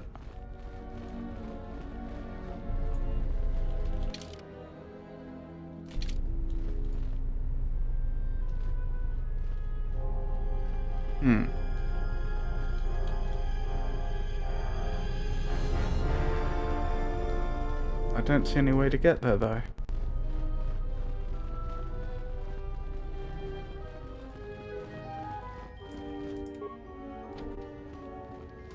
I think I'm just out of luck. Yep.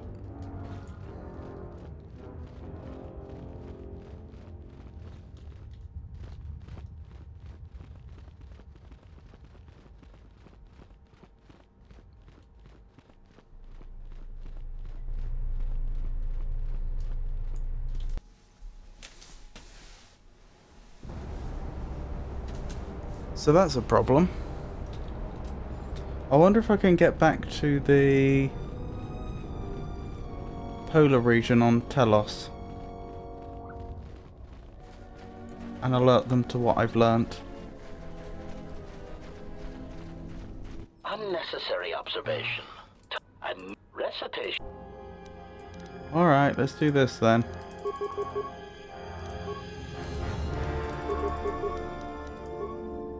I hear you. Spelling master.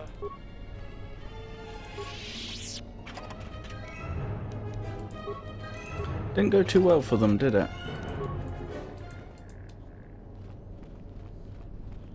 Tell you what, I should probably head back this way quickly and see if oh, what was his name?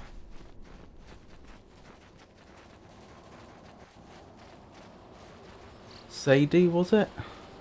See if he's still there. Sadi?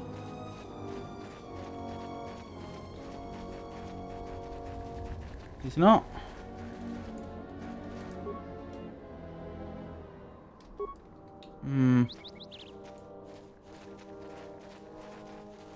So I don't suppose I'll ever know for certain what that was about.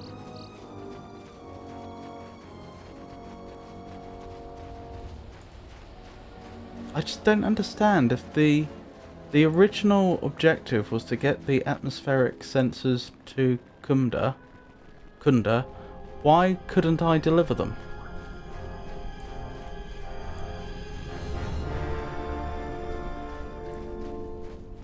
Because my concern, obviously, was that he could have been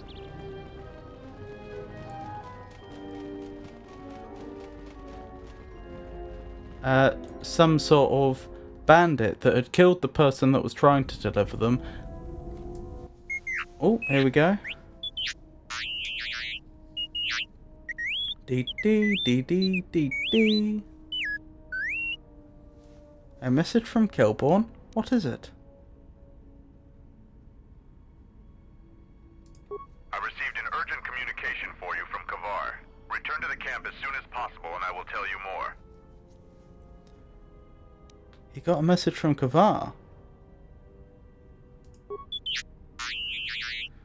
Dwee dee dee. Dwee ree. Dwoo. Yes, we should return to the Mandalorian camp as soon as possible.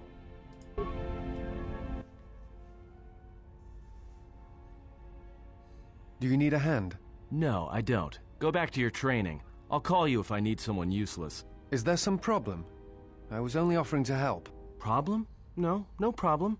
Just wondering how long you're planning to stick around. For as long as she needs me, of course. How heroic of you. Well, she doesn't need you. In fact, we were doing just fine until you showed up. Actually, there are times when it seems you could use some help. Always with the details, aren't you? You can't fool me. You have some agenda. Spying on her, always keeping your eye on her. No, I don't. I simply admire her. She has many qualities worthy of respect, and a strength that matches her beauty.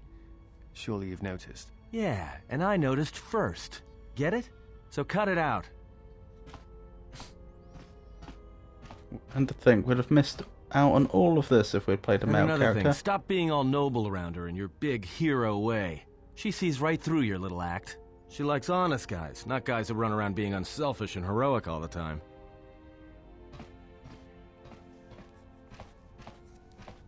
I thought she was the hero.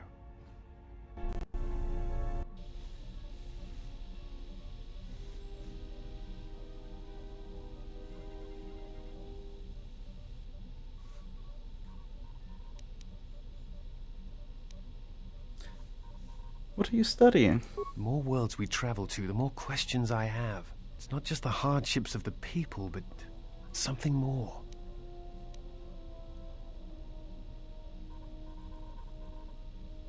It's difficult to turn away from the suffering of others. That is why one must help when one can. You are right, but there is something more at work here. There's something about the worlds themselves, isn't there? Yes. These dead worlds, they have a pattern to them. They were all touched by the Mandalorian Wars and the Jedi Civil War. But sometimes, I feel as if they are all connected in some other way. The attacks on KOTOR, Telos itself, the decay on Dantooine. Something is wrong with life. The connections have been damaged, sickened. Sometimes I feel like I almost understand and then it just slips away. So close. Interesting.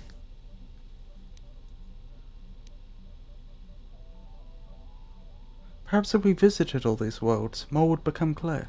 Perhaps. Dantooine is only one of the worlds. It was only the start of the journey. I would like to study the other locations. It is curious that the Jedi Masters chose those worlds to travel to. I wonder if the two are linked, but I know not how. That was interesting. You've received word from Kelborn on Duxon that Master KOTOR has an urgent message for you. Kelborn asks you to return to Duxon as soon as possible. That does take priority.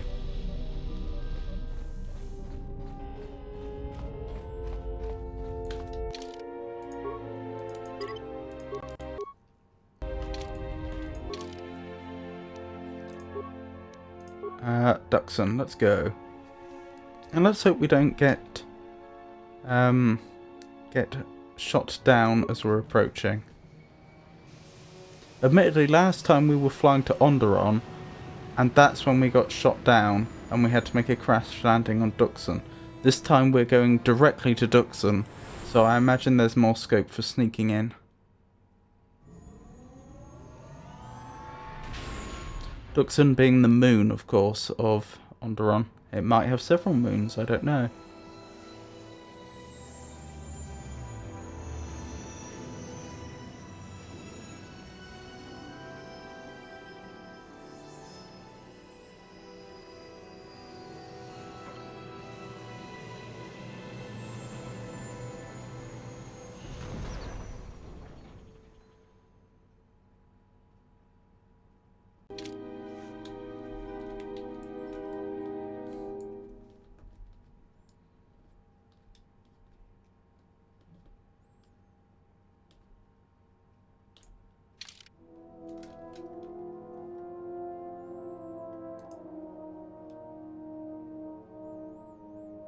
Who do we want? Good question. We'll go with Disciple for now. In fact, if I go with just him, he should level. Something you need of me?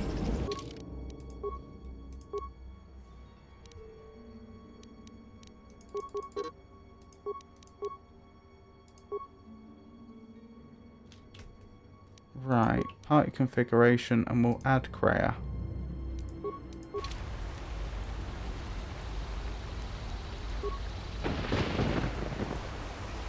Ready to head back to camp? Let's go to your camp. Follow me then. You received my message then. A man named KOTOR wanted to get a hold of you urgently.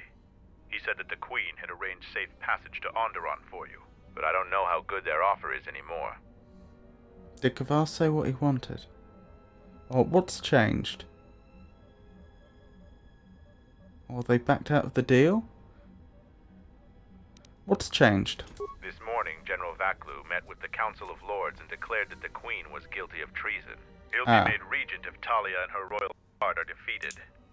The military is divided on who to support. Civil war has fallen on Isis.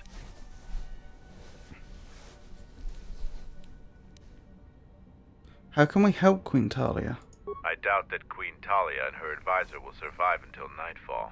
The balance of forces seem to favor Queen Talia. The royal palace is heavily fortified and defensible, and most of the soldiers are loyal to her. But Vaklu has new allies, Sith soldiers and their masters. The war has also driven the caged beasts in the streets mad. Braylor and I both concur. She doesn't stand a chance. You underestimate the Force, Mandalorian. I sense that we may still get to Master KOTOR in time. I sense there is something stirring on the moon itself. Tell me, have your senses picked up anything from Duxon? Yes, we have. How? We picked up some transmissions from nearby in the jungle. Zuka's satellite relay has also picked up several shuttle launches with old Sith transmitter IDs. Some sort of staging base, perhaps. The Sith forces must be stopped. Otherwise, the Mandalorian is right. Master KOTOR and Queen Talia won't survive this day. Dividing our forces at a time like this is foolhardy. And this is why a common soldier will never triumph against a Jedi. Your military tactics are nothing compared to the Force. It is essential and inevitable that we face both enemies at the same time. Awareness. I have to lead the group heading to the Royal Palace, don't I? You are correct. You must choose who will lead the expedition through the jungle to find our enemies and defeat them.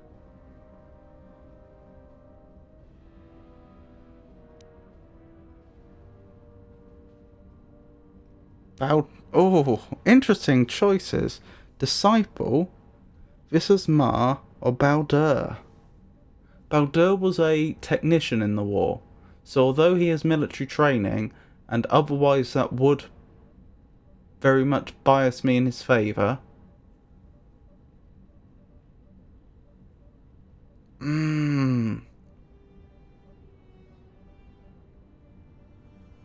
Well, he was the equivalent of a combat engineer, wasn't he? He probably would be pretty good.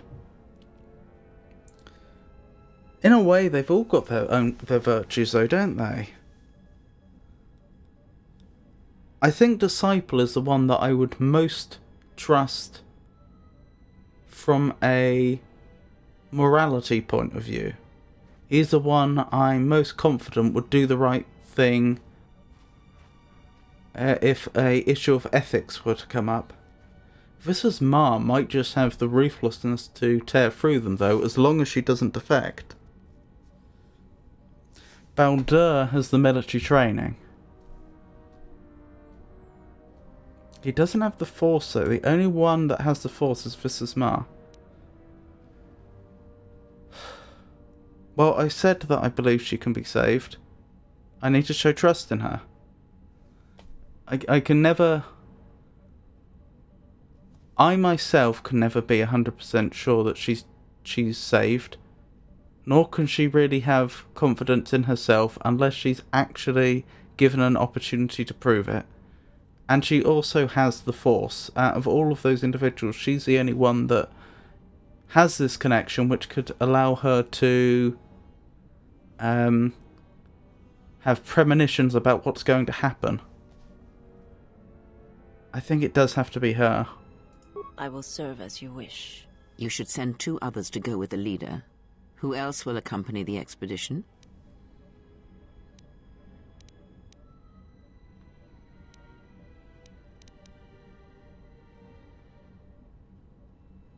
Baldur. Yes, good choice. And who else? HK-47, I think. Yeah, he'll love that. He really would love that.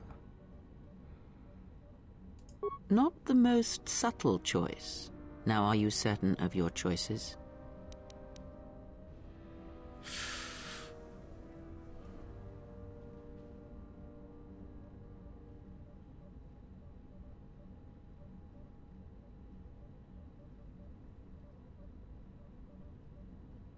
The only worry I have about HK-47 is insubordination.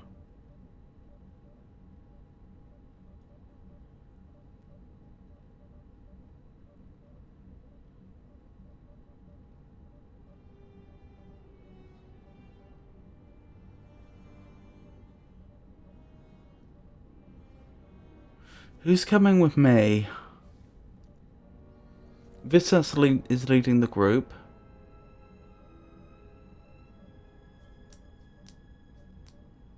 Disciple and Mandalore are available.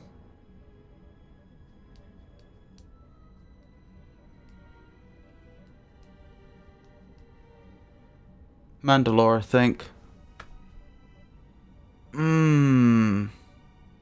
I'm thinking Mandalore because he has the obvious connection to the Mandalorians. He could be very useful to have around in this conflict. The only other good choice, I think, would be Disciple, because of his vast knowledge, so it would seem, of the Jedi. When we actually make contact with Kavar, he could be an asset. I think Mandalore, though. Unless I send Mandalore in instead of HK-47. In the other team, I mean.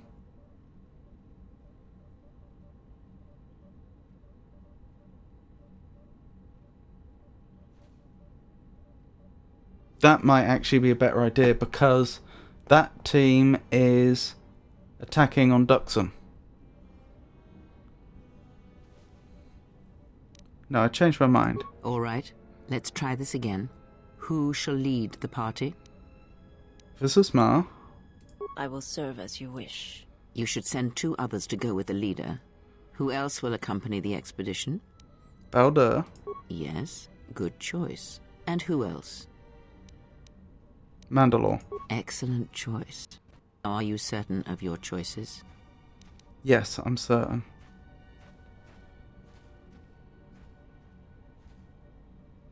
And HK-47 will come with me. That way I can keep an eye on him. Mandalorian warriors will go with you to find the enemy camp. Just let me know when you want to head out. If you need supplies, talk with Kex. After you get into the jungle, you might not have another opportunity to stock up. Let me know if you want to go now.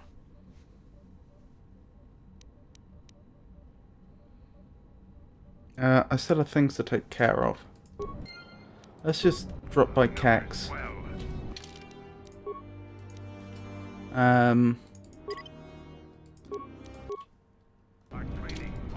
And stock up.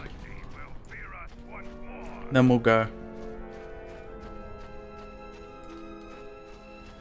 It's you again. Kelborn told me to give you these. He said it would help you out. Let's see what you have. I don't know what he gave me, incidentally. Yeah, let's stock up on more than a few advanced med packs.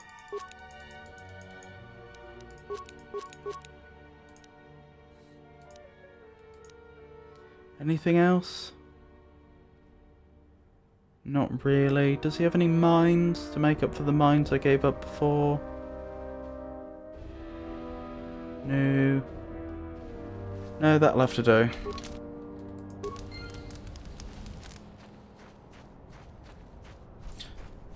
Do I want HK with me?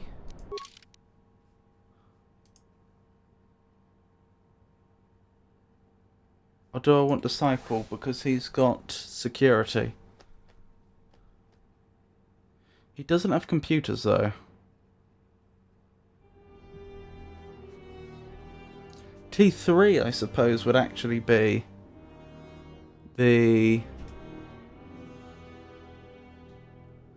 pick for technical abilities.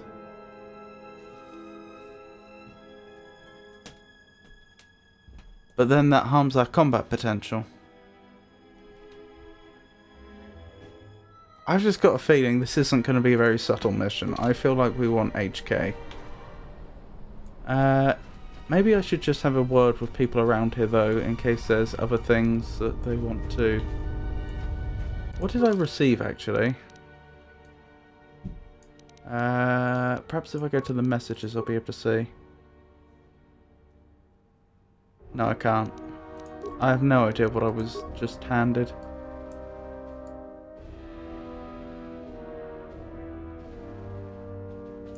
But yeah, let's just have a word with people, see if they have anything interesting to say. Word has spread that you have defeated Braylar. The story of that battle will be told in our clan for years to come. Safe journey to you.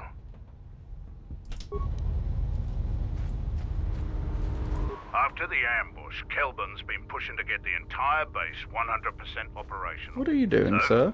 I have work I gotta do. And I'll leave you to it.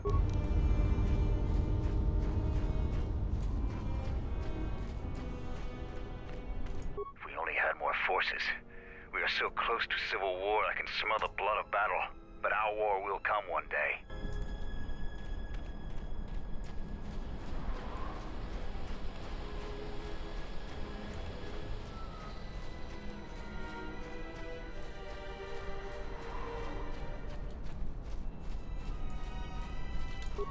Though General Vaklu commands the loyalty of many officers and troops, the majority of troops support the Queen, but the Sith change everything.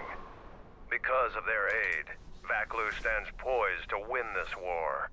Even if Vaklu is successful in usurping Queen Talia, in the long run, alliances with the Sith never end well.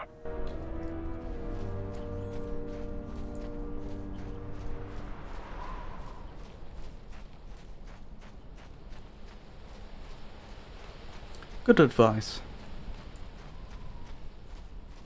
The forces we fought before are the same Sith allies that Vaklu is using now on Isis. This moon is more than a staging base for them. It's important to them. But why? Good question. Mandalore will gather the... Right, quick save, and let's go. Are you ready to head to the enemy? Yes, the party's ready to leave. As you wish.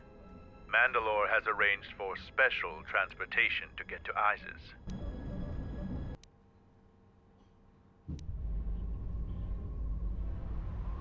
Finally, we're close to our objective. I sent the rest of my men to secure the trail behind us. My troops will keep the path to the Mandalorian camp clear. Ahead lies the enemy. I can follow you a little bit further, but then I will set up command and control for my unit in the field. So lead on. Oh, we actually get to control them. We've got a little bit of leveling to do.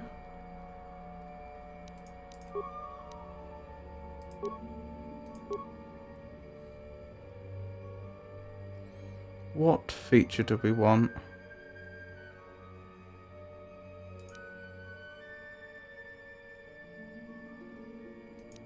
Master dueling.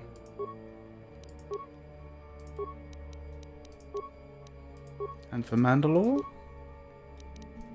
Apparently we were building up his constitution.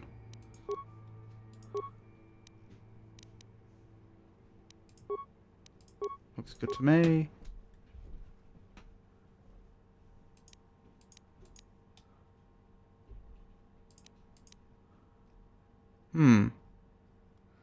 What should I go for? Does he have conditioning? Yes. And toughness, I take it? Yes. Whew. What else? Oh, is both levels improved close combat? Or both levels of close combat, I should say.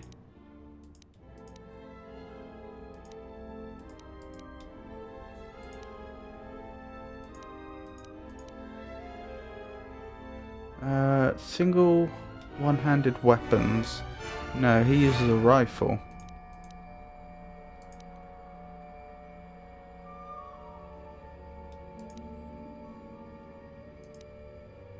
Precise shot, that's what we were building up.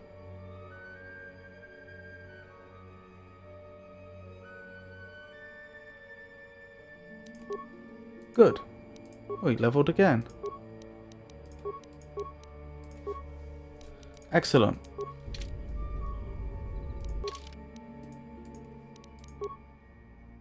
Oh wow, she's actually moved a long way towards the light side. I wonder what actually did that, mechanically speaking. Because I'm pretty sure she was right in the middle when we first gained her as a character. And I haven't done a lot with her since then.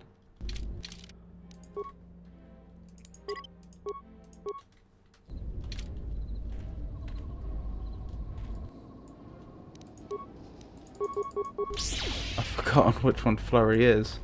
Is that the multi-strike one? Think so? Must be.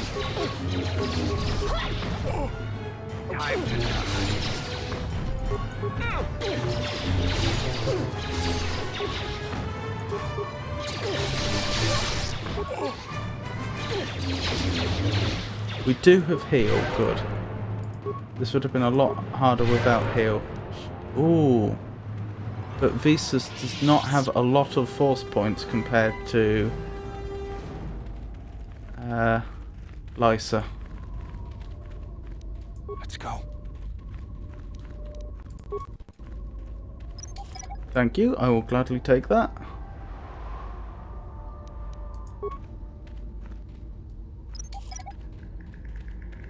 So they have actually mined this cave. So, presumably... Hold a moment. Past the mines. A Type 2 perimeter motion relay. That particular model has several security vulnerabilities and design flaws. Stealth field generators can fool them. If one of us could get close to it, I know the corporate override code for it. Amateurs shouldn't even bother building security technology. So, you aren't completely ignorant in the ways of battle? Good. But all of you must pass through its perimeter, and undetected would be better.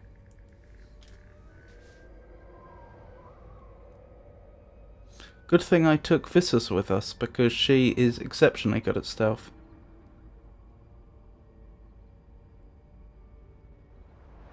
We'll send one of us up ahead. They'll use Baldur's KOTOR to bypass the sensor. Avoid the mines. If any of the ones close to the sensor are detonated, then we shouldn't even bother.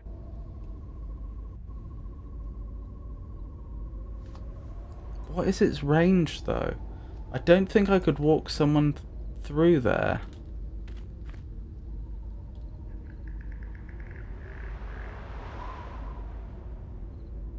My life is yours. Well, we'll just have to see what we can do, won't we?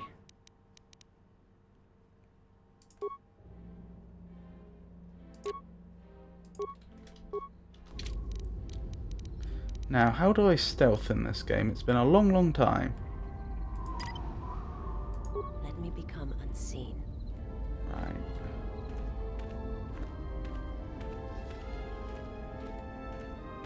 See, this bit's the problem. Hold on, I'm gonna call it out. I may reload at this point. I say that because I don't know mechanically if I can stealth through mines or not. I don't know if that's a thing. If this goes off, then I'm going to reload and come up with a different strategy.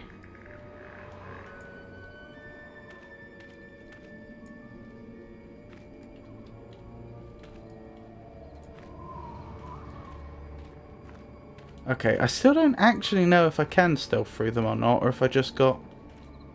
or if I was just very good at... well, very lucky in following the path. The perimeter sensor appears to be active. It hums quietly. Use Baldur's corporate override code. The sensor powers down. I'm sure no one will detect that. Right, I should still be in solo mode, so she shouldn't walk back right now. And I can have Baldur take these mines out one at a time.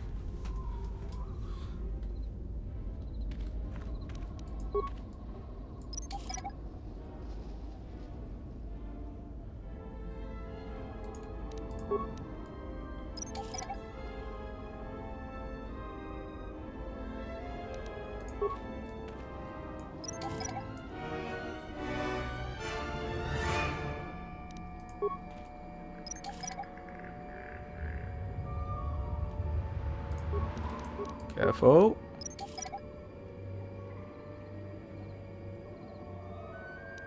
I like the way he went down again, just to double check at the end.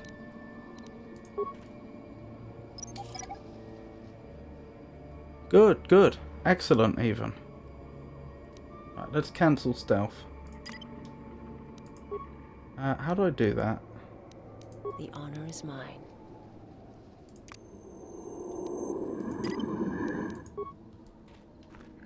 Good. That went very well.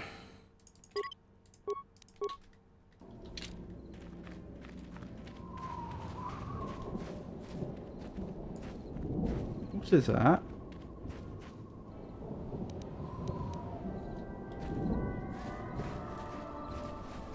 I like to think if that was an immediate threat to us, then someone would have called it out.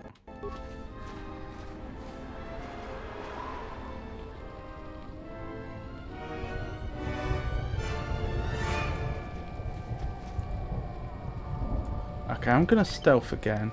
Let me become unseen. Somewhat wished I'd picked up stealth run. Oh, goodness me. It's a good thing I stealthed when I did. Right, Sith over there, more Sith all the way along here. Oh my goodness. Sith captain.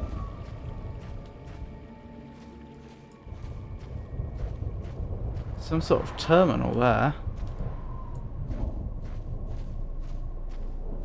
This might go terribly, terribly wrong. Slice computer. Access security cameras. Access system commands. How many... We have a few computer spikes, not loads. Access officer logs.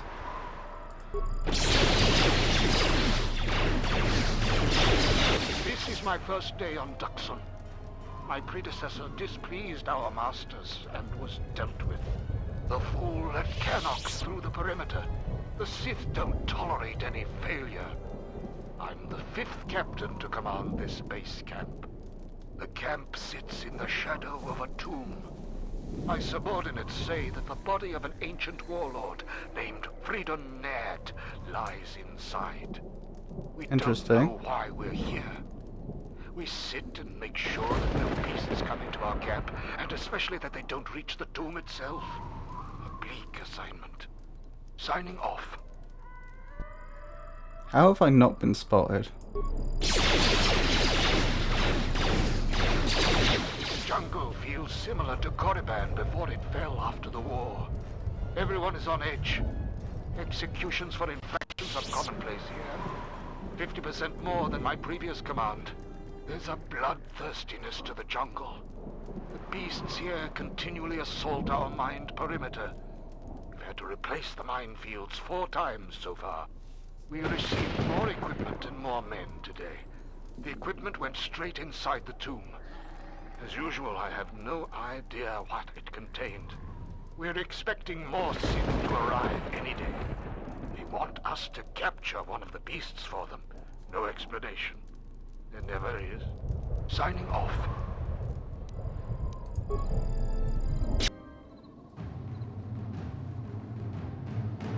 Party member down. Oh! All that gunfire we heard, that was Vissus being attacked. She was spotted. Items lost? They're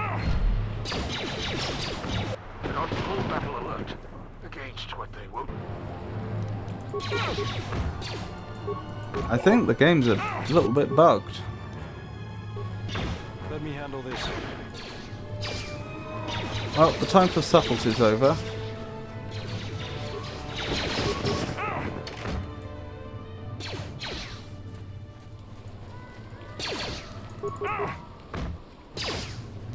Do I have a life support kit?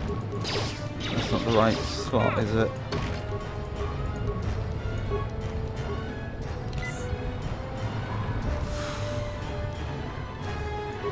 There's another. Right, solo mode off, please. I need all the support I can get. Right, let's go in.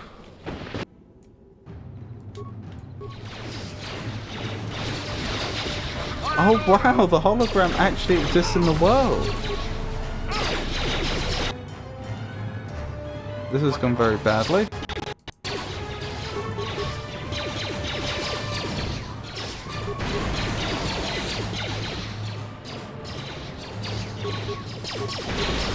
Stop grenading me.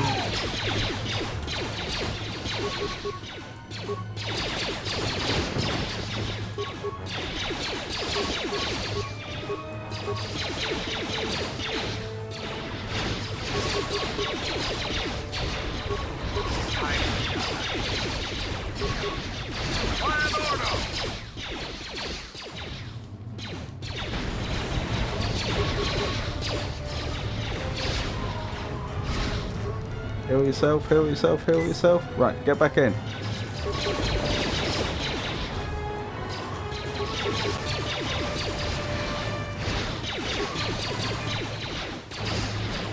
No, no, no, no, no, no, no, no, no.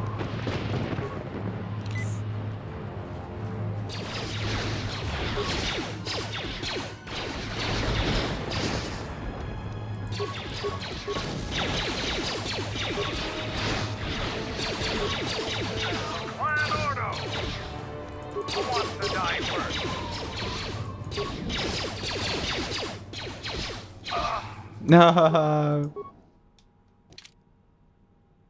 Okay, I did a terrible job of that. A terrible, terrible job.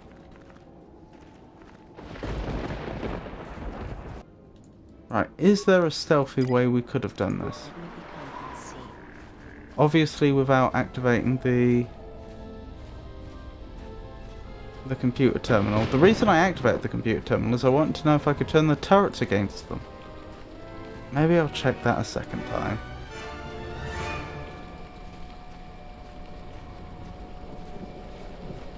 Because I did just start reading the logs. Well, I say reading the logs. I activated the logs. It is super interesting to see that when you activate a hologram, though, it does actually appear in the world. And they just moved the camera. I didn't realise that before. I thought they were just cinematics.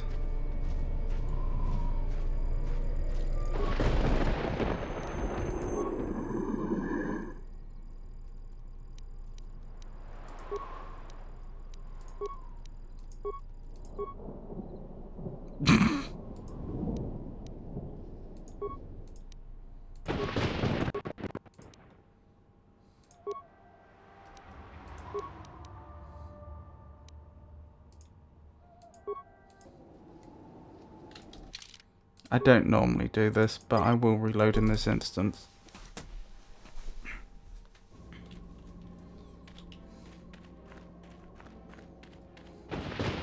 It doesn't sound like there is a stealthy option here. Turret power generator. Oh! The turret power generator for the Sith camp is running efficiently. There are several manual levers and other controls to operate it. Turn off generator. The generator slowly pulls to a halt. Turrets in the area should no longer function. Okay, so this is the way to stealth it. Let me become unseen. Question is, will this also reveal it's us?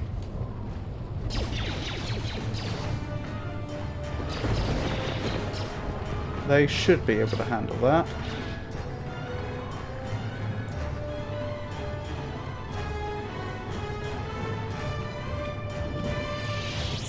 Oh, that's water. Okay.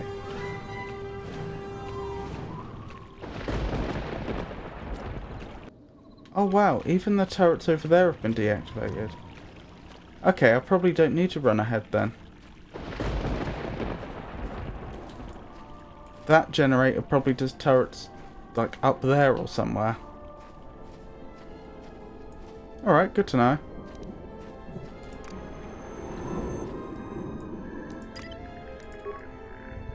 Right, back me up, team.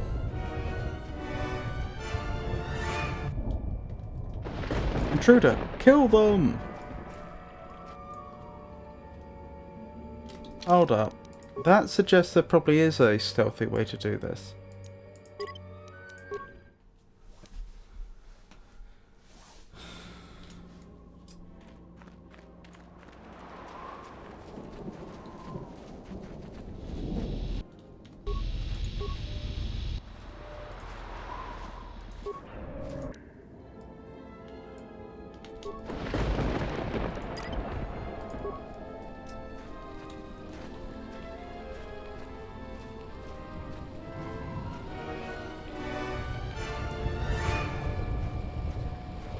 I really should pick up Stealth Run next time I level. As long as I remember.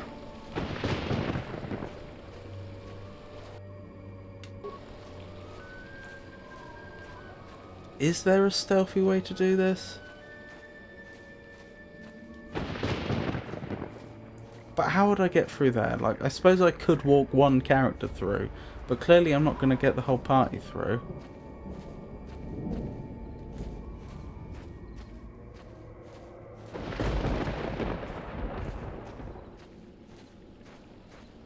Huh, they weren't fighting until I turned around.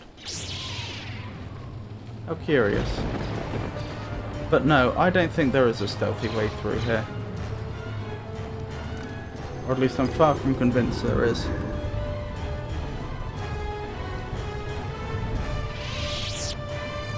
I should upgrade a lightsaber when I get a chance. Intruder, kill them!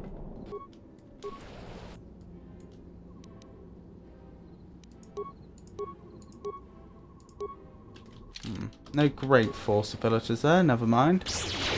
Ooh, hoo, hoo, hoo. Oh yeah, I can deflect them.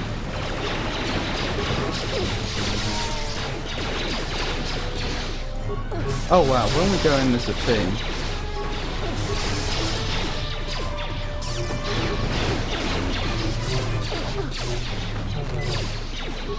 Things go very differently. Did Belda just use a med pack without... automatically,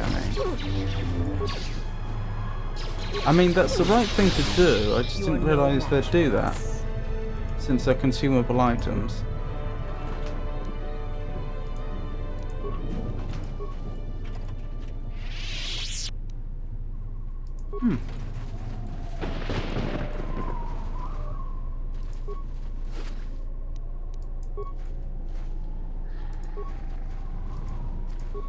Right, let's have Baldur have a look at this.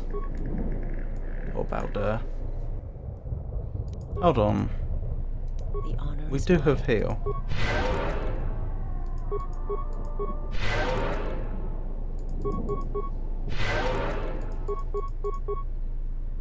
Wonderful.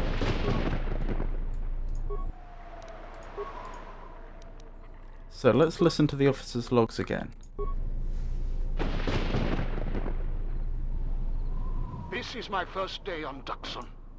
My predecessor displeased our masters and was dealt with. The fool let Canox through the perimeter. The Sith don't tolerate any failure. I'm the 5th captain to command this base camp. The camp sits in the shadow of a tomb. My subordinates say that the body of an ancient warlord named Fridon Ned lies inside. We don't know why we're here. We sit and make sure that no beasts come into our camp, and especially that they don't reach the tomb itself. A bleak assignment. Signing off.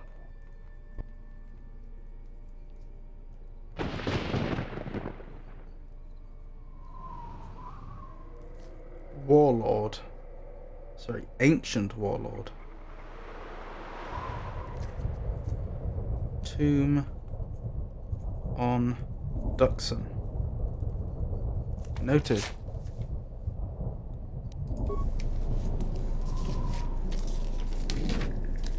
This jungle feels similar to Korriban before it fell after the war. Everyone is on edge. Executions for infractions are commonplace here. 50% more than my previous command. There's a bloodthirstiness to the jungle. The beasts here continually assault our mined perimeter. We've had to replace the minefields 4 times so far. We received more equipment and more men today. The equipment went straight inside the tomb. As usual, I have no idea what it contained. They're expecting more Sith to arrive any day. They want us to capture one of the beasts for them. No explanation. There never is. Signing off. I noticed there was rain in the hologram. Holographic rain. Coded messages from orbit and from Onderon.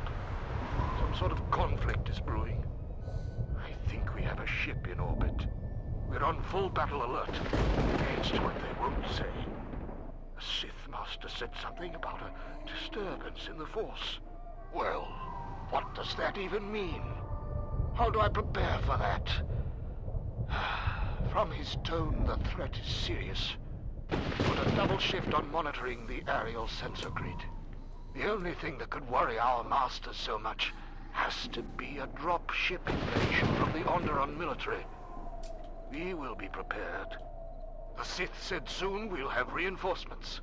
When I asked for details, he said it was a surprise. I hate the ones with a sense of humor. Sith jokes are rarely pleasant. Signing off.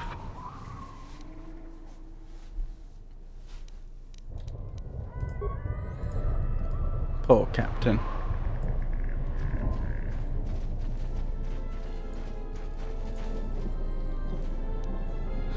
Right. Quick save and we'll carry on.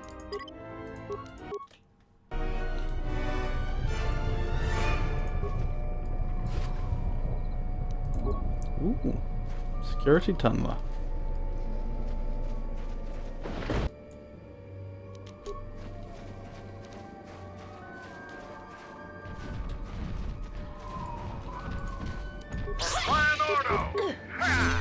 How have they not spotted us?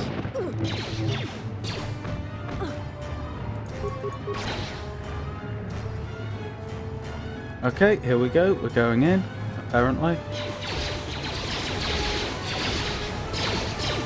Oh my goodness.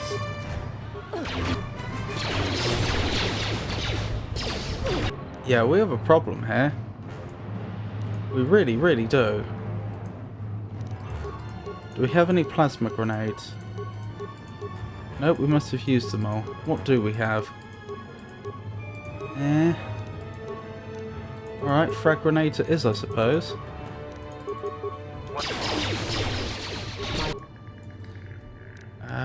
Can you give yourself master energy resistance? Yes.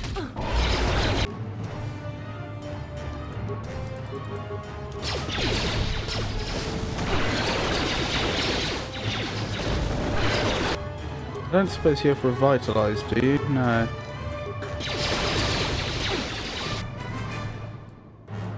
Oh dear.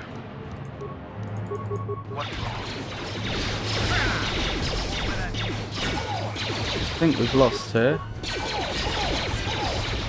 How are they not injured? Okay, some of them are.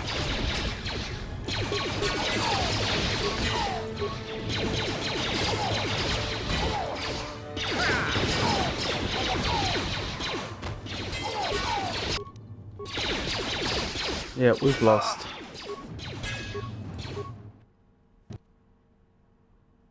But we decided towards the start that we weren't doing an Iron Man game, so that's not the end of the world.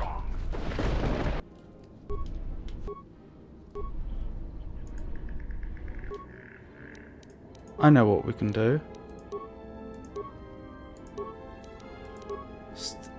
Let's have you stationary. Oh, is that not how that works? Stationary.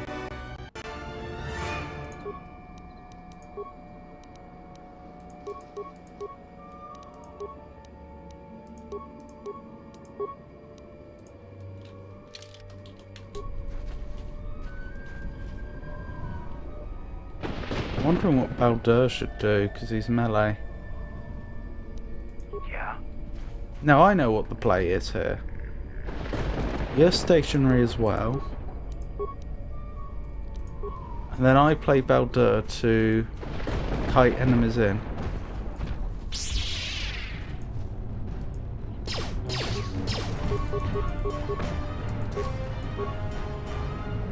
I must admit, you weren't especially stationary, were you? Yeah. I suppose out of combat they think they should be following. That's not really going to work. Solo mode. Right, stay there. Let me get the attention of a few of them. Yep. Right, come over here.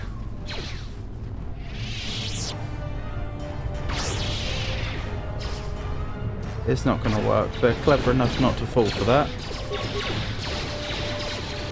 Hold up. Does Master Energy Resistance work on one person or the group? Okay, back off. Too late? No, keep the energy resistance. It does work on the whole party.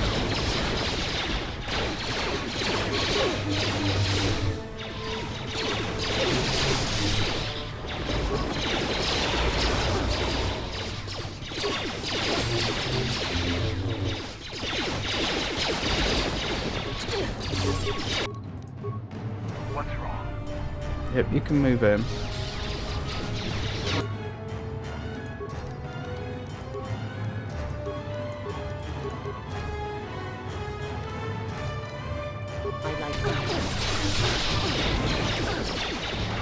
Oh no.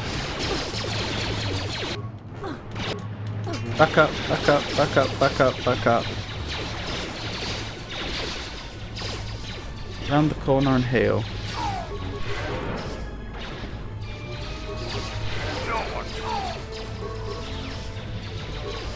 Okay, that's all we've got.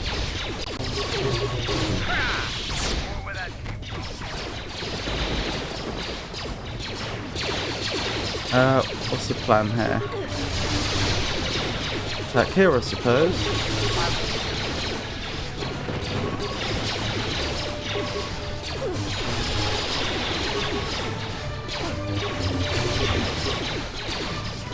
I don't know how Mandalore's still standing, to be honest.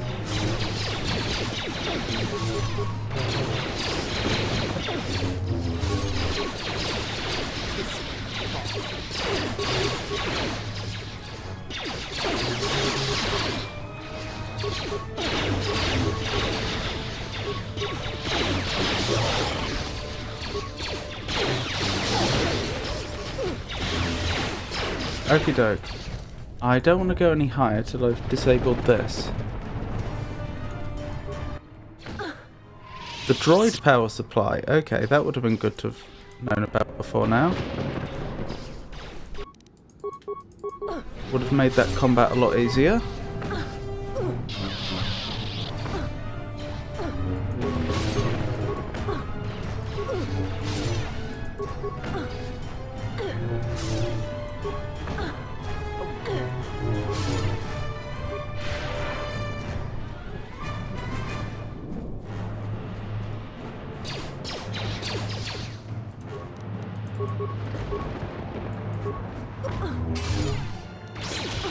Oh no, they just keep on coming.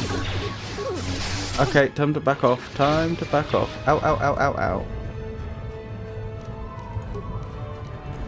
We can't even afford the energy regen. Energy regen? What am I talking about? Energy resistance.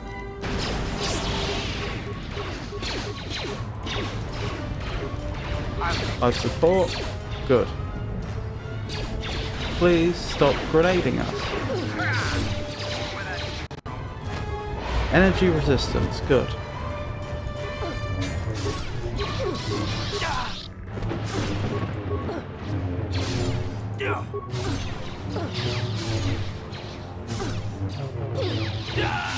Right, Mandalore, you need to move in. Yes, if you can take that one last individual out, Mandalore, then we're golden.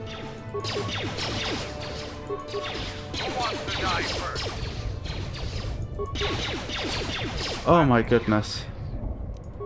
That was brutal.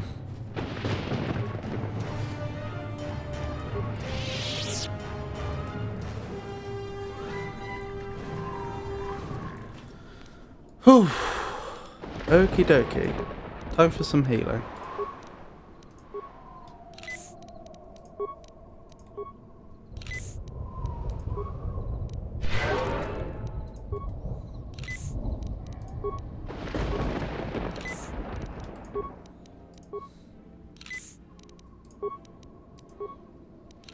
Good. Right, we should be in a position now to keep going.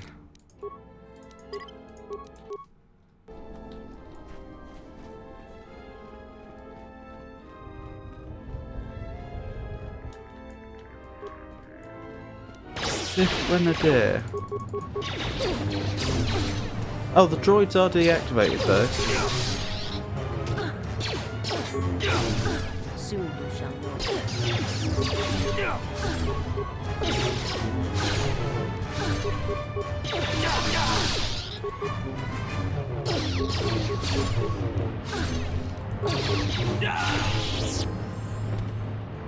Ah, she's leveled. So with any luck we can pick up the sneak running and revitalise if we can.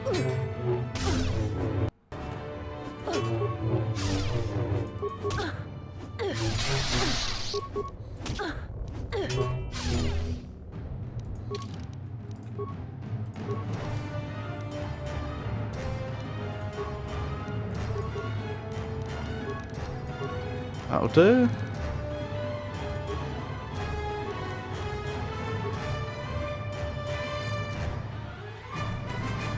What would I have taken otherwise? I don't know. Probably more conditioning. Stealth run. Excellent. Powers. We wanted revitalised, didn't we? Although Master Heal is really rather good too, I think it's got to be revitalised. Where's revitalise? Somewhere about here. There. Yes, revitalise.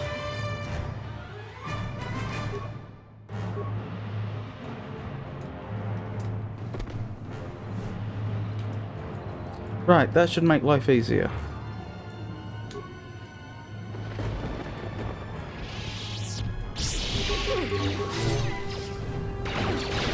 Oh, the others aren't. That's on me. You can be aggressive again.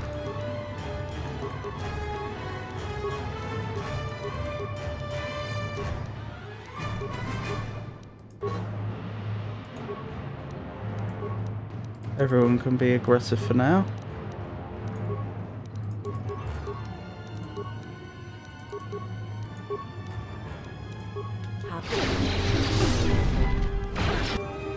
Alright, time to back off.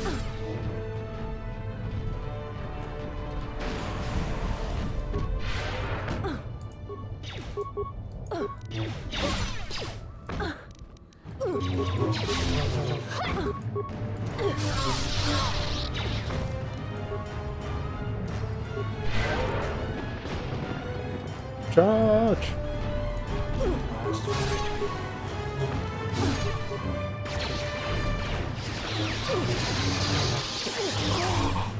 Oh, we've had another level.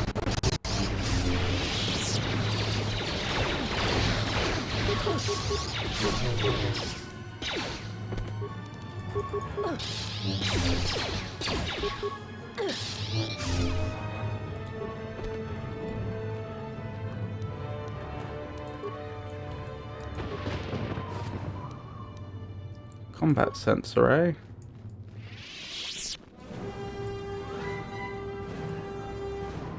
Check the other side quickly.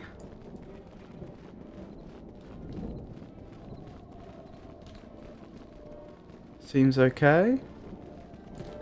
Oh, we've had 2 levels.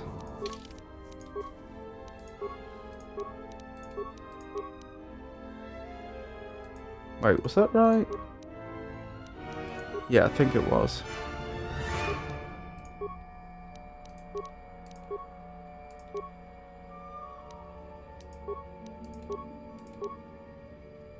Precise shot, wasn't it?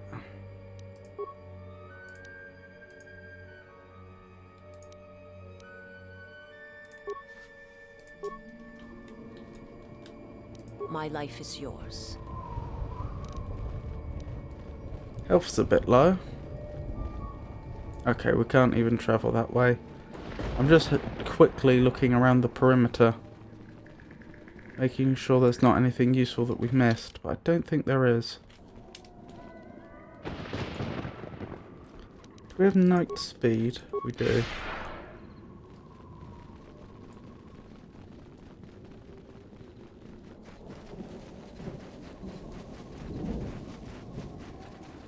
Nothing down here of use, is there? No.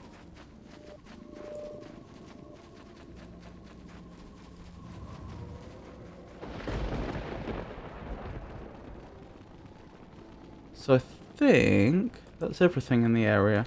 Strange sort of looking fire pit, isn't it? Right, let's... Well, I suppose I should heal first.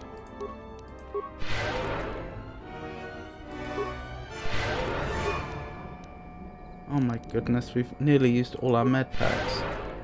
I'm pretty sure we had 40 at the beginning of this.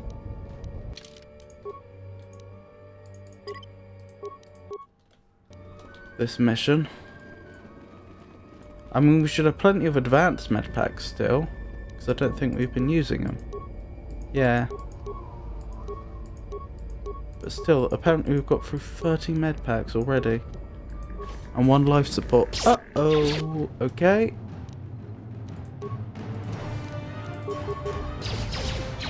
I don't know why that surprised me.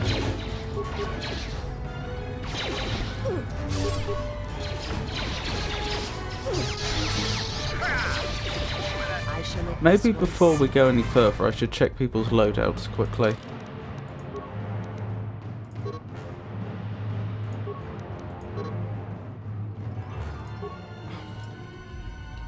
We're not actually in combat though, game. There we go. Did I master rope would seem the...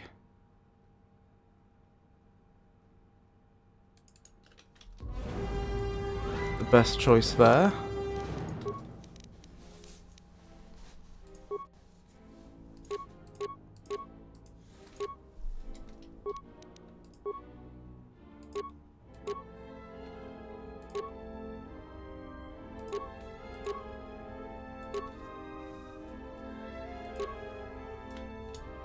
Interesting.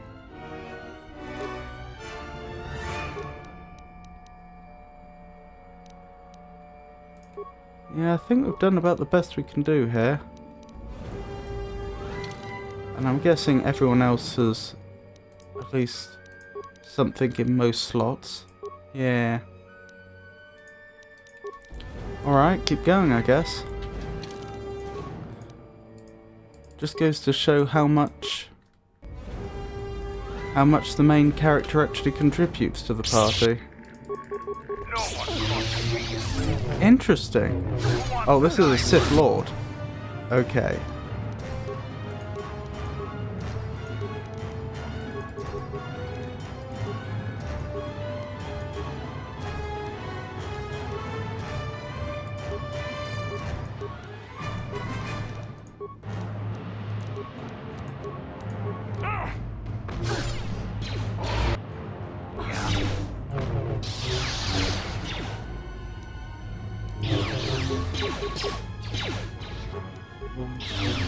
targeting the wrong one. Please both target down this one. Uh-oh, it's down to Mandalore.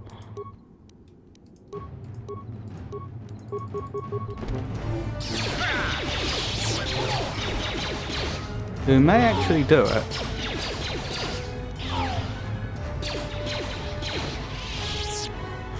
Goodness. Good old Mandalore.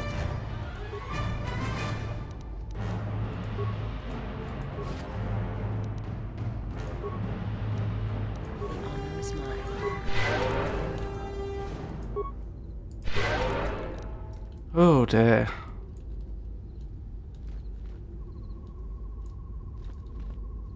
Unfortunately, I think we have to wait here and heal. Because I don't really have the... Well, I can use some med packs, can't I?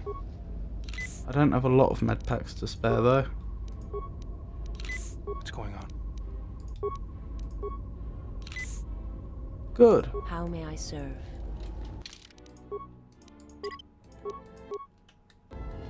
Let's press on.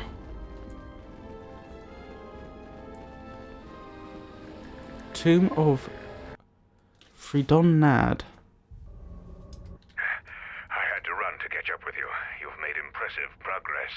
The Sith's camp lies in ruins. I told Kelborn of your progress. The rest of your squad is already en route to Isis. Also, Kex checked our sources for any information about this place. Kex believes that this is the tomb of Freedon Nad.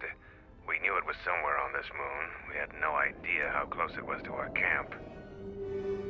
Who was Freedon Nad?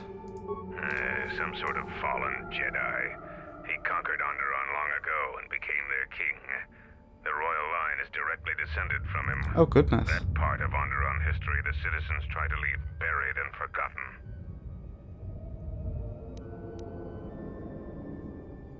How could you have missed it? Our priority here wasn't exploration. The mission was salvage and fort, and to do so covertly.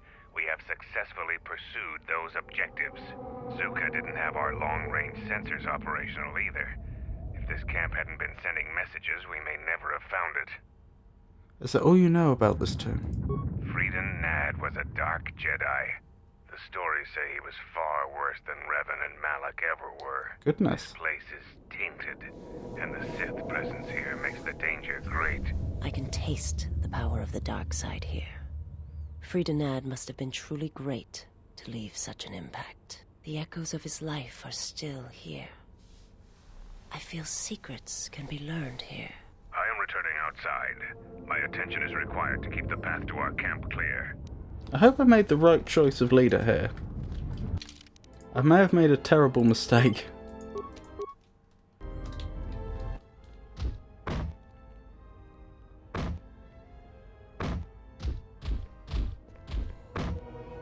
The time for practice is over. There are intruders in the tomb and they cannot be allowed to reach our master. The ritual must not be interrupted. I don't need to mention the price of failure. Men, follow me.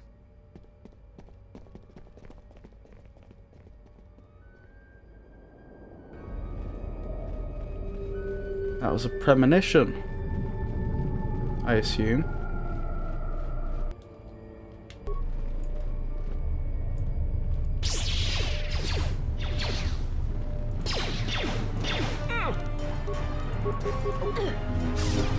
Interesting. Can we make it through here? Yes. So there's actually 3 directions we could go in.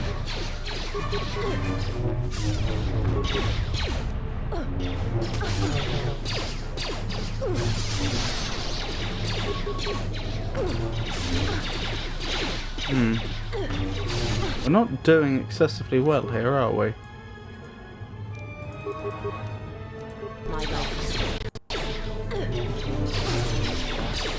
Oh, I don't know, Valdur's turning it around. Take him down. It's the problem that her lightsaber isn't that damaging. No, it's not bad. I mean, it's nowhere near as good as Lysa's lightsaber.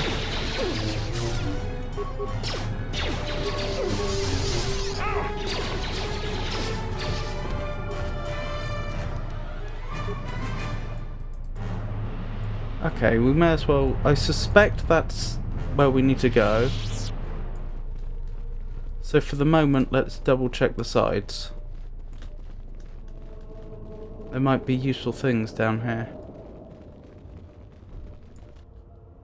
Droids? I thought we deactivated the droids.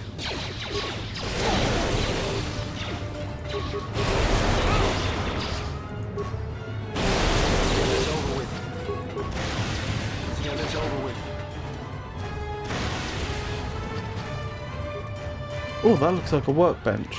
Wonderful. Wicker bin? Huh. Ancient box. Locked. Yeah? Would you mind, Baldur? How may I serve? Let's go. This is too tough for me. How may I serve? When it says impossible, does it mean that this character could never succeed in a role, or does it mean that no character could? Ooh, life support kits. That was sorely needed.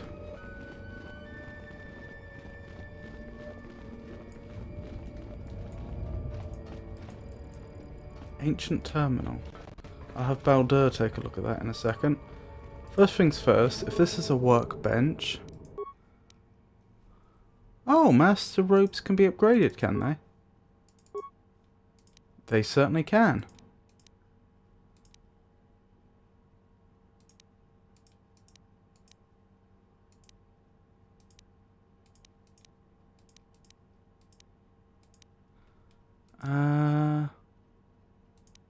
So reflex +1, stealth +4.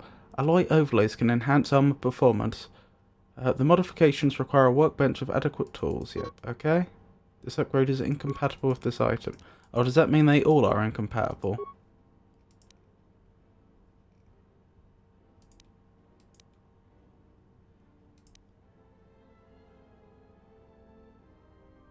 That's not bad.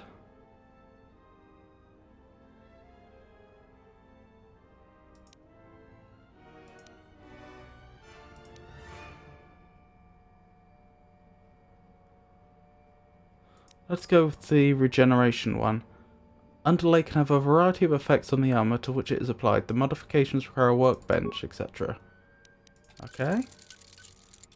The short lightsaber must be the one she's using. Looks that way.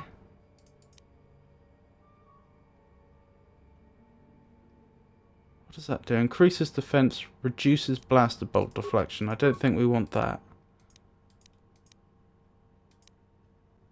Oh, a bit of bonus damage. Hoo, massive criticals. Found in the asteroid fields of the Firth system, this crystal can be used in lightsaber construction to produce an intense beam that seems extraordinarily quick to cut.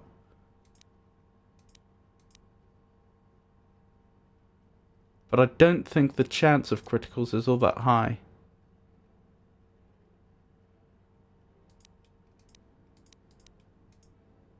Let's just go with the 2 +1 to 6. Yeah.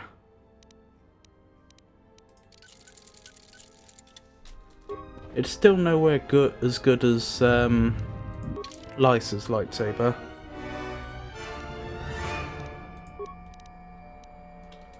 But it's considerably better than it was.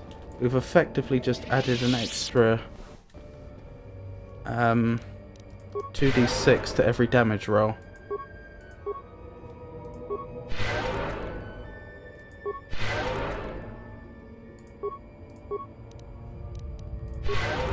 There we go. What's going on? Okay, never mind. Right, quick save here. Have a look at the ancient terminal, please. The Sith were working on the old computer terminal. It appears to have been a delicate operation. Sorry, on this old computer terminal. Attempt to repair the terminal. The Sith had carefully repaired most of the terminal's core. There is a single equation that needs to be fixed. The last equation is missing its mathematical operators. It just needs to have the proper operators in each slot to make the equation balanced. The equation is 6 something 2, and it's in brackets.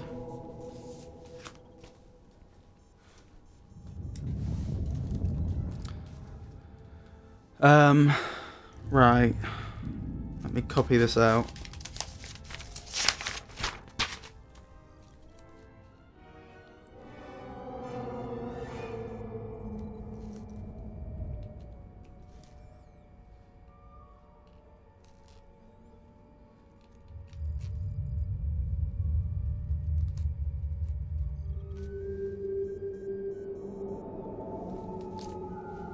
Right, 13's a prime number.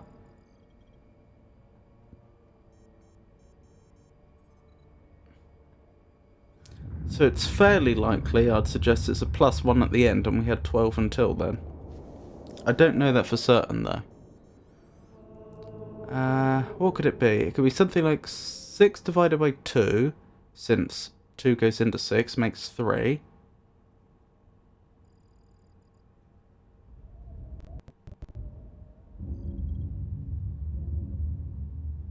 What's it going to do with 8?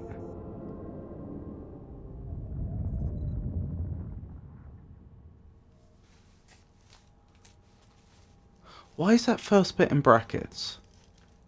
Because it's plus or minus, I suspect, and the operator that comes after it is times or divide.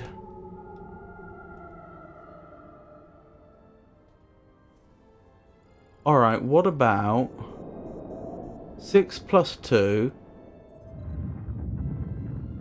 No, 6 minus 2 times 8 is going to make 32.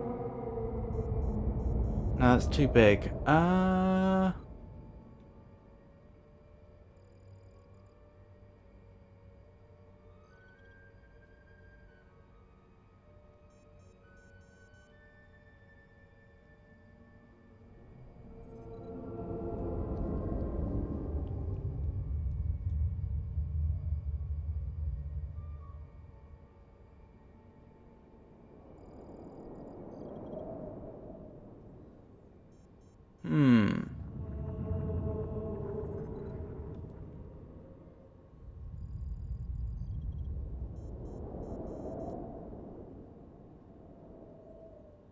Well, since 13's prime, there is clearly an addition going on here somewhere, or a subtraction.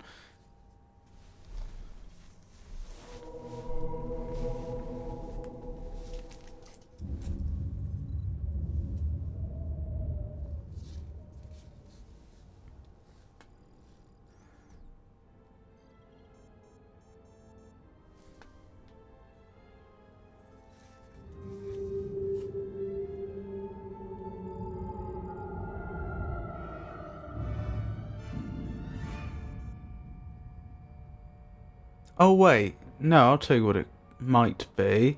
6 divided by 2 is 3, times 8 is 64, minus 9 gives you 15, and then you're a bit stuck. Okay, it's not that. I suppose the brackets actually don't tell you anything. Well, I mean, mathematically they're significant, but they don't actually really give you a clue as to what the operator is. No, they do, because if it was... No, because if it was times or... What it tells you... No, I think it does tell you this must be plus or minus, thinking about it. Because if they were both times, or they were both divide, or they were times and divide, or divide and times, then you wouldn't need the brackets there. And similarly, if this was times or divide and then this was plus or minus, again, you wouldn't need the brackets here. It only makes sense if this is plus or minus and this is times or divide. So we have a choice of adding them to make 8 or subtracting to make 4.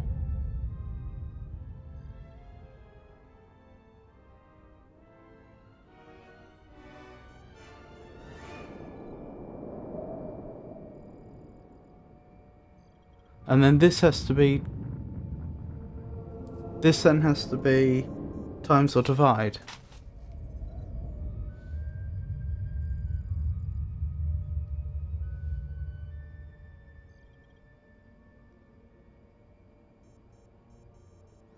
The thing is, 4 times 8 is going to make 32. Which isn't very useful if we're trying to get to 13. And the alternative to do 8 times 8, which will get you to 64, is even less useful.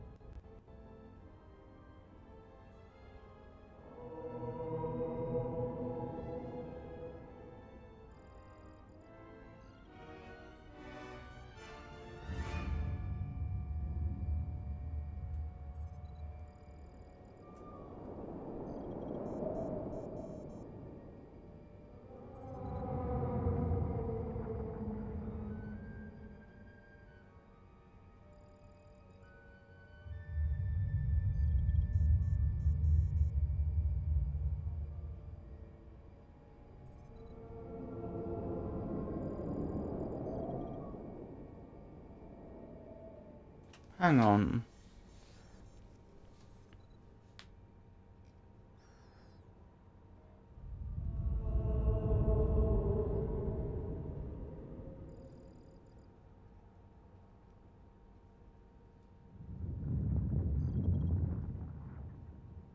I'm not going to be able to combine these 3 numbers in any way to make them divisible by 9. So we can rule out division there. But it's not going to be multiplication either, is it? Because the number will become too vast.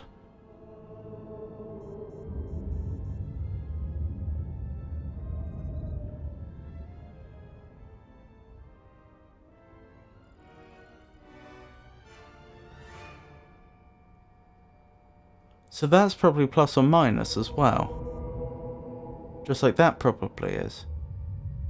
I suppose you could go for something like 8 divided by 8 is 1.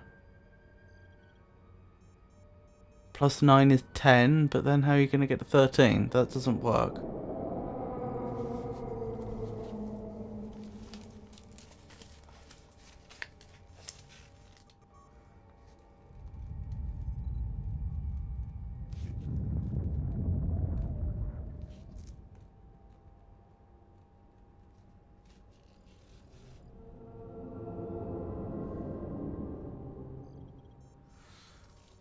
Could I get this side of the equation to 14 somehow? That would be... Well, if I'm adding or I'm subtracting 9, that means this either has to be 5, which I don't think is doable, or it would have to be 23. Which also doesn't seem very doable.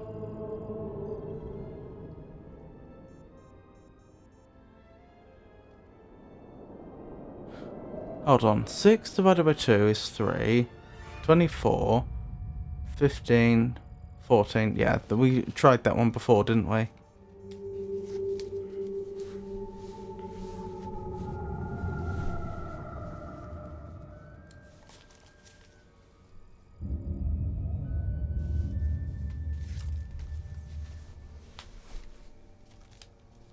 Good thing we're not on the clock here.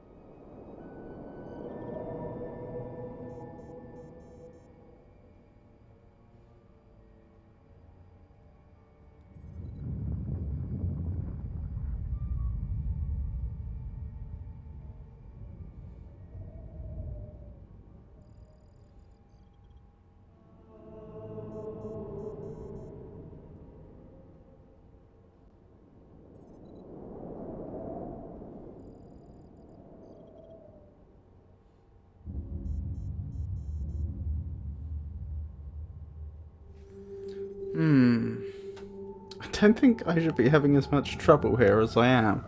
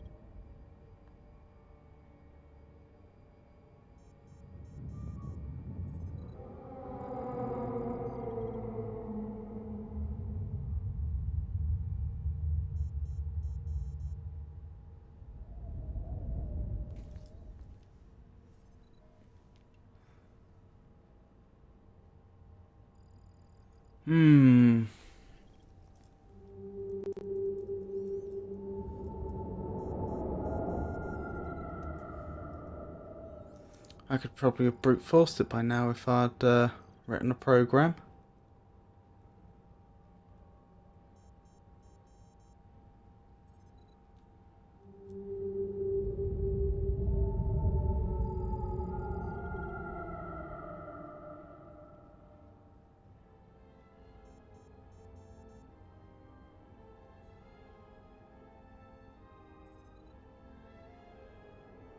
Hold on. Right at the end there, times or because it's 1, times or divide would have the same effect, which makes me think they could have written it in such a way that there's multiple solutions, but that I think makes it much more likely that's supposed to be plus or minus.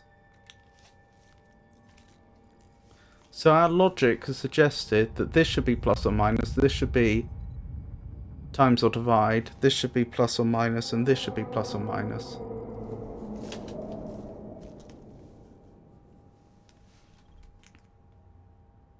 Which doesn't leave many possibilities.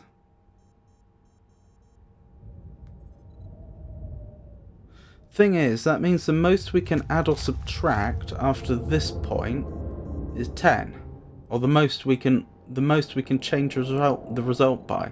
So we have to be within 10 of the correct value after the first 2 operators.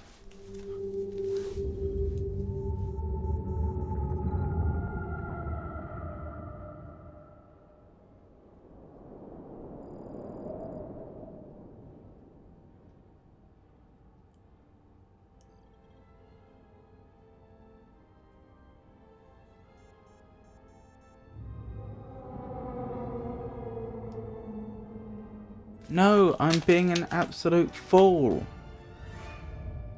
Am I? Possibly. No, I don't think... No, I think strictly speaking, everything I've said is reasonable, but it assumes that the brackets are actually needed. If the brackets aren't needed, that actually opens the door to a lot of other possibilities. Like adding or subtracting 8 times something else, for example. Well, in this case 9. But that's not a massive help because that's going to be such a massive number.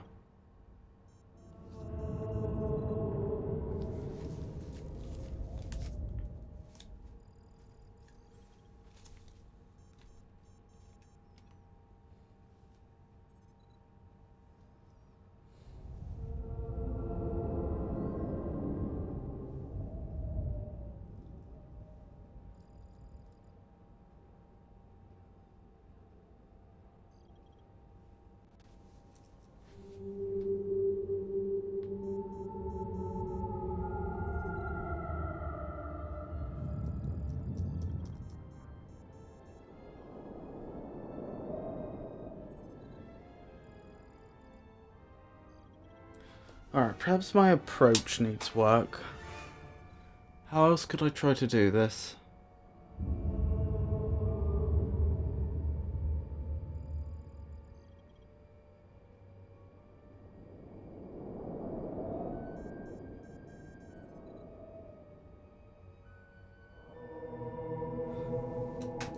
Because 13 is prime, we know for a fact that there is an addition or subtraction taking place.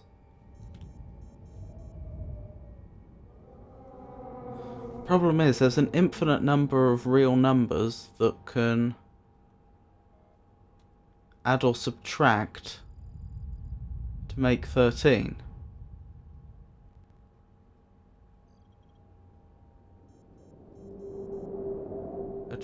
Admittedly, many of them are out of the range of the numbers we have in this equation.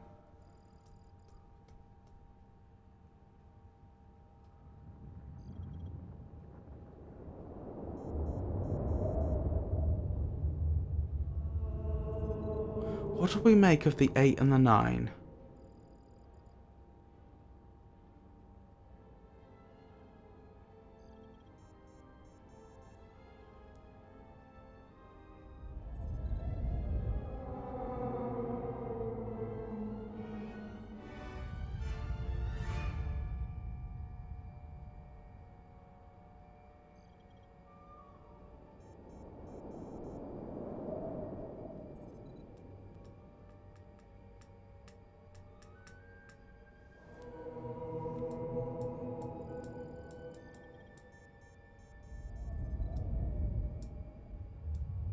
That's true, and I don't even actually know that there's only 2 numbers being added or subtracted. In fact, my reasoning before suggested more than that.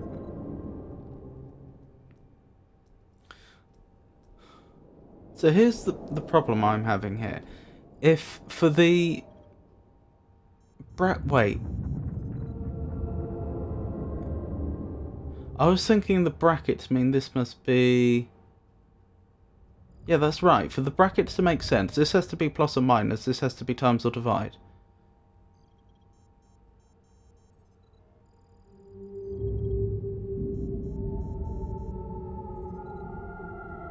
Yes, that has to be true, doesn't it? Because if any combination of just multiplying and dividing, any combination of just adding and subtracting, and multiplying here and adding and subtracting here, would not require the brackets.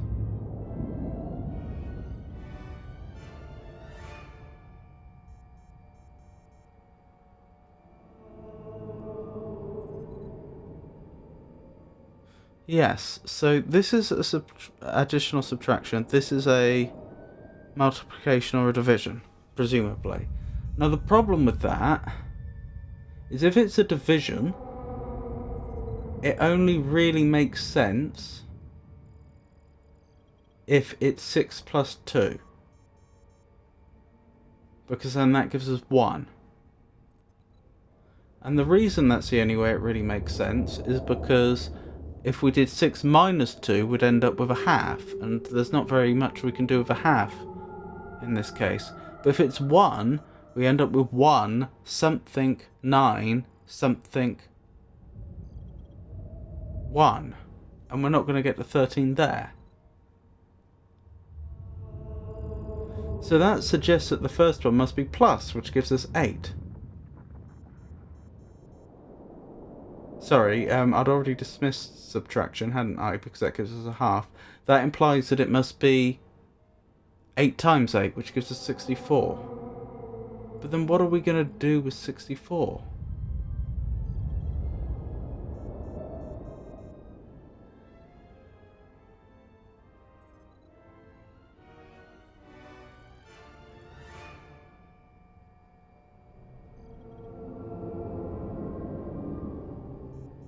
.64 is not divisible by 9.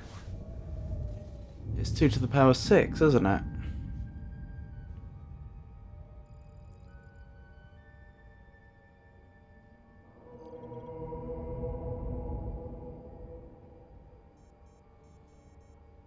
Are the brackets a red herring? Or is the entire question a red herring?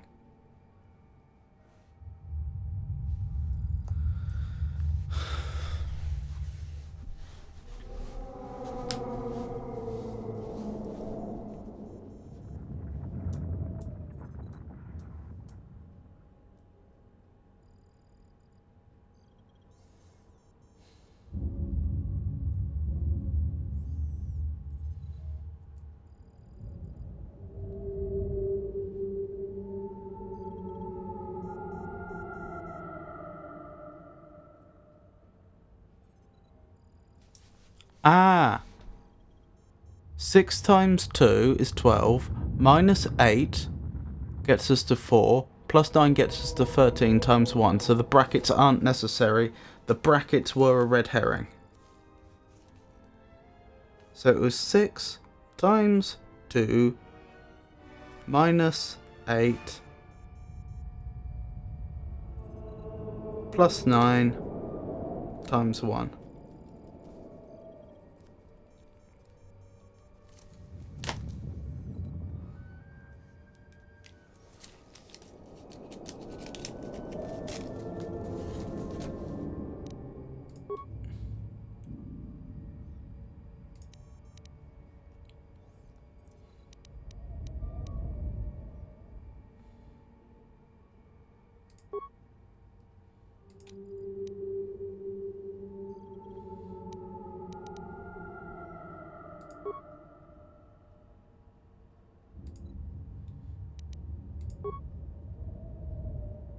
So, 6 times 2, 12, minus 8, 4, plus 9, 13, times 1 is 13. Well, I said that in the wrong order, didn't I? I should have expressed it as 6 times 2, 12, minus 8 is 4, and then plus 9 times 1, which again makes 13. So yes, power up the terminal. Correct. The terminal powers up. You hear an unlocking sound from the container nearby. Ooh. The honor is mine. Oh, she was very eager. Pure Kunda lens, crystal green.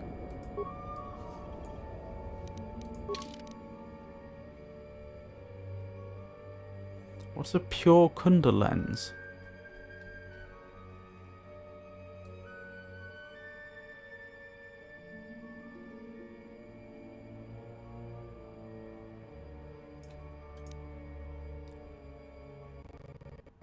Oh, that's quite good. The Kunda stone has numerous practical applications in medicine and communications.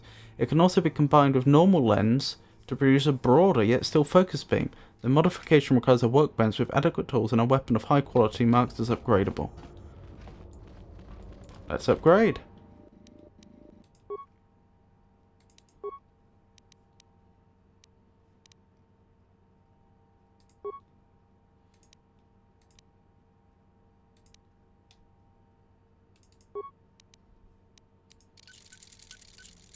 Excellent.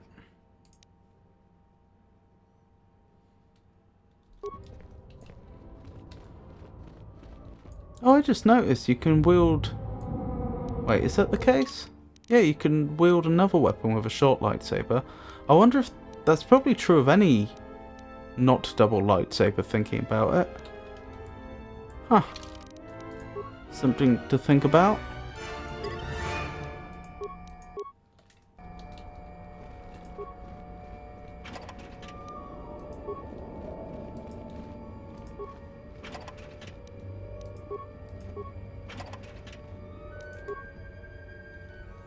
Right, let's keep going.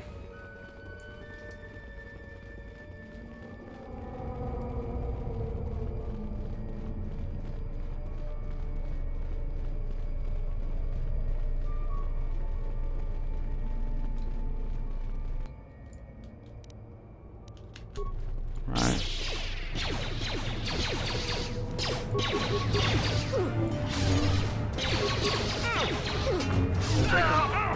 That felt like it went a lot better.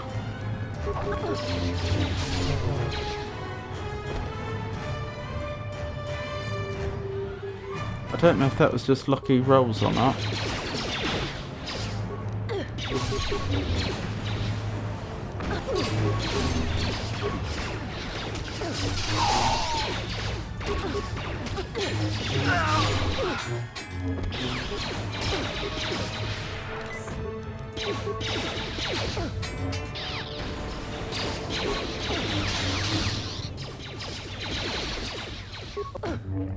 Excellent.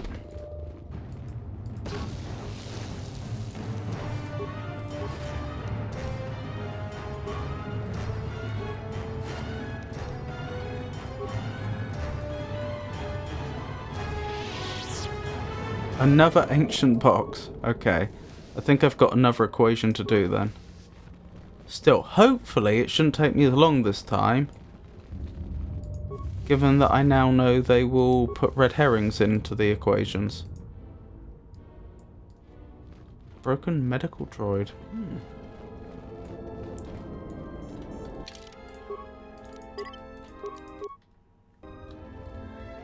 Yeah?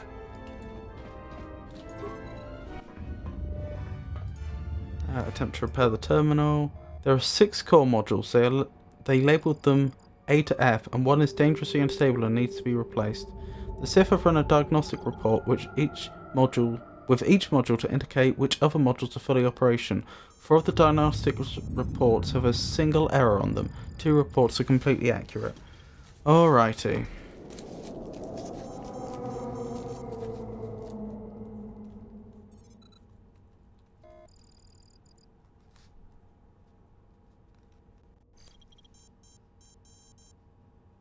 The unstable module's diagnostic report is one of the 2 that produces the accurate results.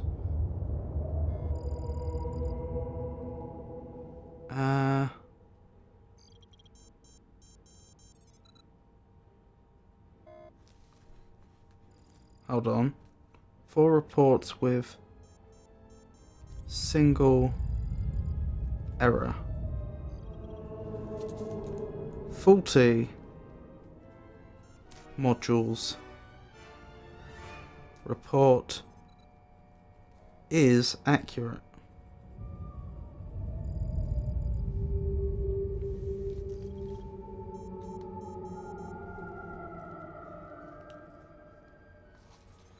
But hold on.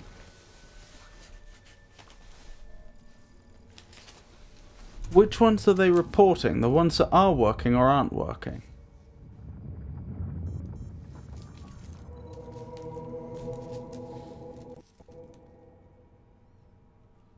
Single module faulty.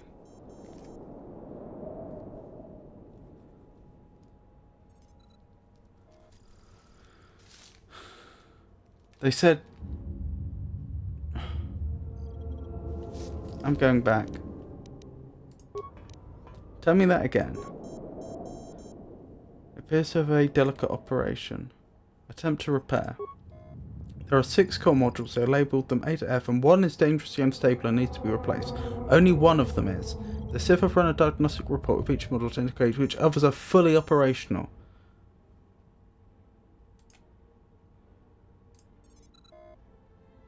Understood.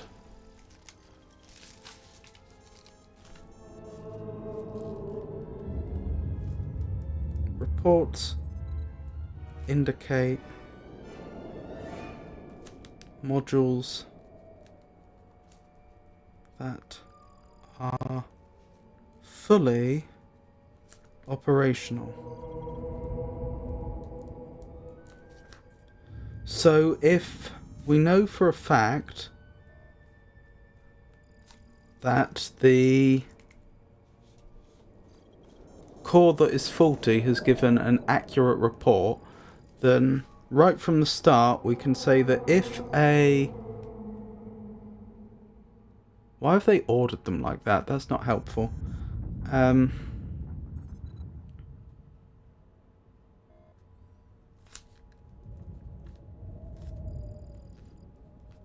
What was I saying? If a report contains itself, then that isn't the faulty one.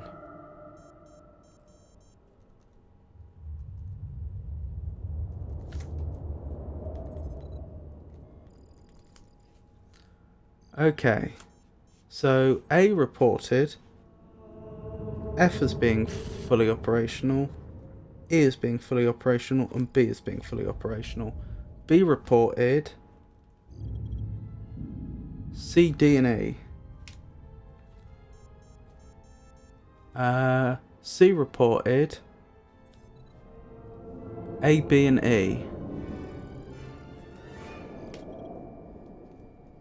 D reported A, C, and F.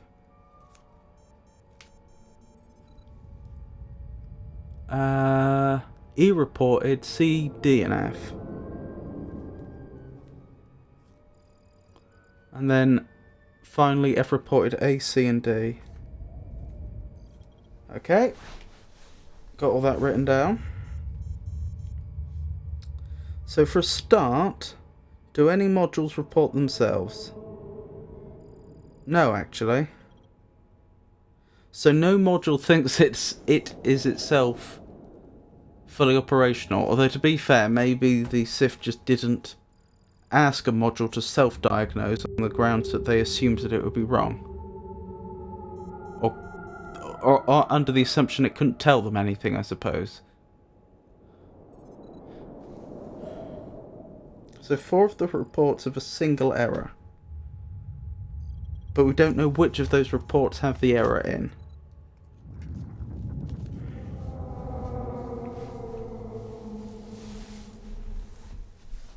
Two of the reports are entirely accurate.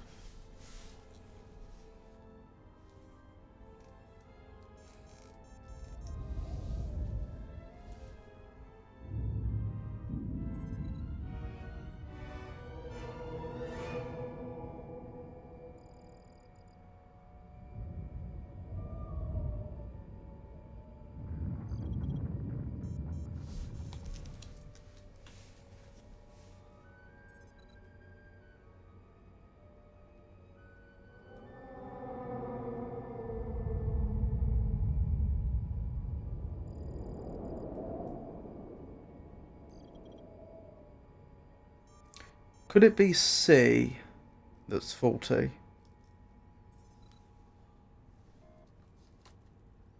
Because there are 4 reports of C being operational. Exactly. And there is no other there's no other module which is reported exactly 4 times as being operational. So if you negate those 4 reports saying C is fully operational, then you get 6 reports saying it's not operational. I think it must be C. It must be, mustn't it, for the reason I just used. The one which is, if we know that 4 reports is faulty, if we know that 4 reports have exactly 1 error in, and 2 reports have no errors in, then we're looking for a module which is reported as being fully operational in 4 reports. And there is only one of those, and that is C.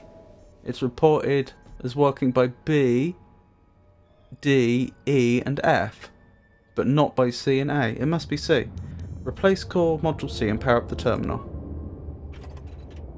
Excellent.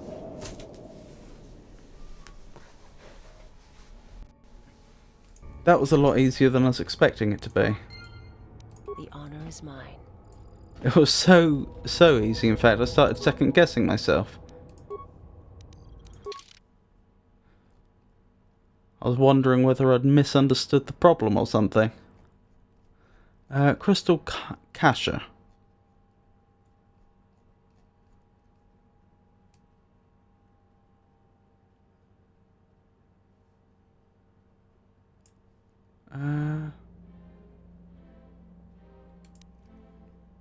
Attack and Wisdom. The crystal tradition used by the Syrians as a meditation tool. When used as a lightsaber crystal, it helps clear the wielder's mind of distractions, even during tense combat. I don't think I'll use that immediately. But interesting lore. Let's keep going. Wait, did I search the vicinity properly? I think I did. I'll just double check. I imagine I could activate the medical bot if I wanted, but I don't think there's much need for that. Yep, let's press on. Good thing we haven't given them lots of time to complete the ritual. Oh look! The mist down there, the red mist, that looks like the same mist that's in the background for evil aligned characters on their character page. Oh, apparently Mandalore's gone neutral. Hanging around us too much, clearly.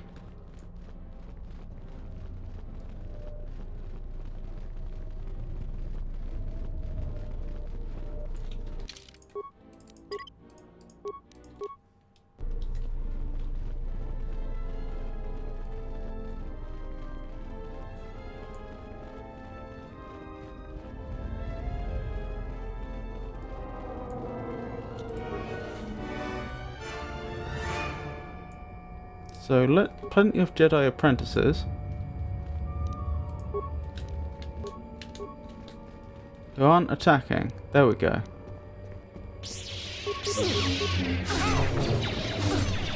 Can we have energy resistance for the party, please? There we go. That may have actually been overkill in this instance.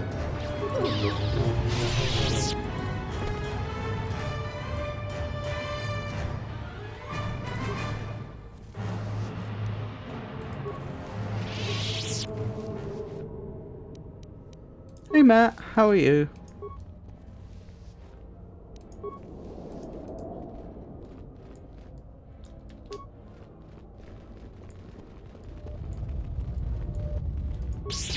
Oops, didn't mean to do that. Oh well, too late now.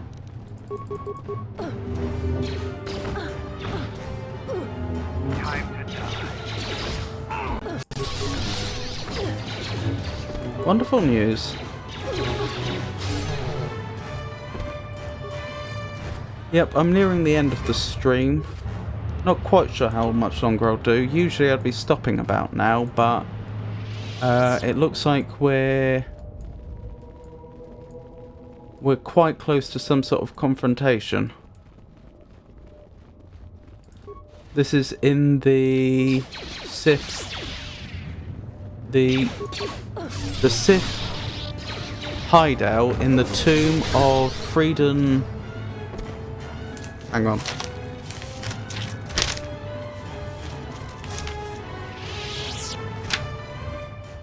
Freedom Nad, I think his name was, on the Onderan moon of Duxon. Yes, boss battle indeed.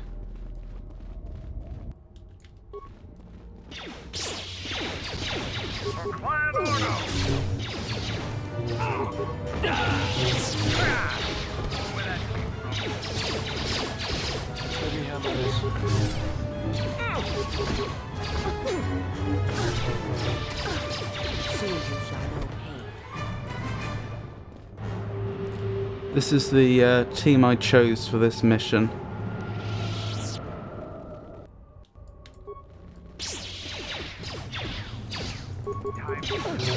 Visas as the leader, with Baldur and Mandalore as backup.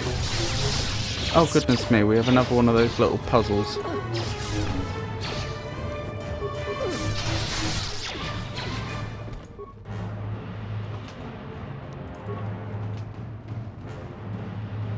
Dark side energy, no thank you. No. I just wanted to see if I could interact with it.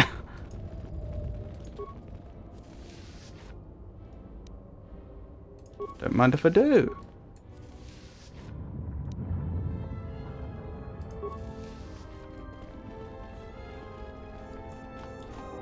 What's going on? Right, let's try another puzzle then.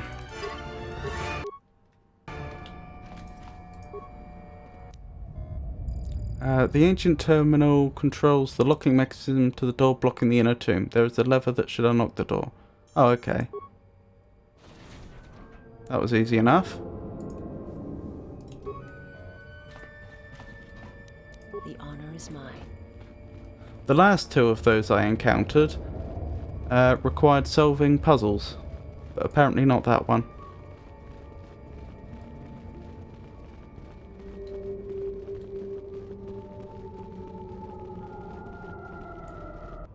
Oh look, they've sent friends. Energy resistance. Take them down. Who wants to die first? Let's get this over with.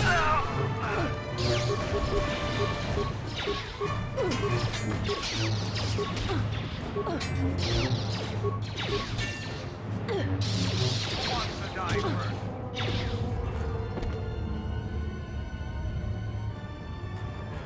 I do like the fact that occasionally in this game, the second game in the series, you end up playing as characters other than the main character.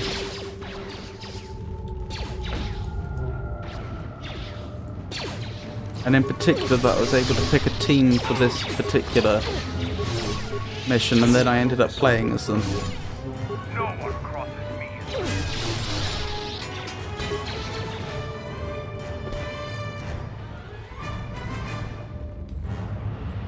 Yeah, that's a pretty good way of making you care about other characters. Oh, thank you for the follow.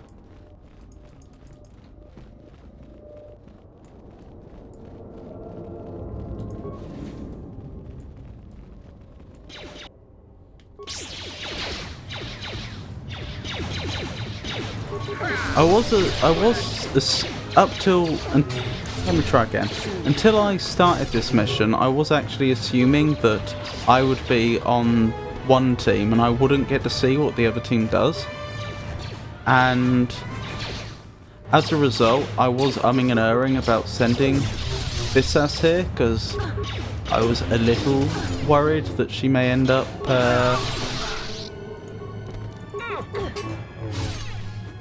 not being as loyal as one would hope.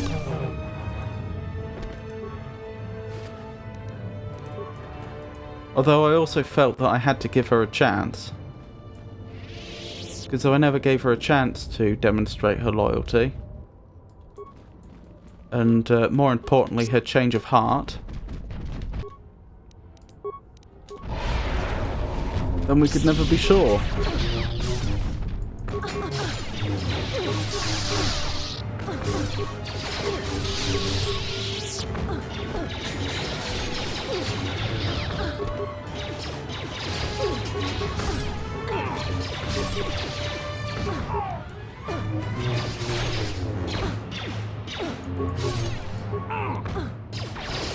Ow, that was painful.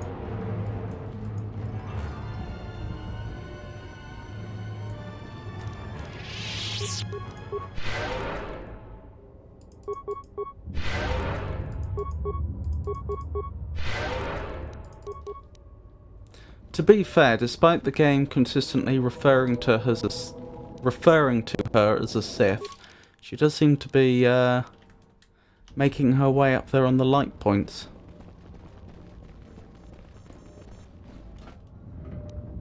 Let's go.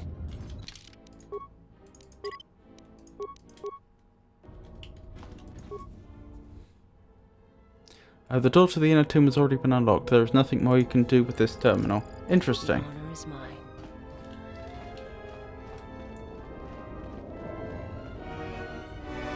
I'm surprised they implemented that as an or and not an and.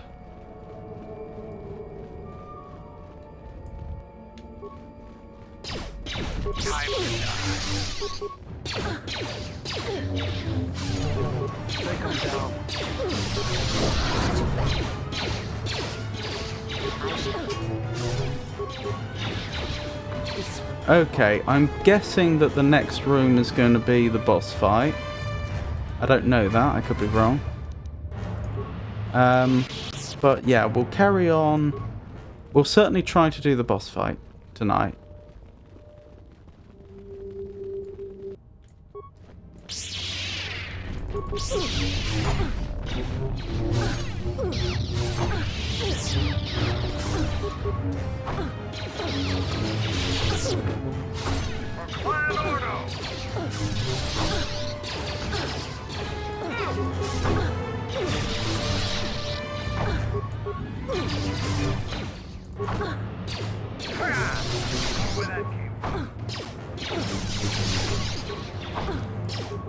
Get this over with. No one crosses me and lives.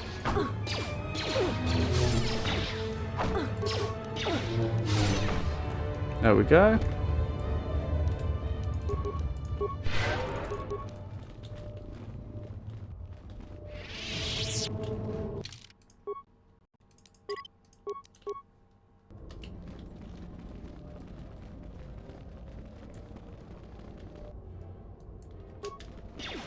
That's quite a few of them. Unfortunately, yeah, I don't have any good area of effect force abilities on VSAS. I'm sure this area is fine. Definitely no boss.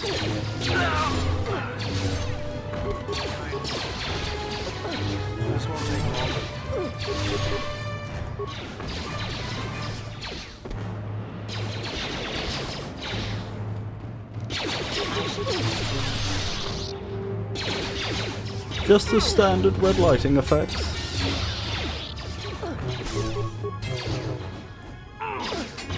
This won't take long. Soon you shall Oh know. dear. Baldur took a bit of a beating there too. This might be time for one of the life support kits.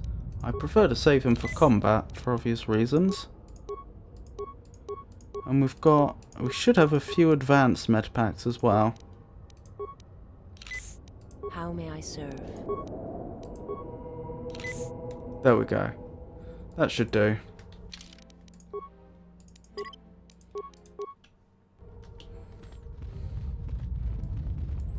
Here we go then.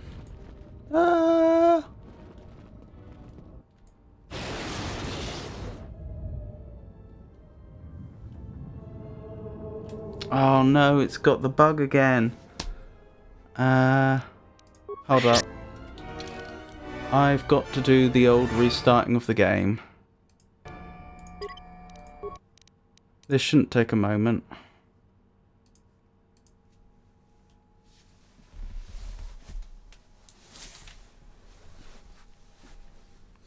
Game's just starting up. Right, game's running again. Make sure capture's working. Right.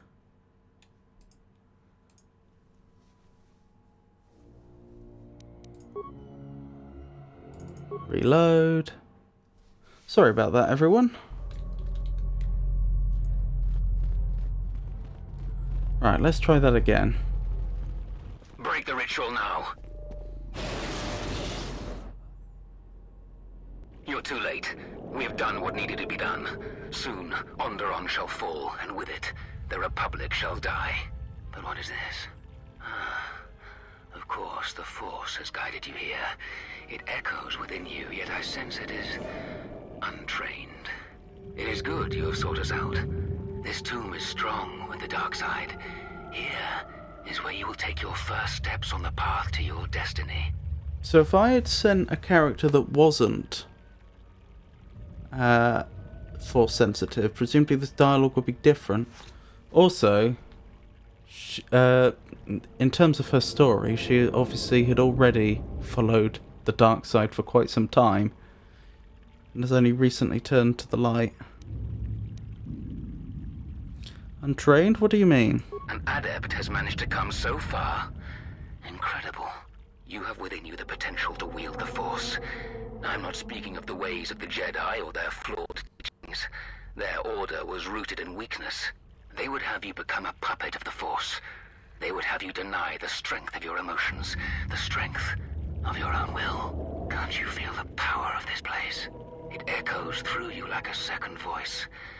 Accept it. Embrace it.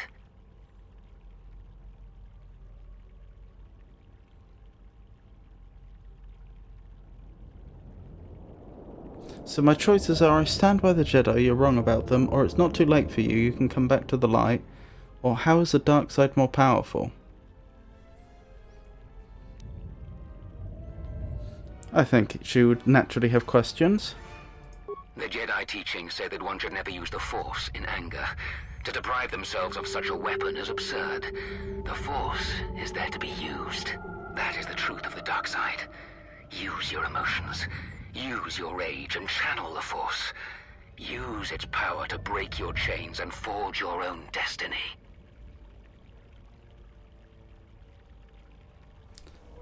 But how do I use it? Just give in. Let the walls around your emotions fall. Let vengeance guide your hand. Let passion fuel your power. You feel it, yes. I could actually have her go dark side here then. Would she? Would she, would she, would she?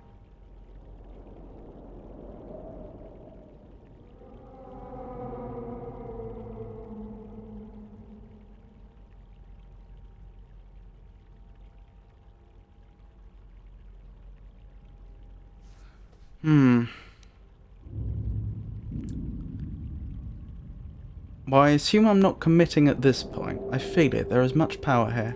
Yes, you can see it. You can feel it around you. There are no limits to what you could achieve. Join us. So my choices are: I see no reason to join you, not when I can work for myself. Join you, I'll kill you first. Or I share my power with no one, prepare to die. So I don't actually have the option to have her betray the rest of the team here. I'm not sure I would have played her that way, but it's disappointing to know that isn't an option.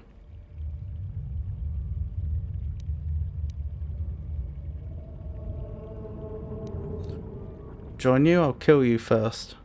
A shame. Instead of freedom and power, you have chosen death. So be it. Right, the Sith Master is... Oh wait, they're all Masters. Wait, what's the difference between a Dark Jedi Master and a Sith Master then? Anywho, first things first, bring up the energy... what's it called? Energy resistance. Dark side points gained?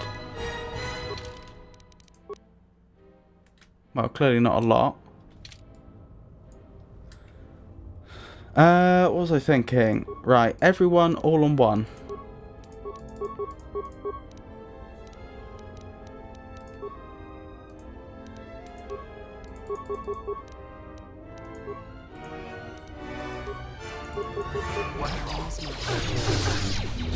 Well, this isn't going great. It's really not. She needs to retreat immediately. She's down. Okay. That's not good.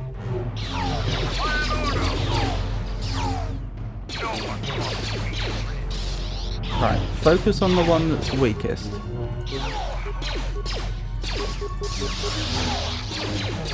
I'm just gonna have to reload, aren't I?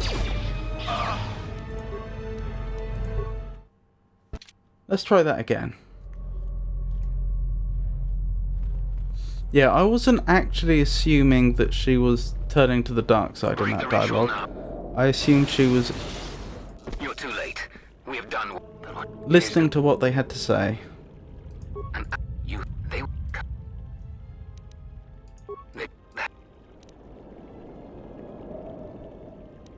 just I will not be tempted. That path leads to the dark side. a shame. Instead of freedom and power, you have chosen death. So be it. Okay, and that led to no net alignment change. Fair enough. Right, how are we doing things differently? I want you to bring up the energy shield as before, but I want Mandalore to rush in immediately and... Oh, I did gain light points. No, no, no, no, no, no. That's not the plan. That's not the plan. I don't want you to leave the battle.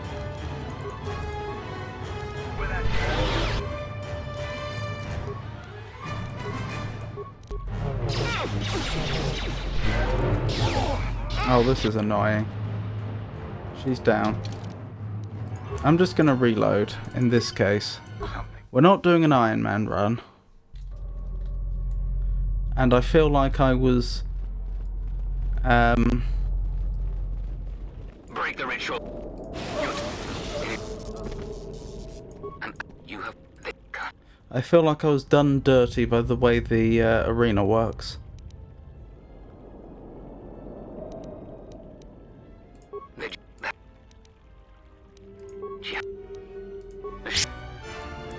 Right, let's try again. First things first. No, no, no, no, no, no, no, no, no, no, no. This is very annoying.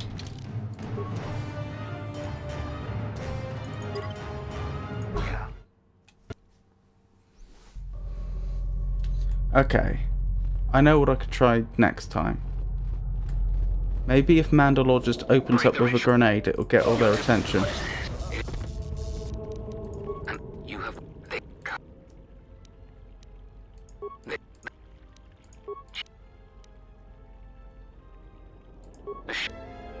Right. Mandalore. Open up with a frag grenade. I'd like you to run to the side. No Baldur. Okay, Baldur's down. Energy resistance. Revitalize. Alright, Baldur's back up. Now let's have some healing, please. I'm not quite sure why I don't have the proper combat menu this time. But I don't.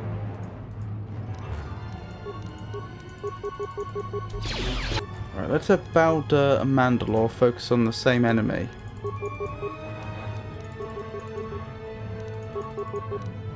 Ah, do I have the combat menu now? I do, wonderful. No, don't run in, don't run in. I just want you to heal. This won't take long. I don't think we're gonna do it even then.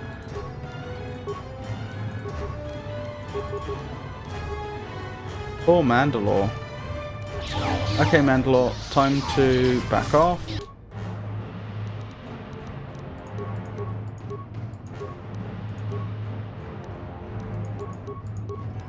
Where do I find the life support? That's the one. Get yourself healed. Which one's the weak Dark Jedi? This one is.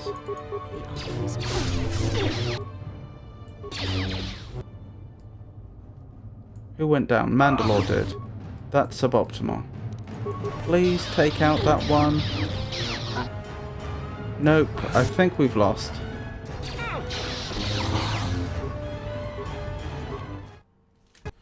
Okie dokie. I'll go through the dialogue again. Break the ritual now.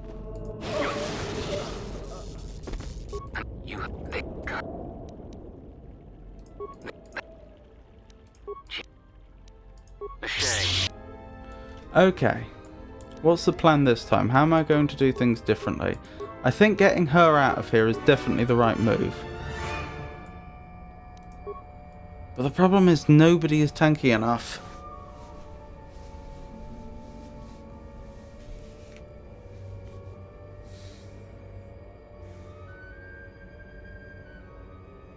Hold on, I'll save here so that we don't have to keep going back to before the dialogue. An idea, I could have each of them target one at a time. Usually that's an absolutely awful idea, but here's my thinking. Whenever Visa's uses her heal, every party member gets some health. So the most, in terms of the most health restored per second, the most efficient way to use it is when everyone's injured. So this tactic would mean that it takes the longest time to take out the Sith Masters, but it may allow the party to survive for the longest.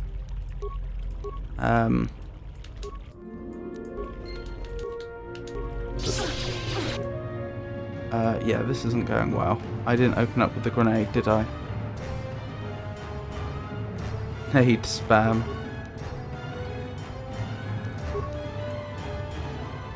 Maybe.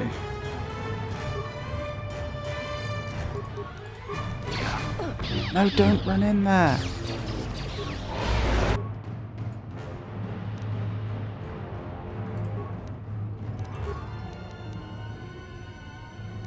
Right, first things first, get some healing done.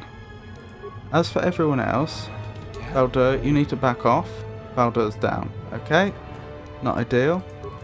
Looks like I'm gonna have to revitalize as well. Mandalore.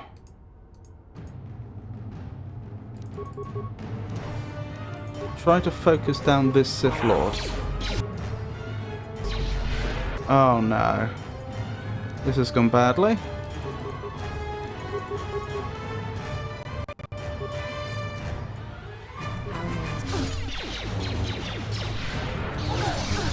Right, back off, back off, back off, back off.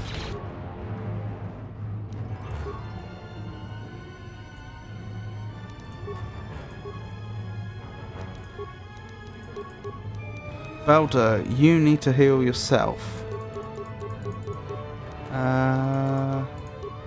Right, drop whatever you were doing, heal yourself. Same here, heal yourself. You are no match. No, don't run off and do battle with the Sith Master yet.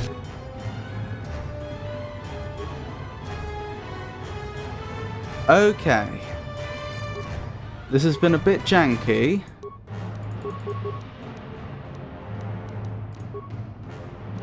More than a bit janky, this has been very janky. But we stand a chance this time. Now this is pod racing. Oh no, Baldur's nearly down again. Baldur, drop what you're doing. Another life support pack. Mandalore, can you take aggro? Well, now you're bound to take aggro. Okie dokie. Right, drop what you're doing. Revitalize, then heal. Can you not revitalize? You can. Okay, I guess we're just down Baldur for now.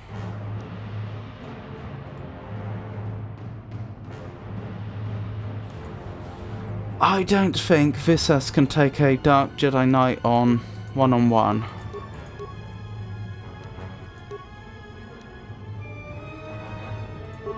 We'll give it a go, actually. Because I can have her spam advanced med packs. We've got enough of those that that's a viable strategy. No, no, no, no, no, no. This is not going well at all. Advanced med pack, please. And run. And she's down. We're back to just Mandalore.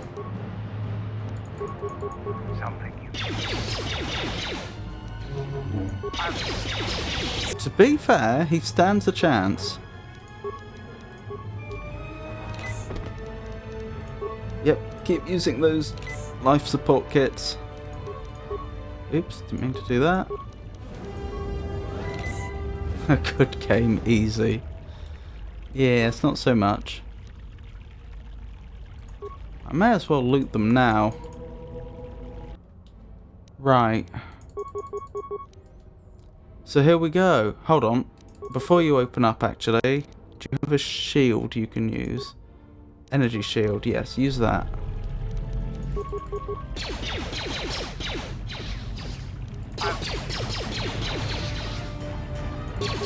I think he's got this. I can't be sure.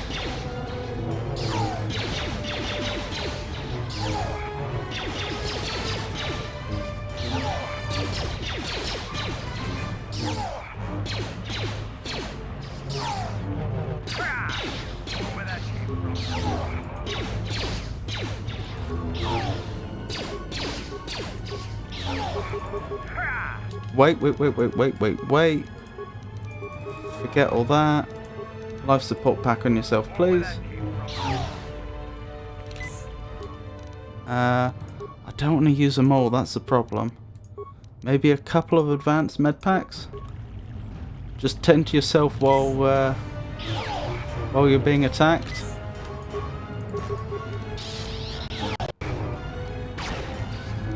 Yeah, okay, the power shots are not very good. Let's just go with rapid fire.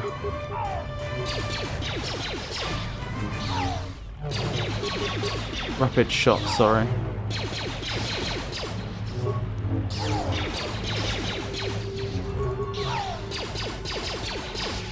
Oh my goodness. Well, that was a close thing.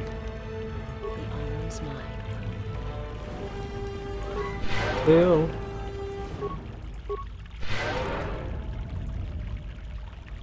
Oh, look who it is. Is that Kelborn? No, Zaga. Let's examine the vicinity before we speak to him. In fact, first things first, let's save.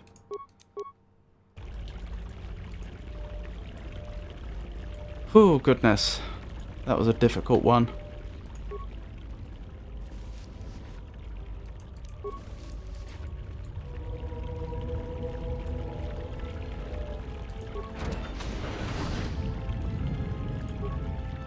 Huh.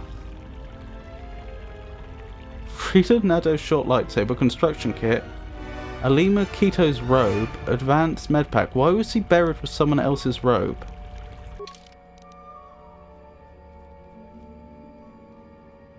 Okay, see you, Matt. Thank you for dropping by.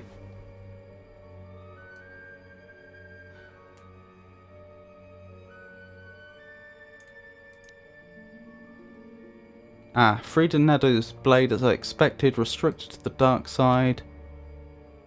What was the other one?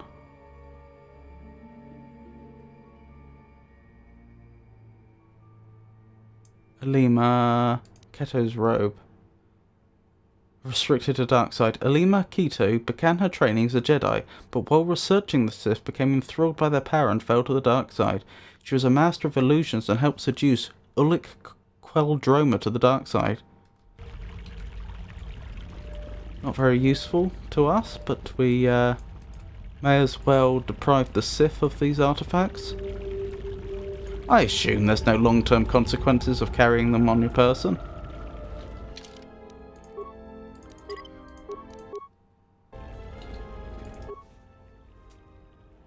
What you have done is beyond words. You fought like a Mandalorian. When you are finished here, I will take you back to the camp. You can let the rest of your squad know what you've discovered. I'm ready to go. What happened to Lysa? After you left, your squad... Excellent! Zaga said that he and your friends are making good progress through the jungle. Trust me, this is worth the wait. And here it is. A salvaged Basilisk war droid. Mandalore said that he would make it available to you for insertion into the city of Iziz. I assure you, they won't know what hit them. What exactly is a Basilisk? The Basilisk war droid is the epitome of weapon technology, state-of-the-art weaponry, armor, and maneuverability. Unfortunately, its weapons systems aren't fully functional yet, as are some other unimportant support systems. But she will get you to Iziz in one piece. Their fighters won't be able to stop that. What kinds of unimportant support systems? Minor systems. Nothing you need concern yourself with. We've modified the interior to hold 3 people. Maybe a little tight. You need to leave immediately. Isis is in the grip of a civil war, so there'll be considerable resistance. They remember the last time Basilisk war droids visited their planet. Fight ferociously. And if you die, take as many as you can with you. Right, Kreia is coming with us. That's a given. Oh, she was already selected. So it's between Disciple and HK-47. I think earlier I was leaning towards HK-47, wasn't I?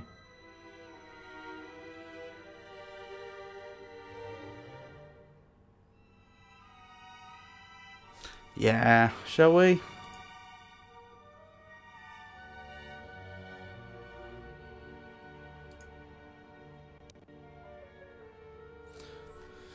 I'm just a little worried he may cause problems that we then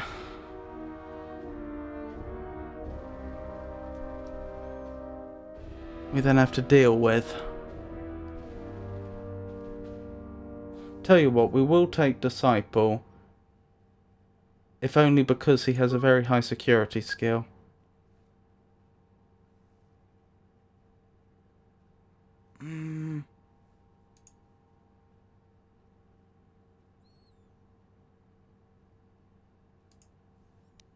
No, we're taking HK-47, I've decided. I will live with the consequences of my actions.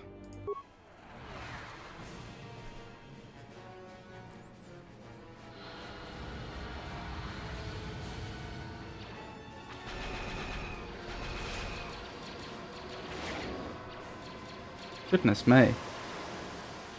Wow. That was impressive. A basilisk? A basilisk here? Mandalorians are attacking the city! Talia has made an alliance with the Mandalorians. Men, destroy them. Well, that didn't go well.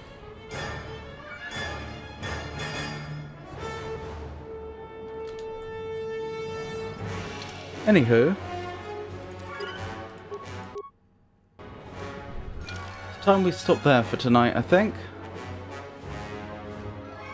So, thank you for coming, everyone. I hope you enjoyed it. I'll be streaming again on Friday from 4 o'clock British Summer Time, and it'll be more of the same, more of Knights of the Old Republic 2. We have someone else to thank here, don't we?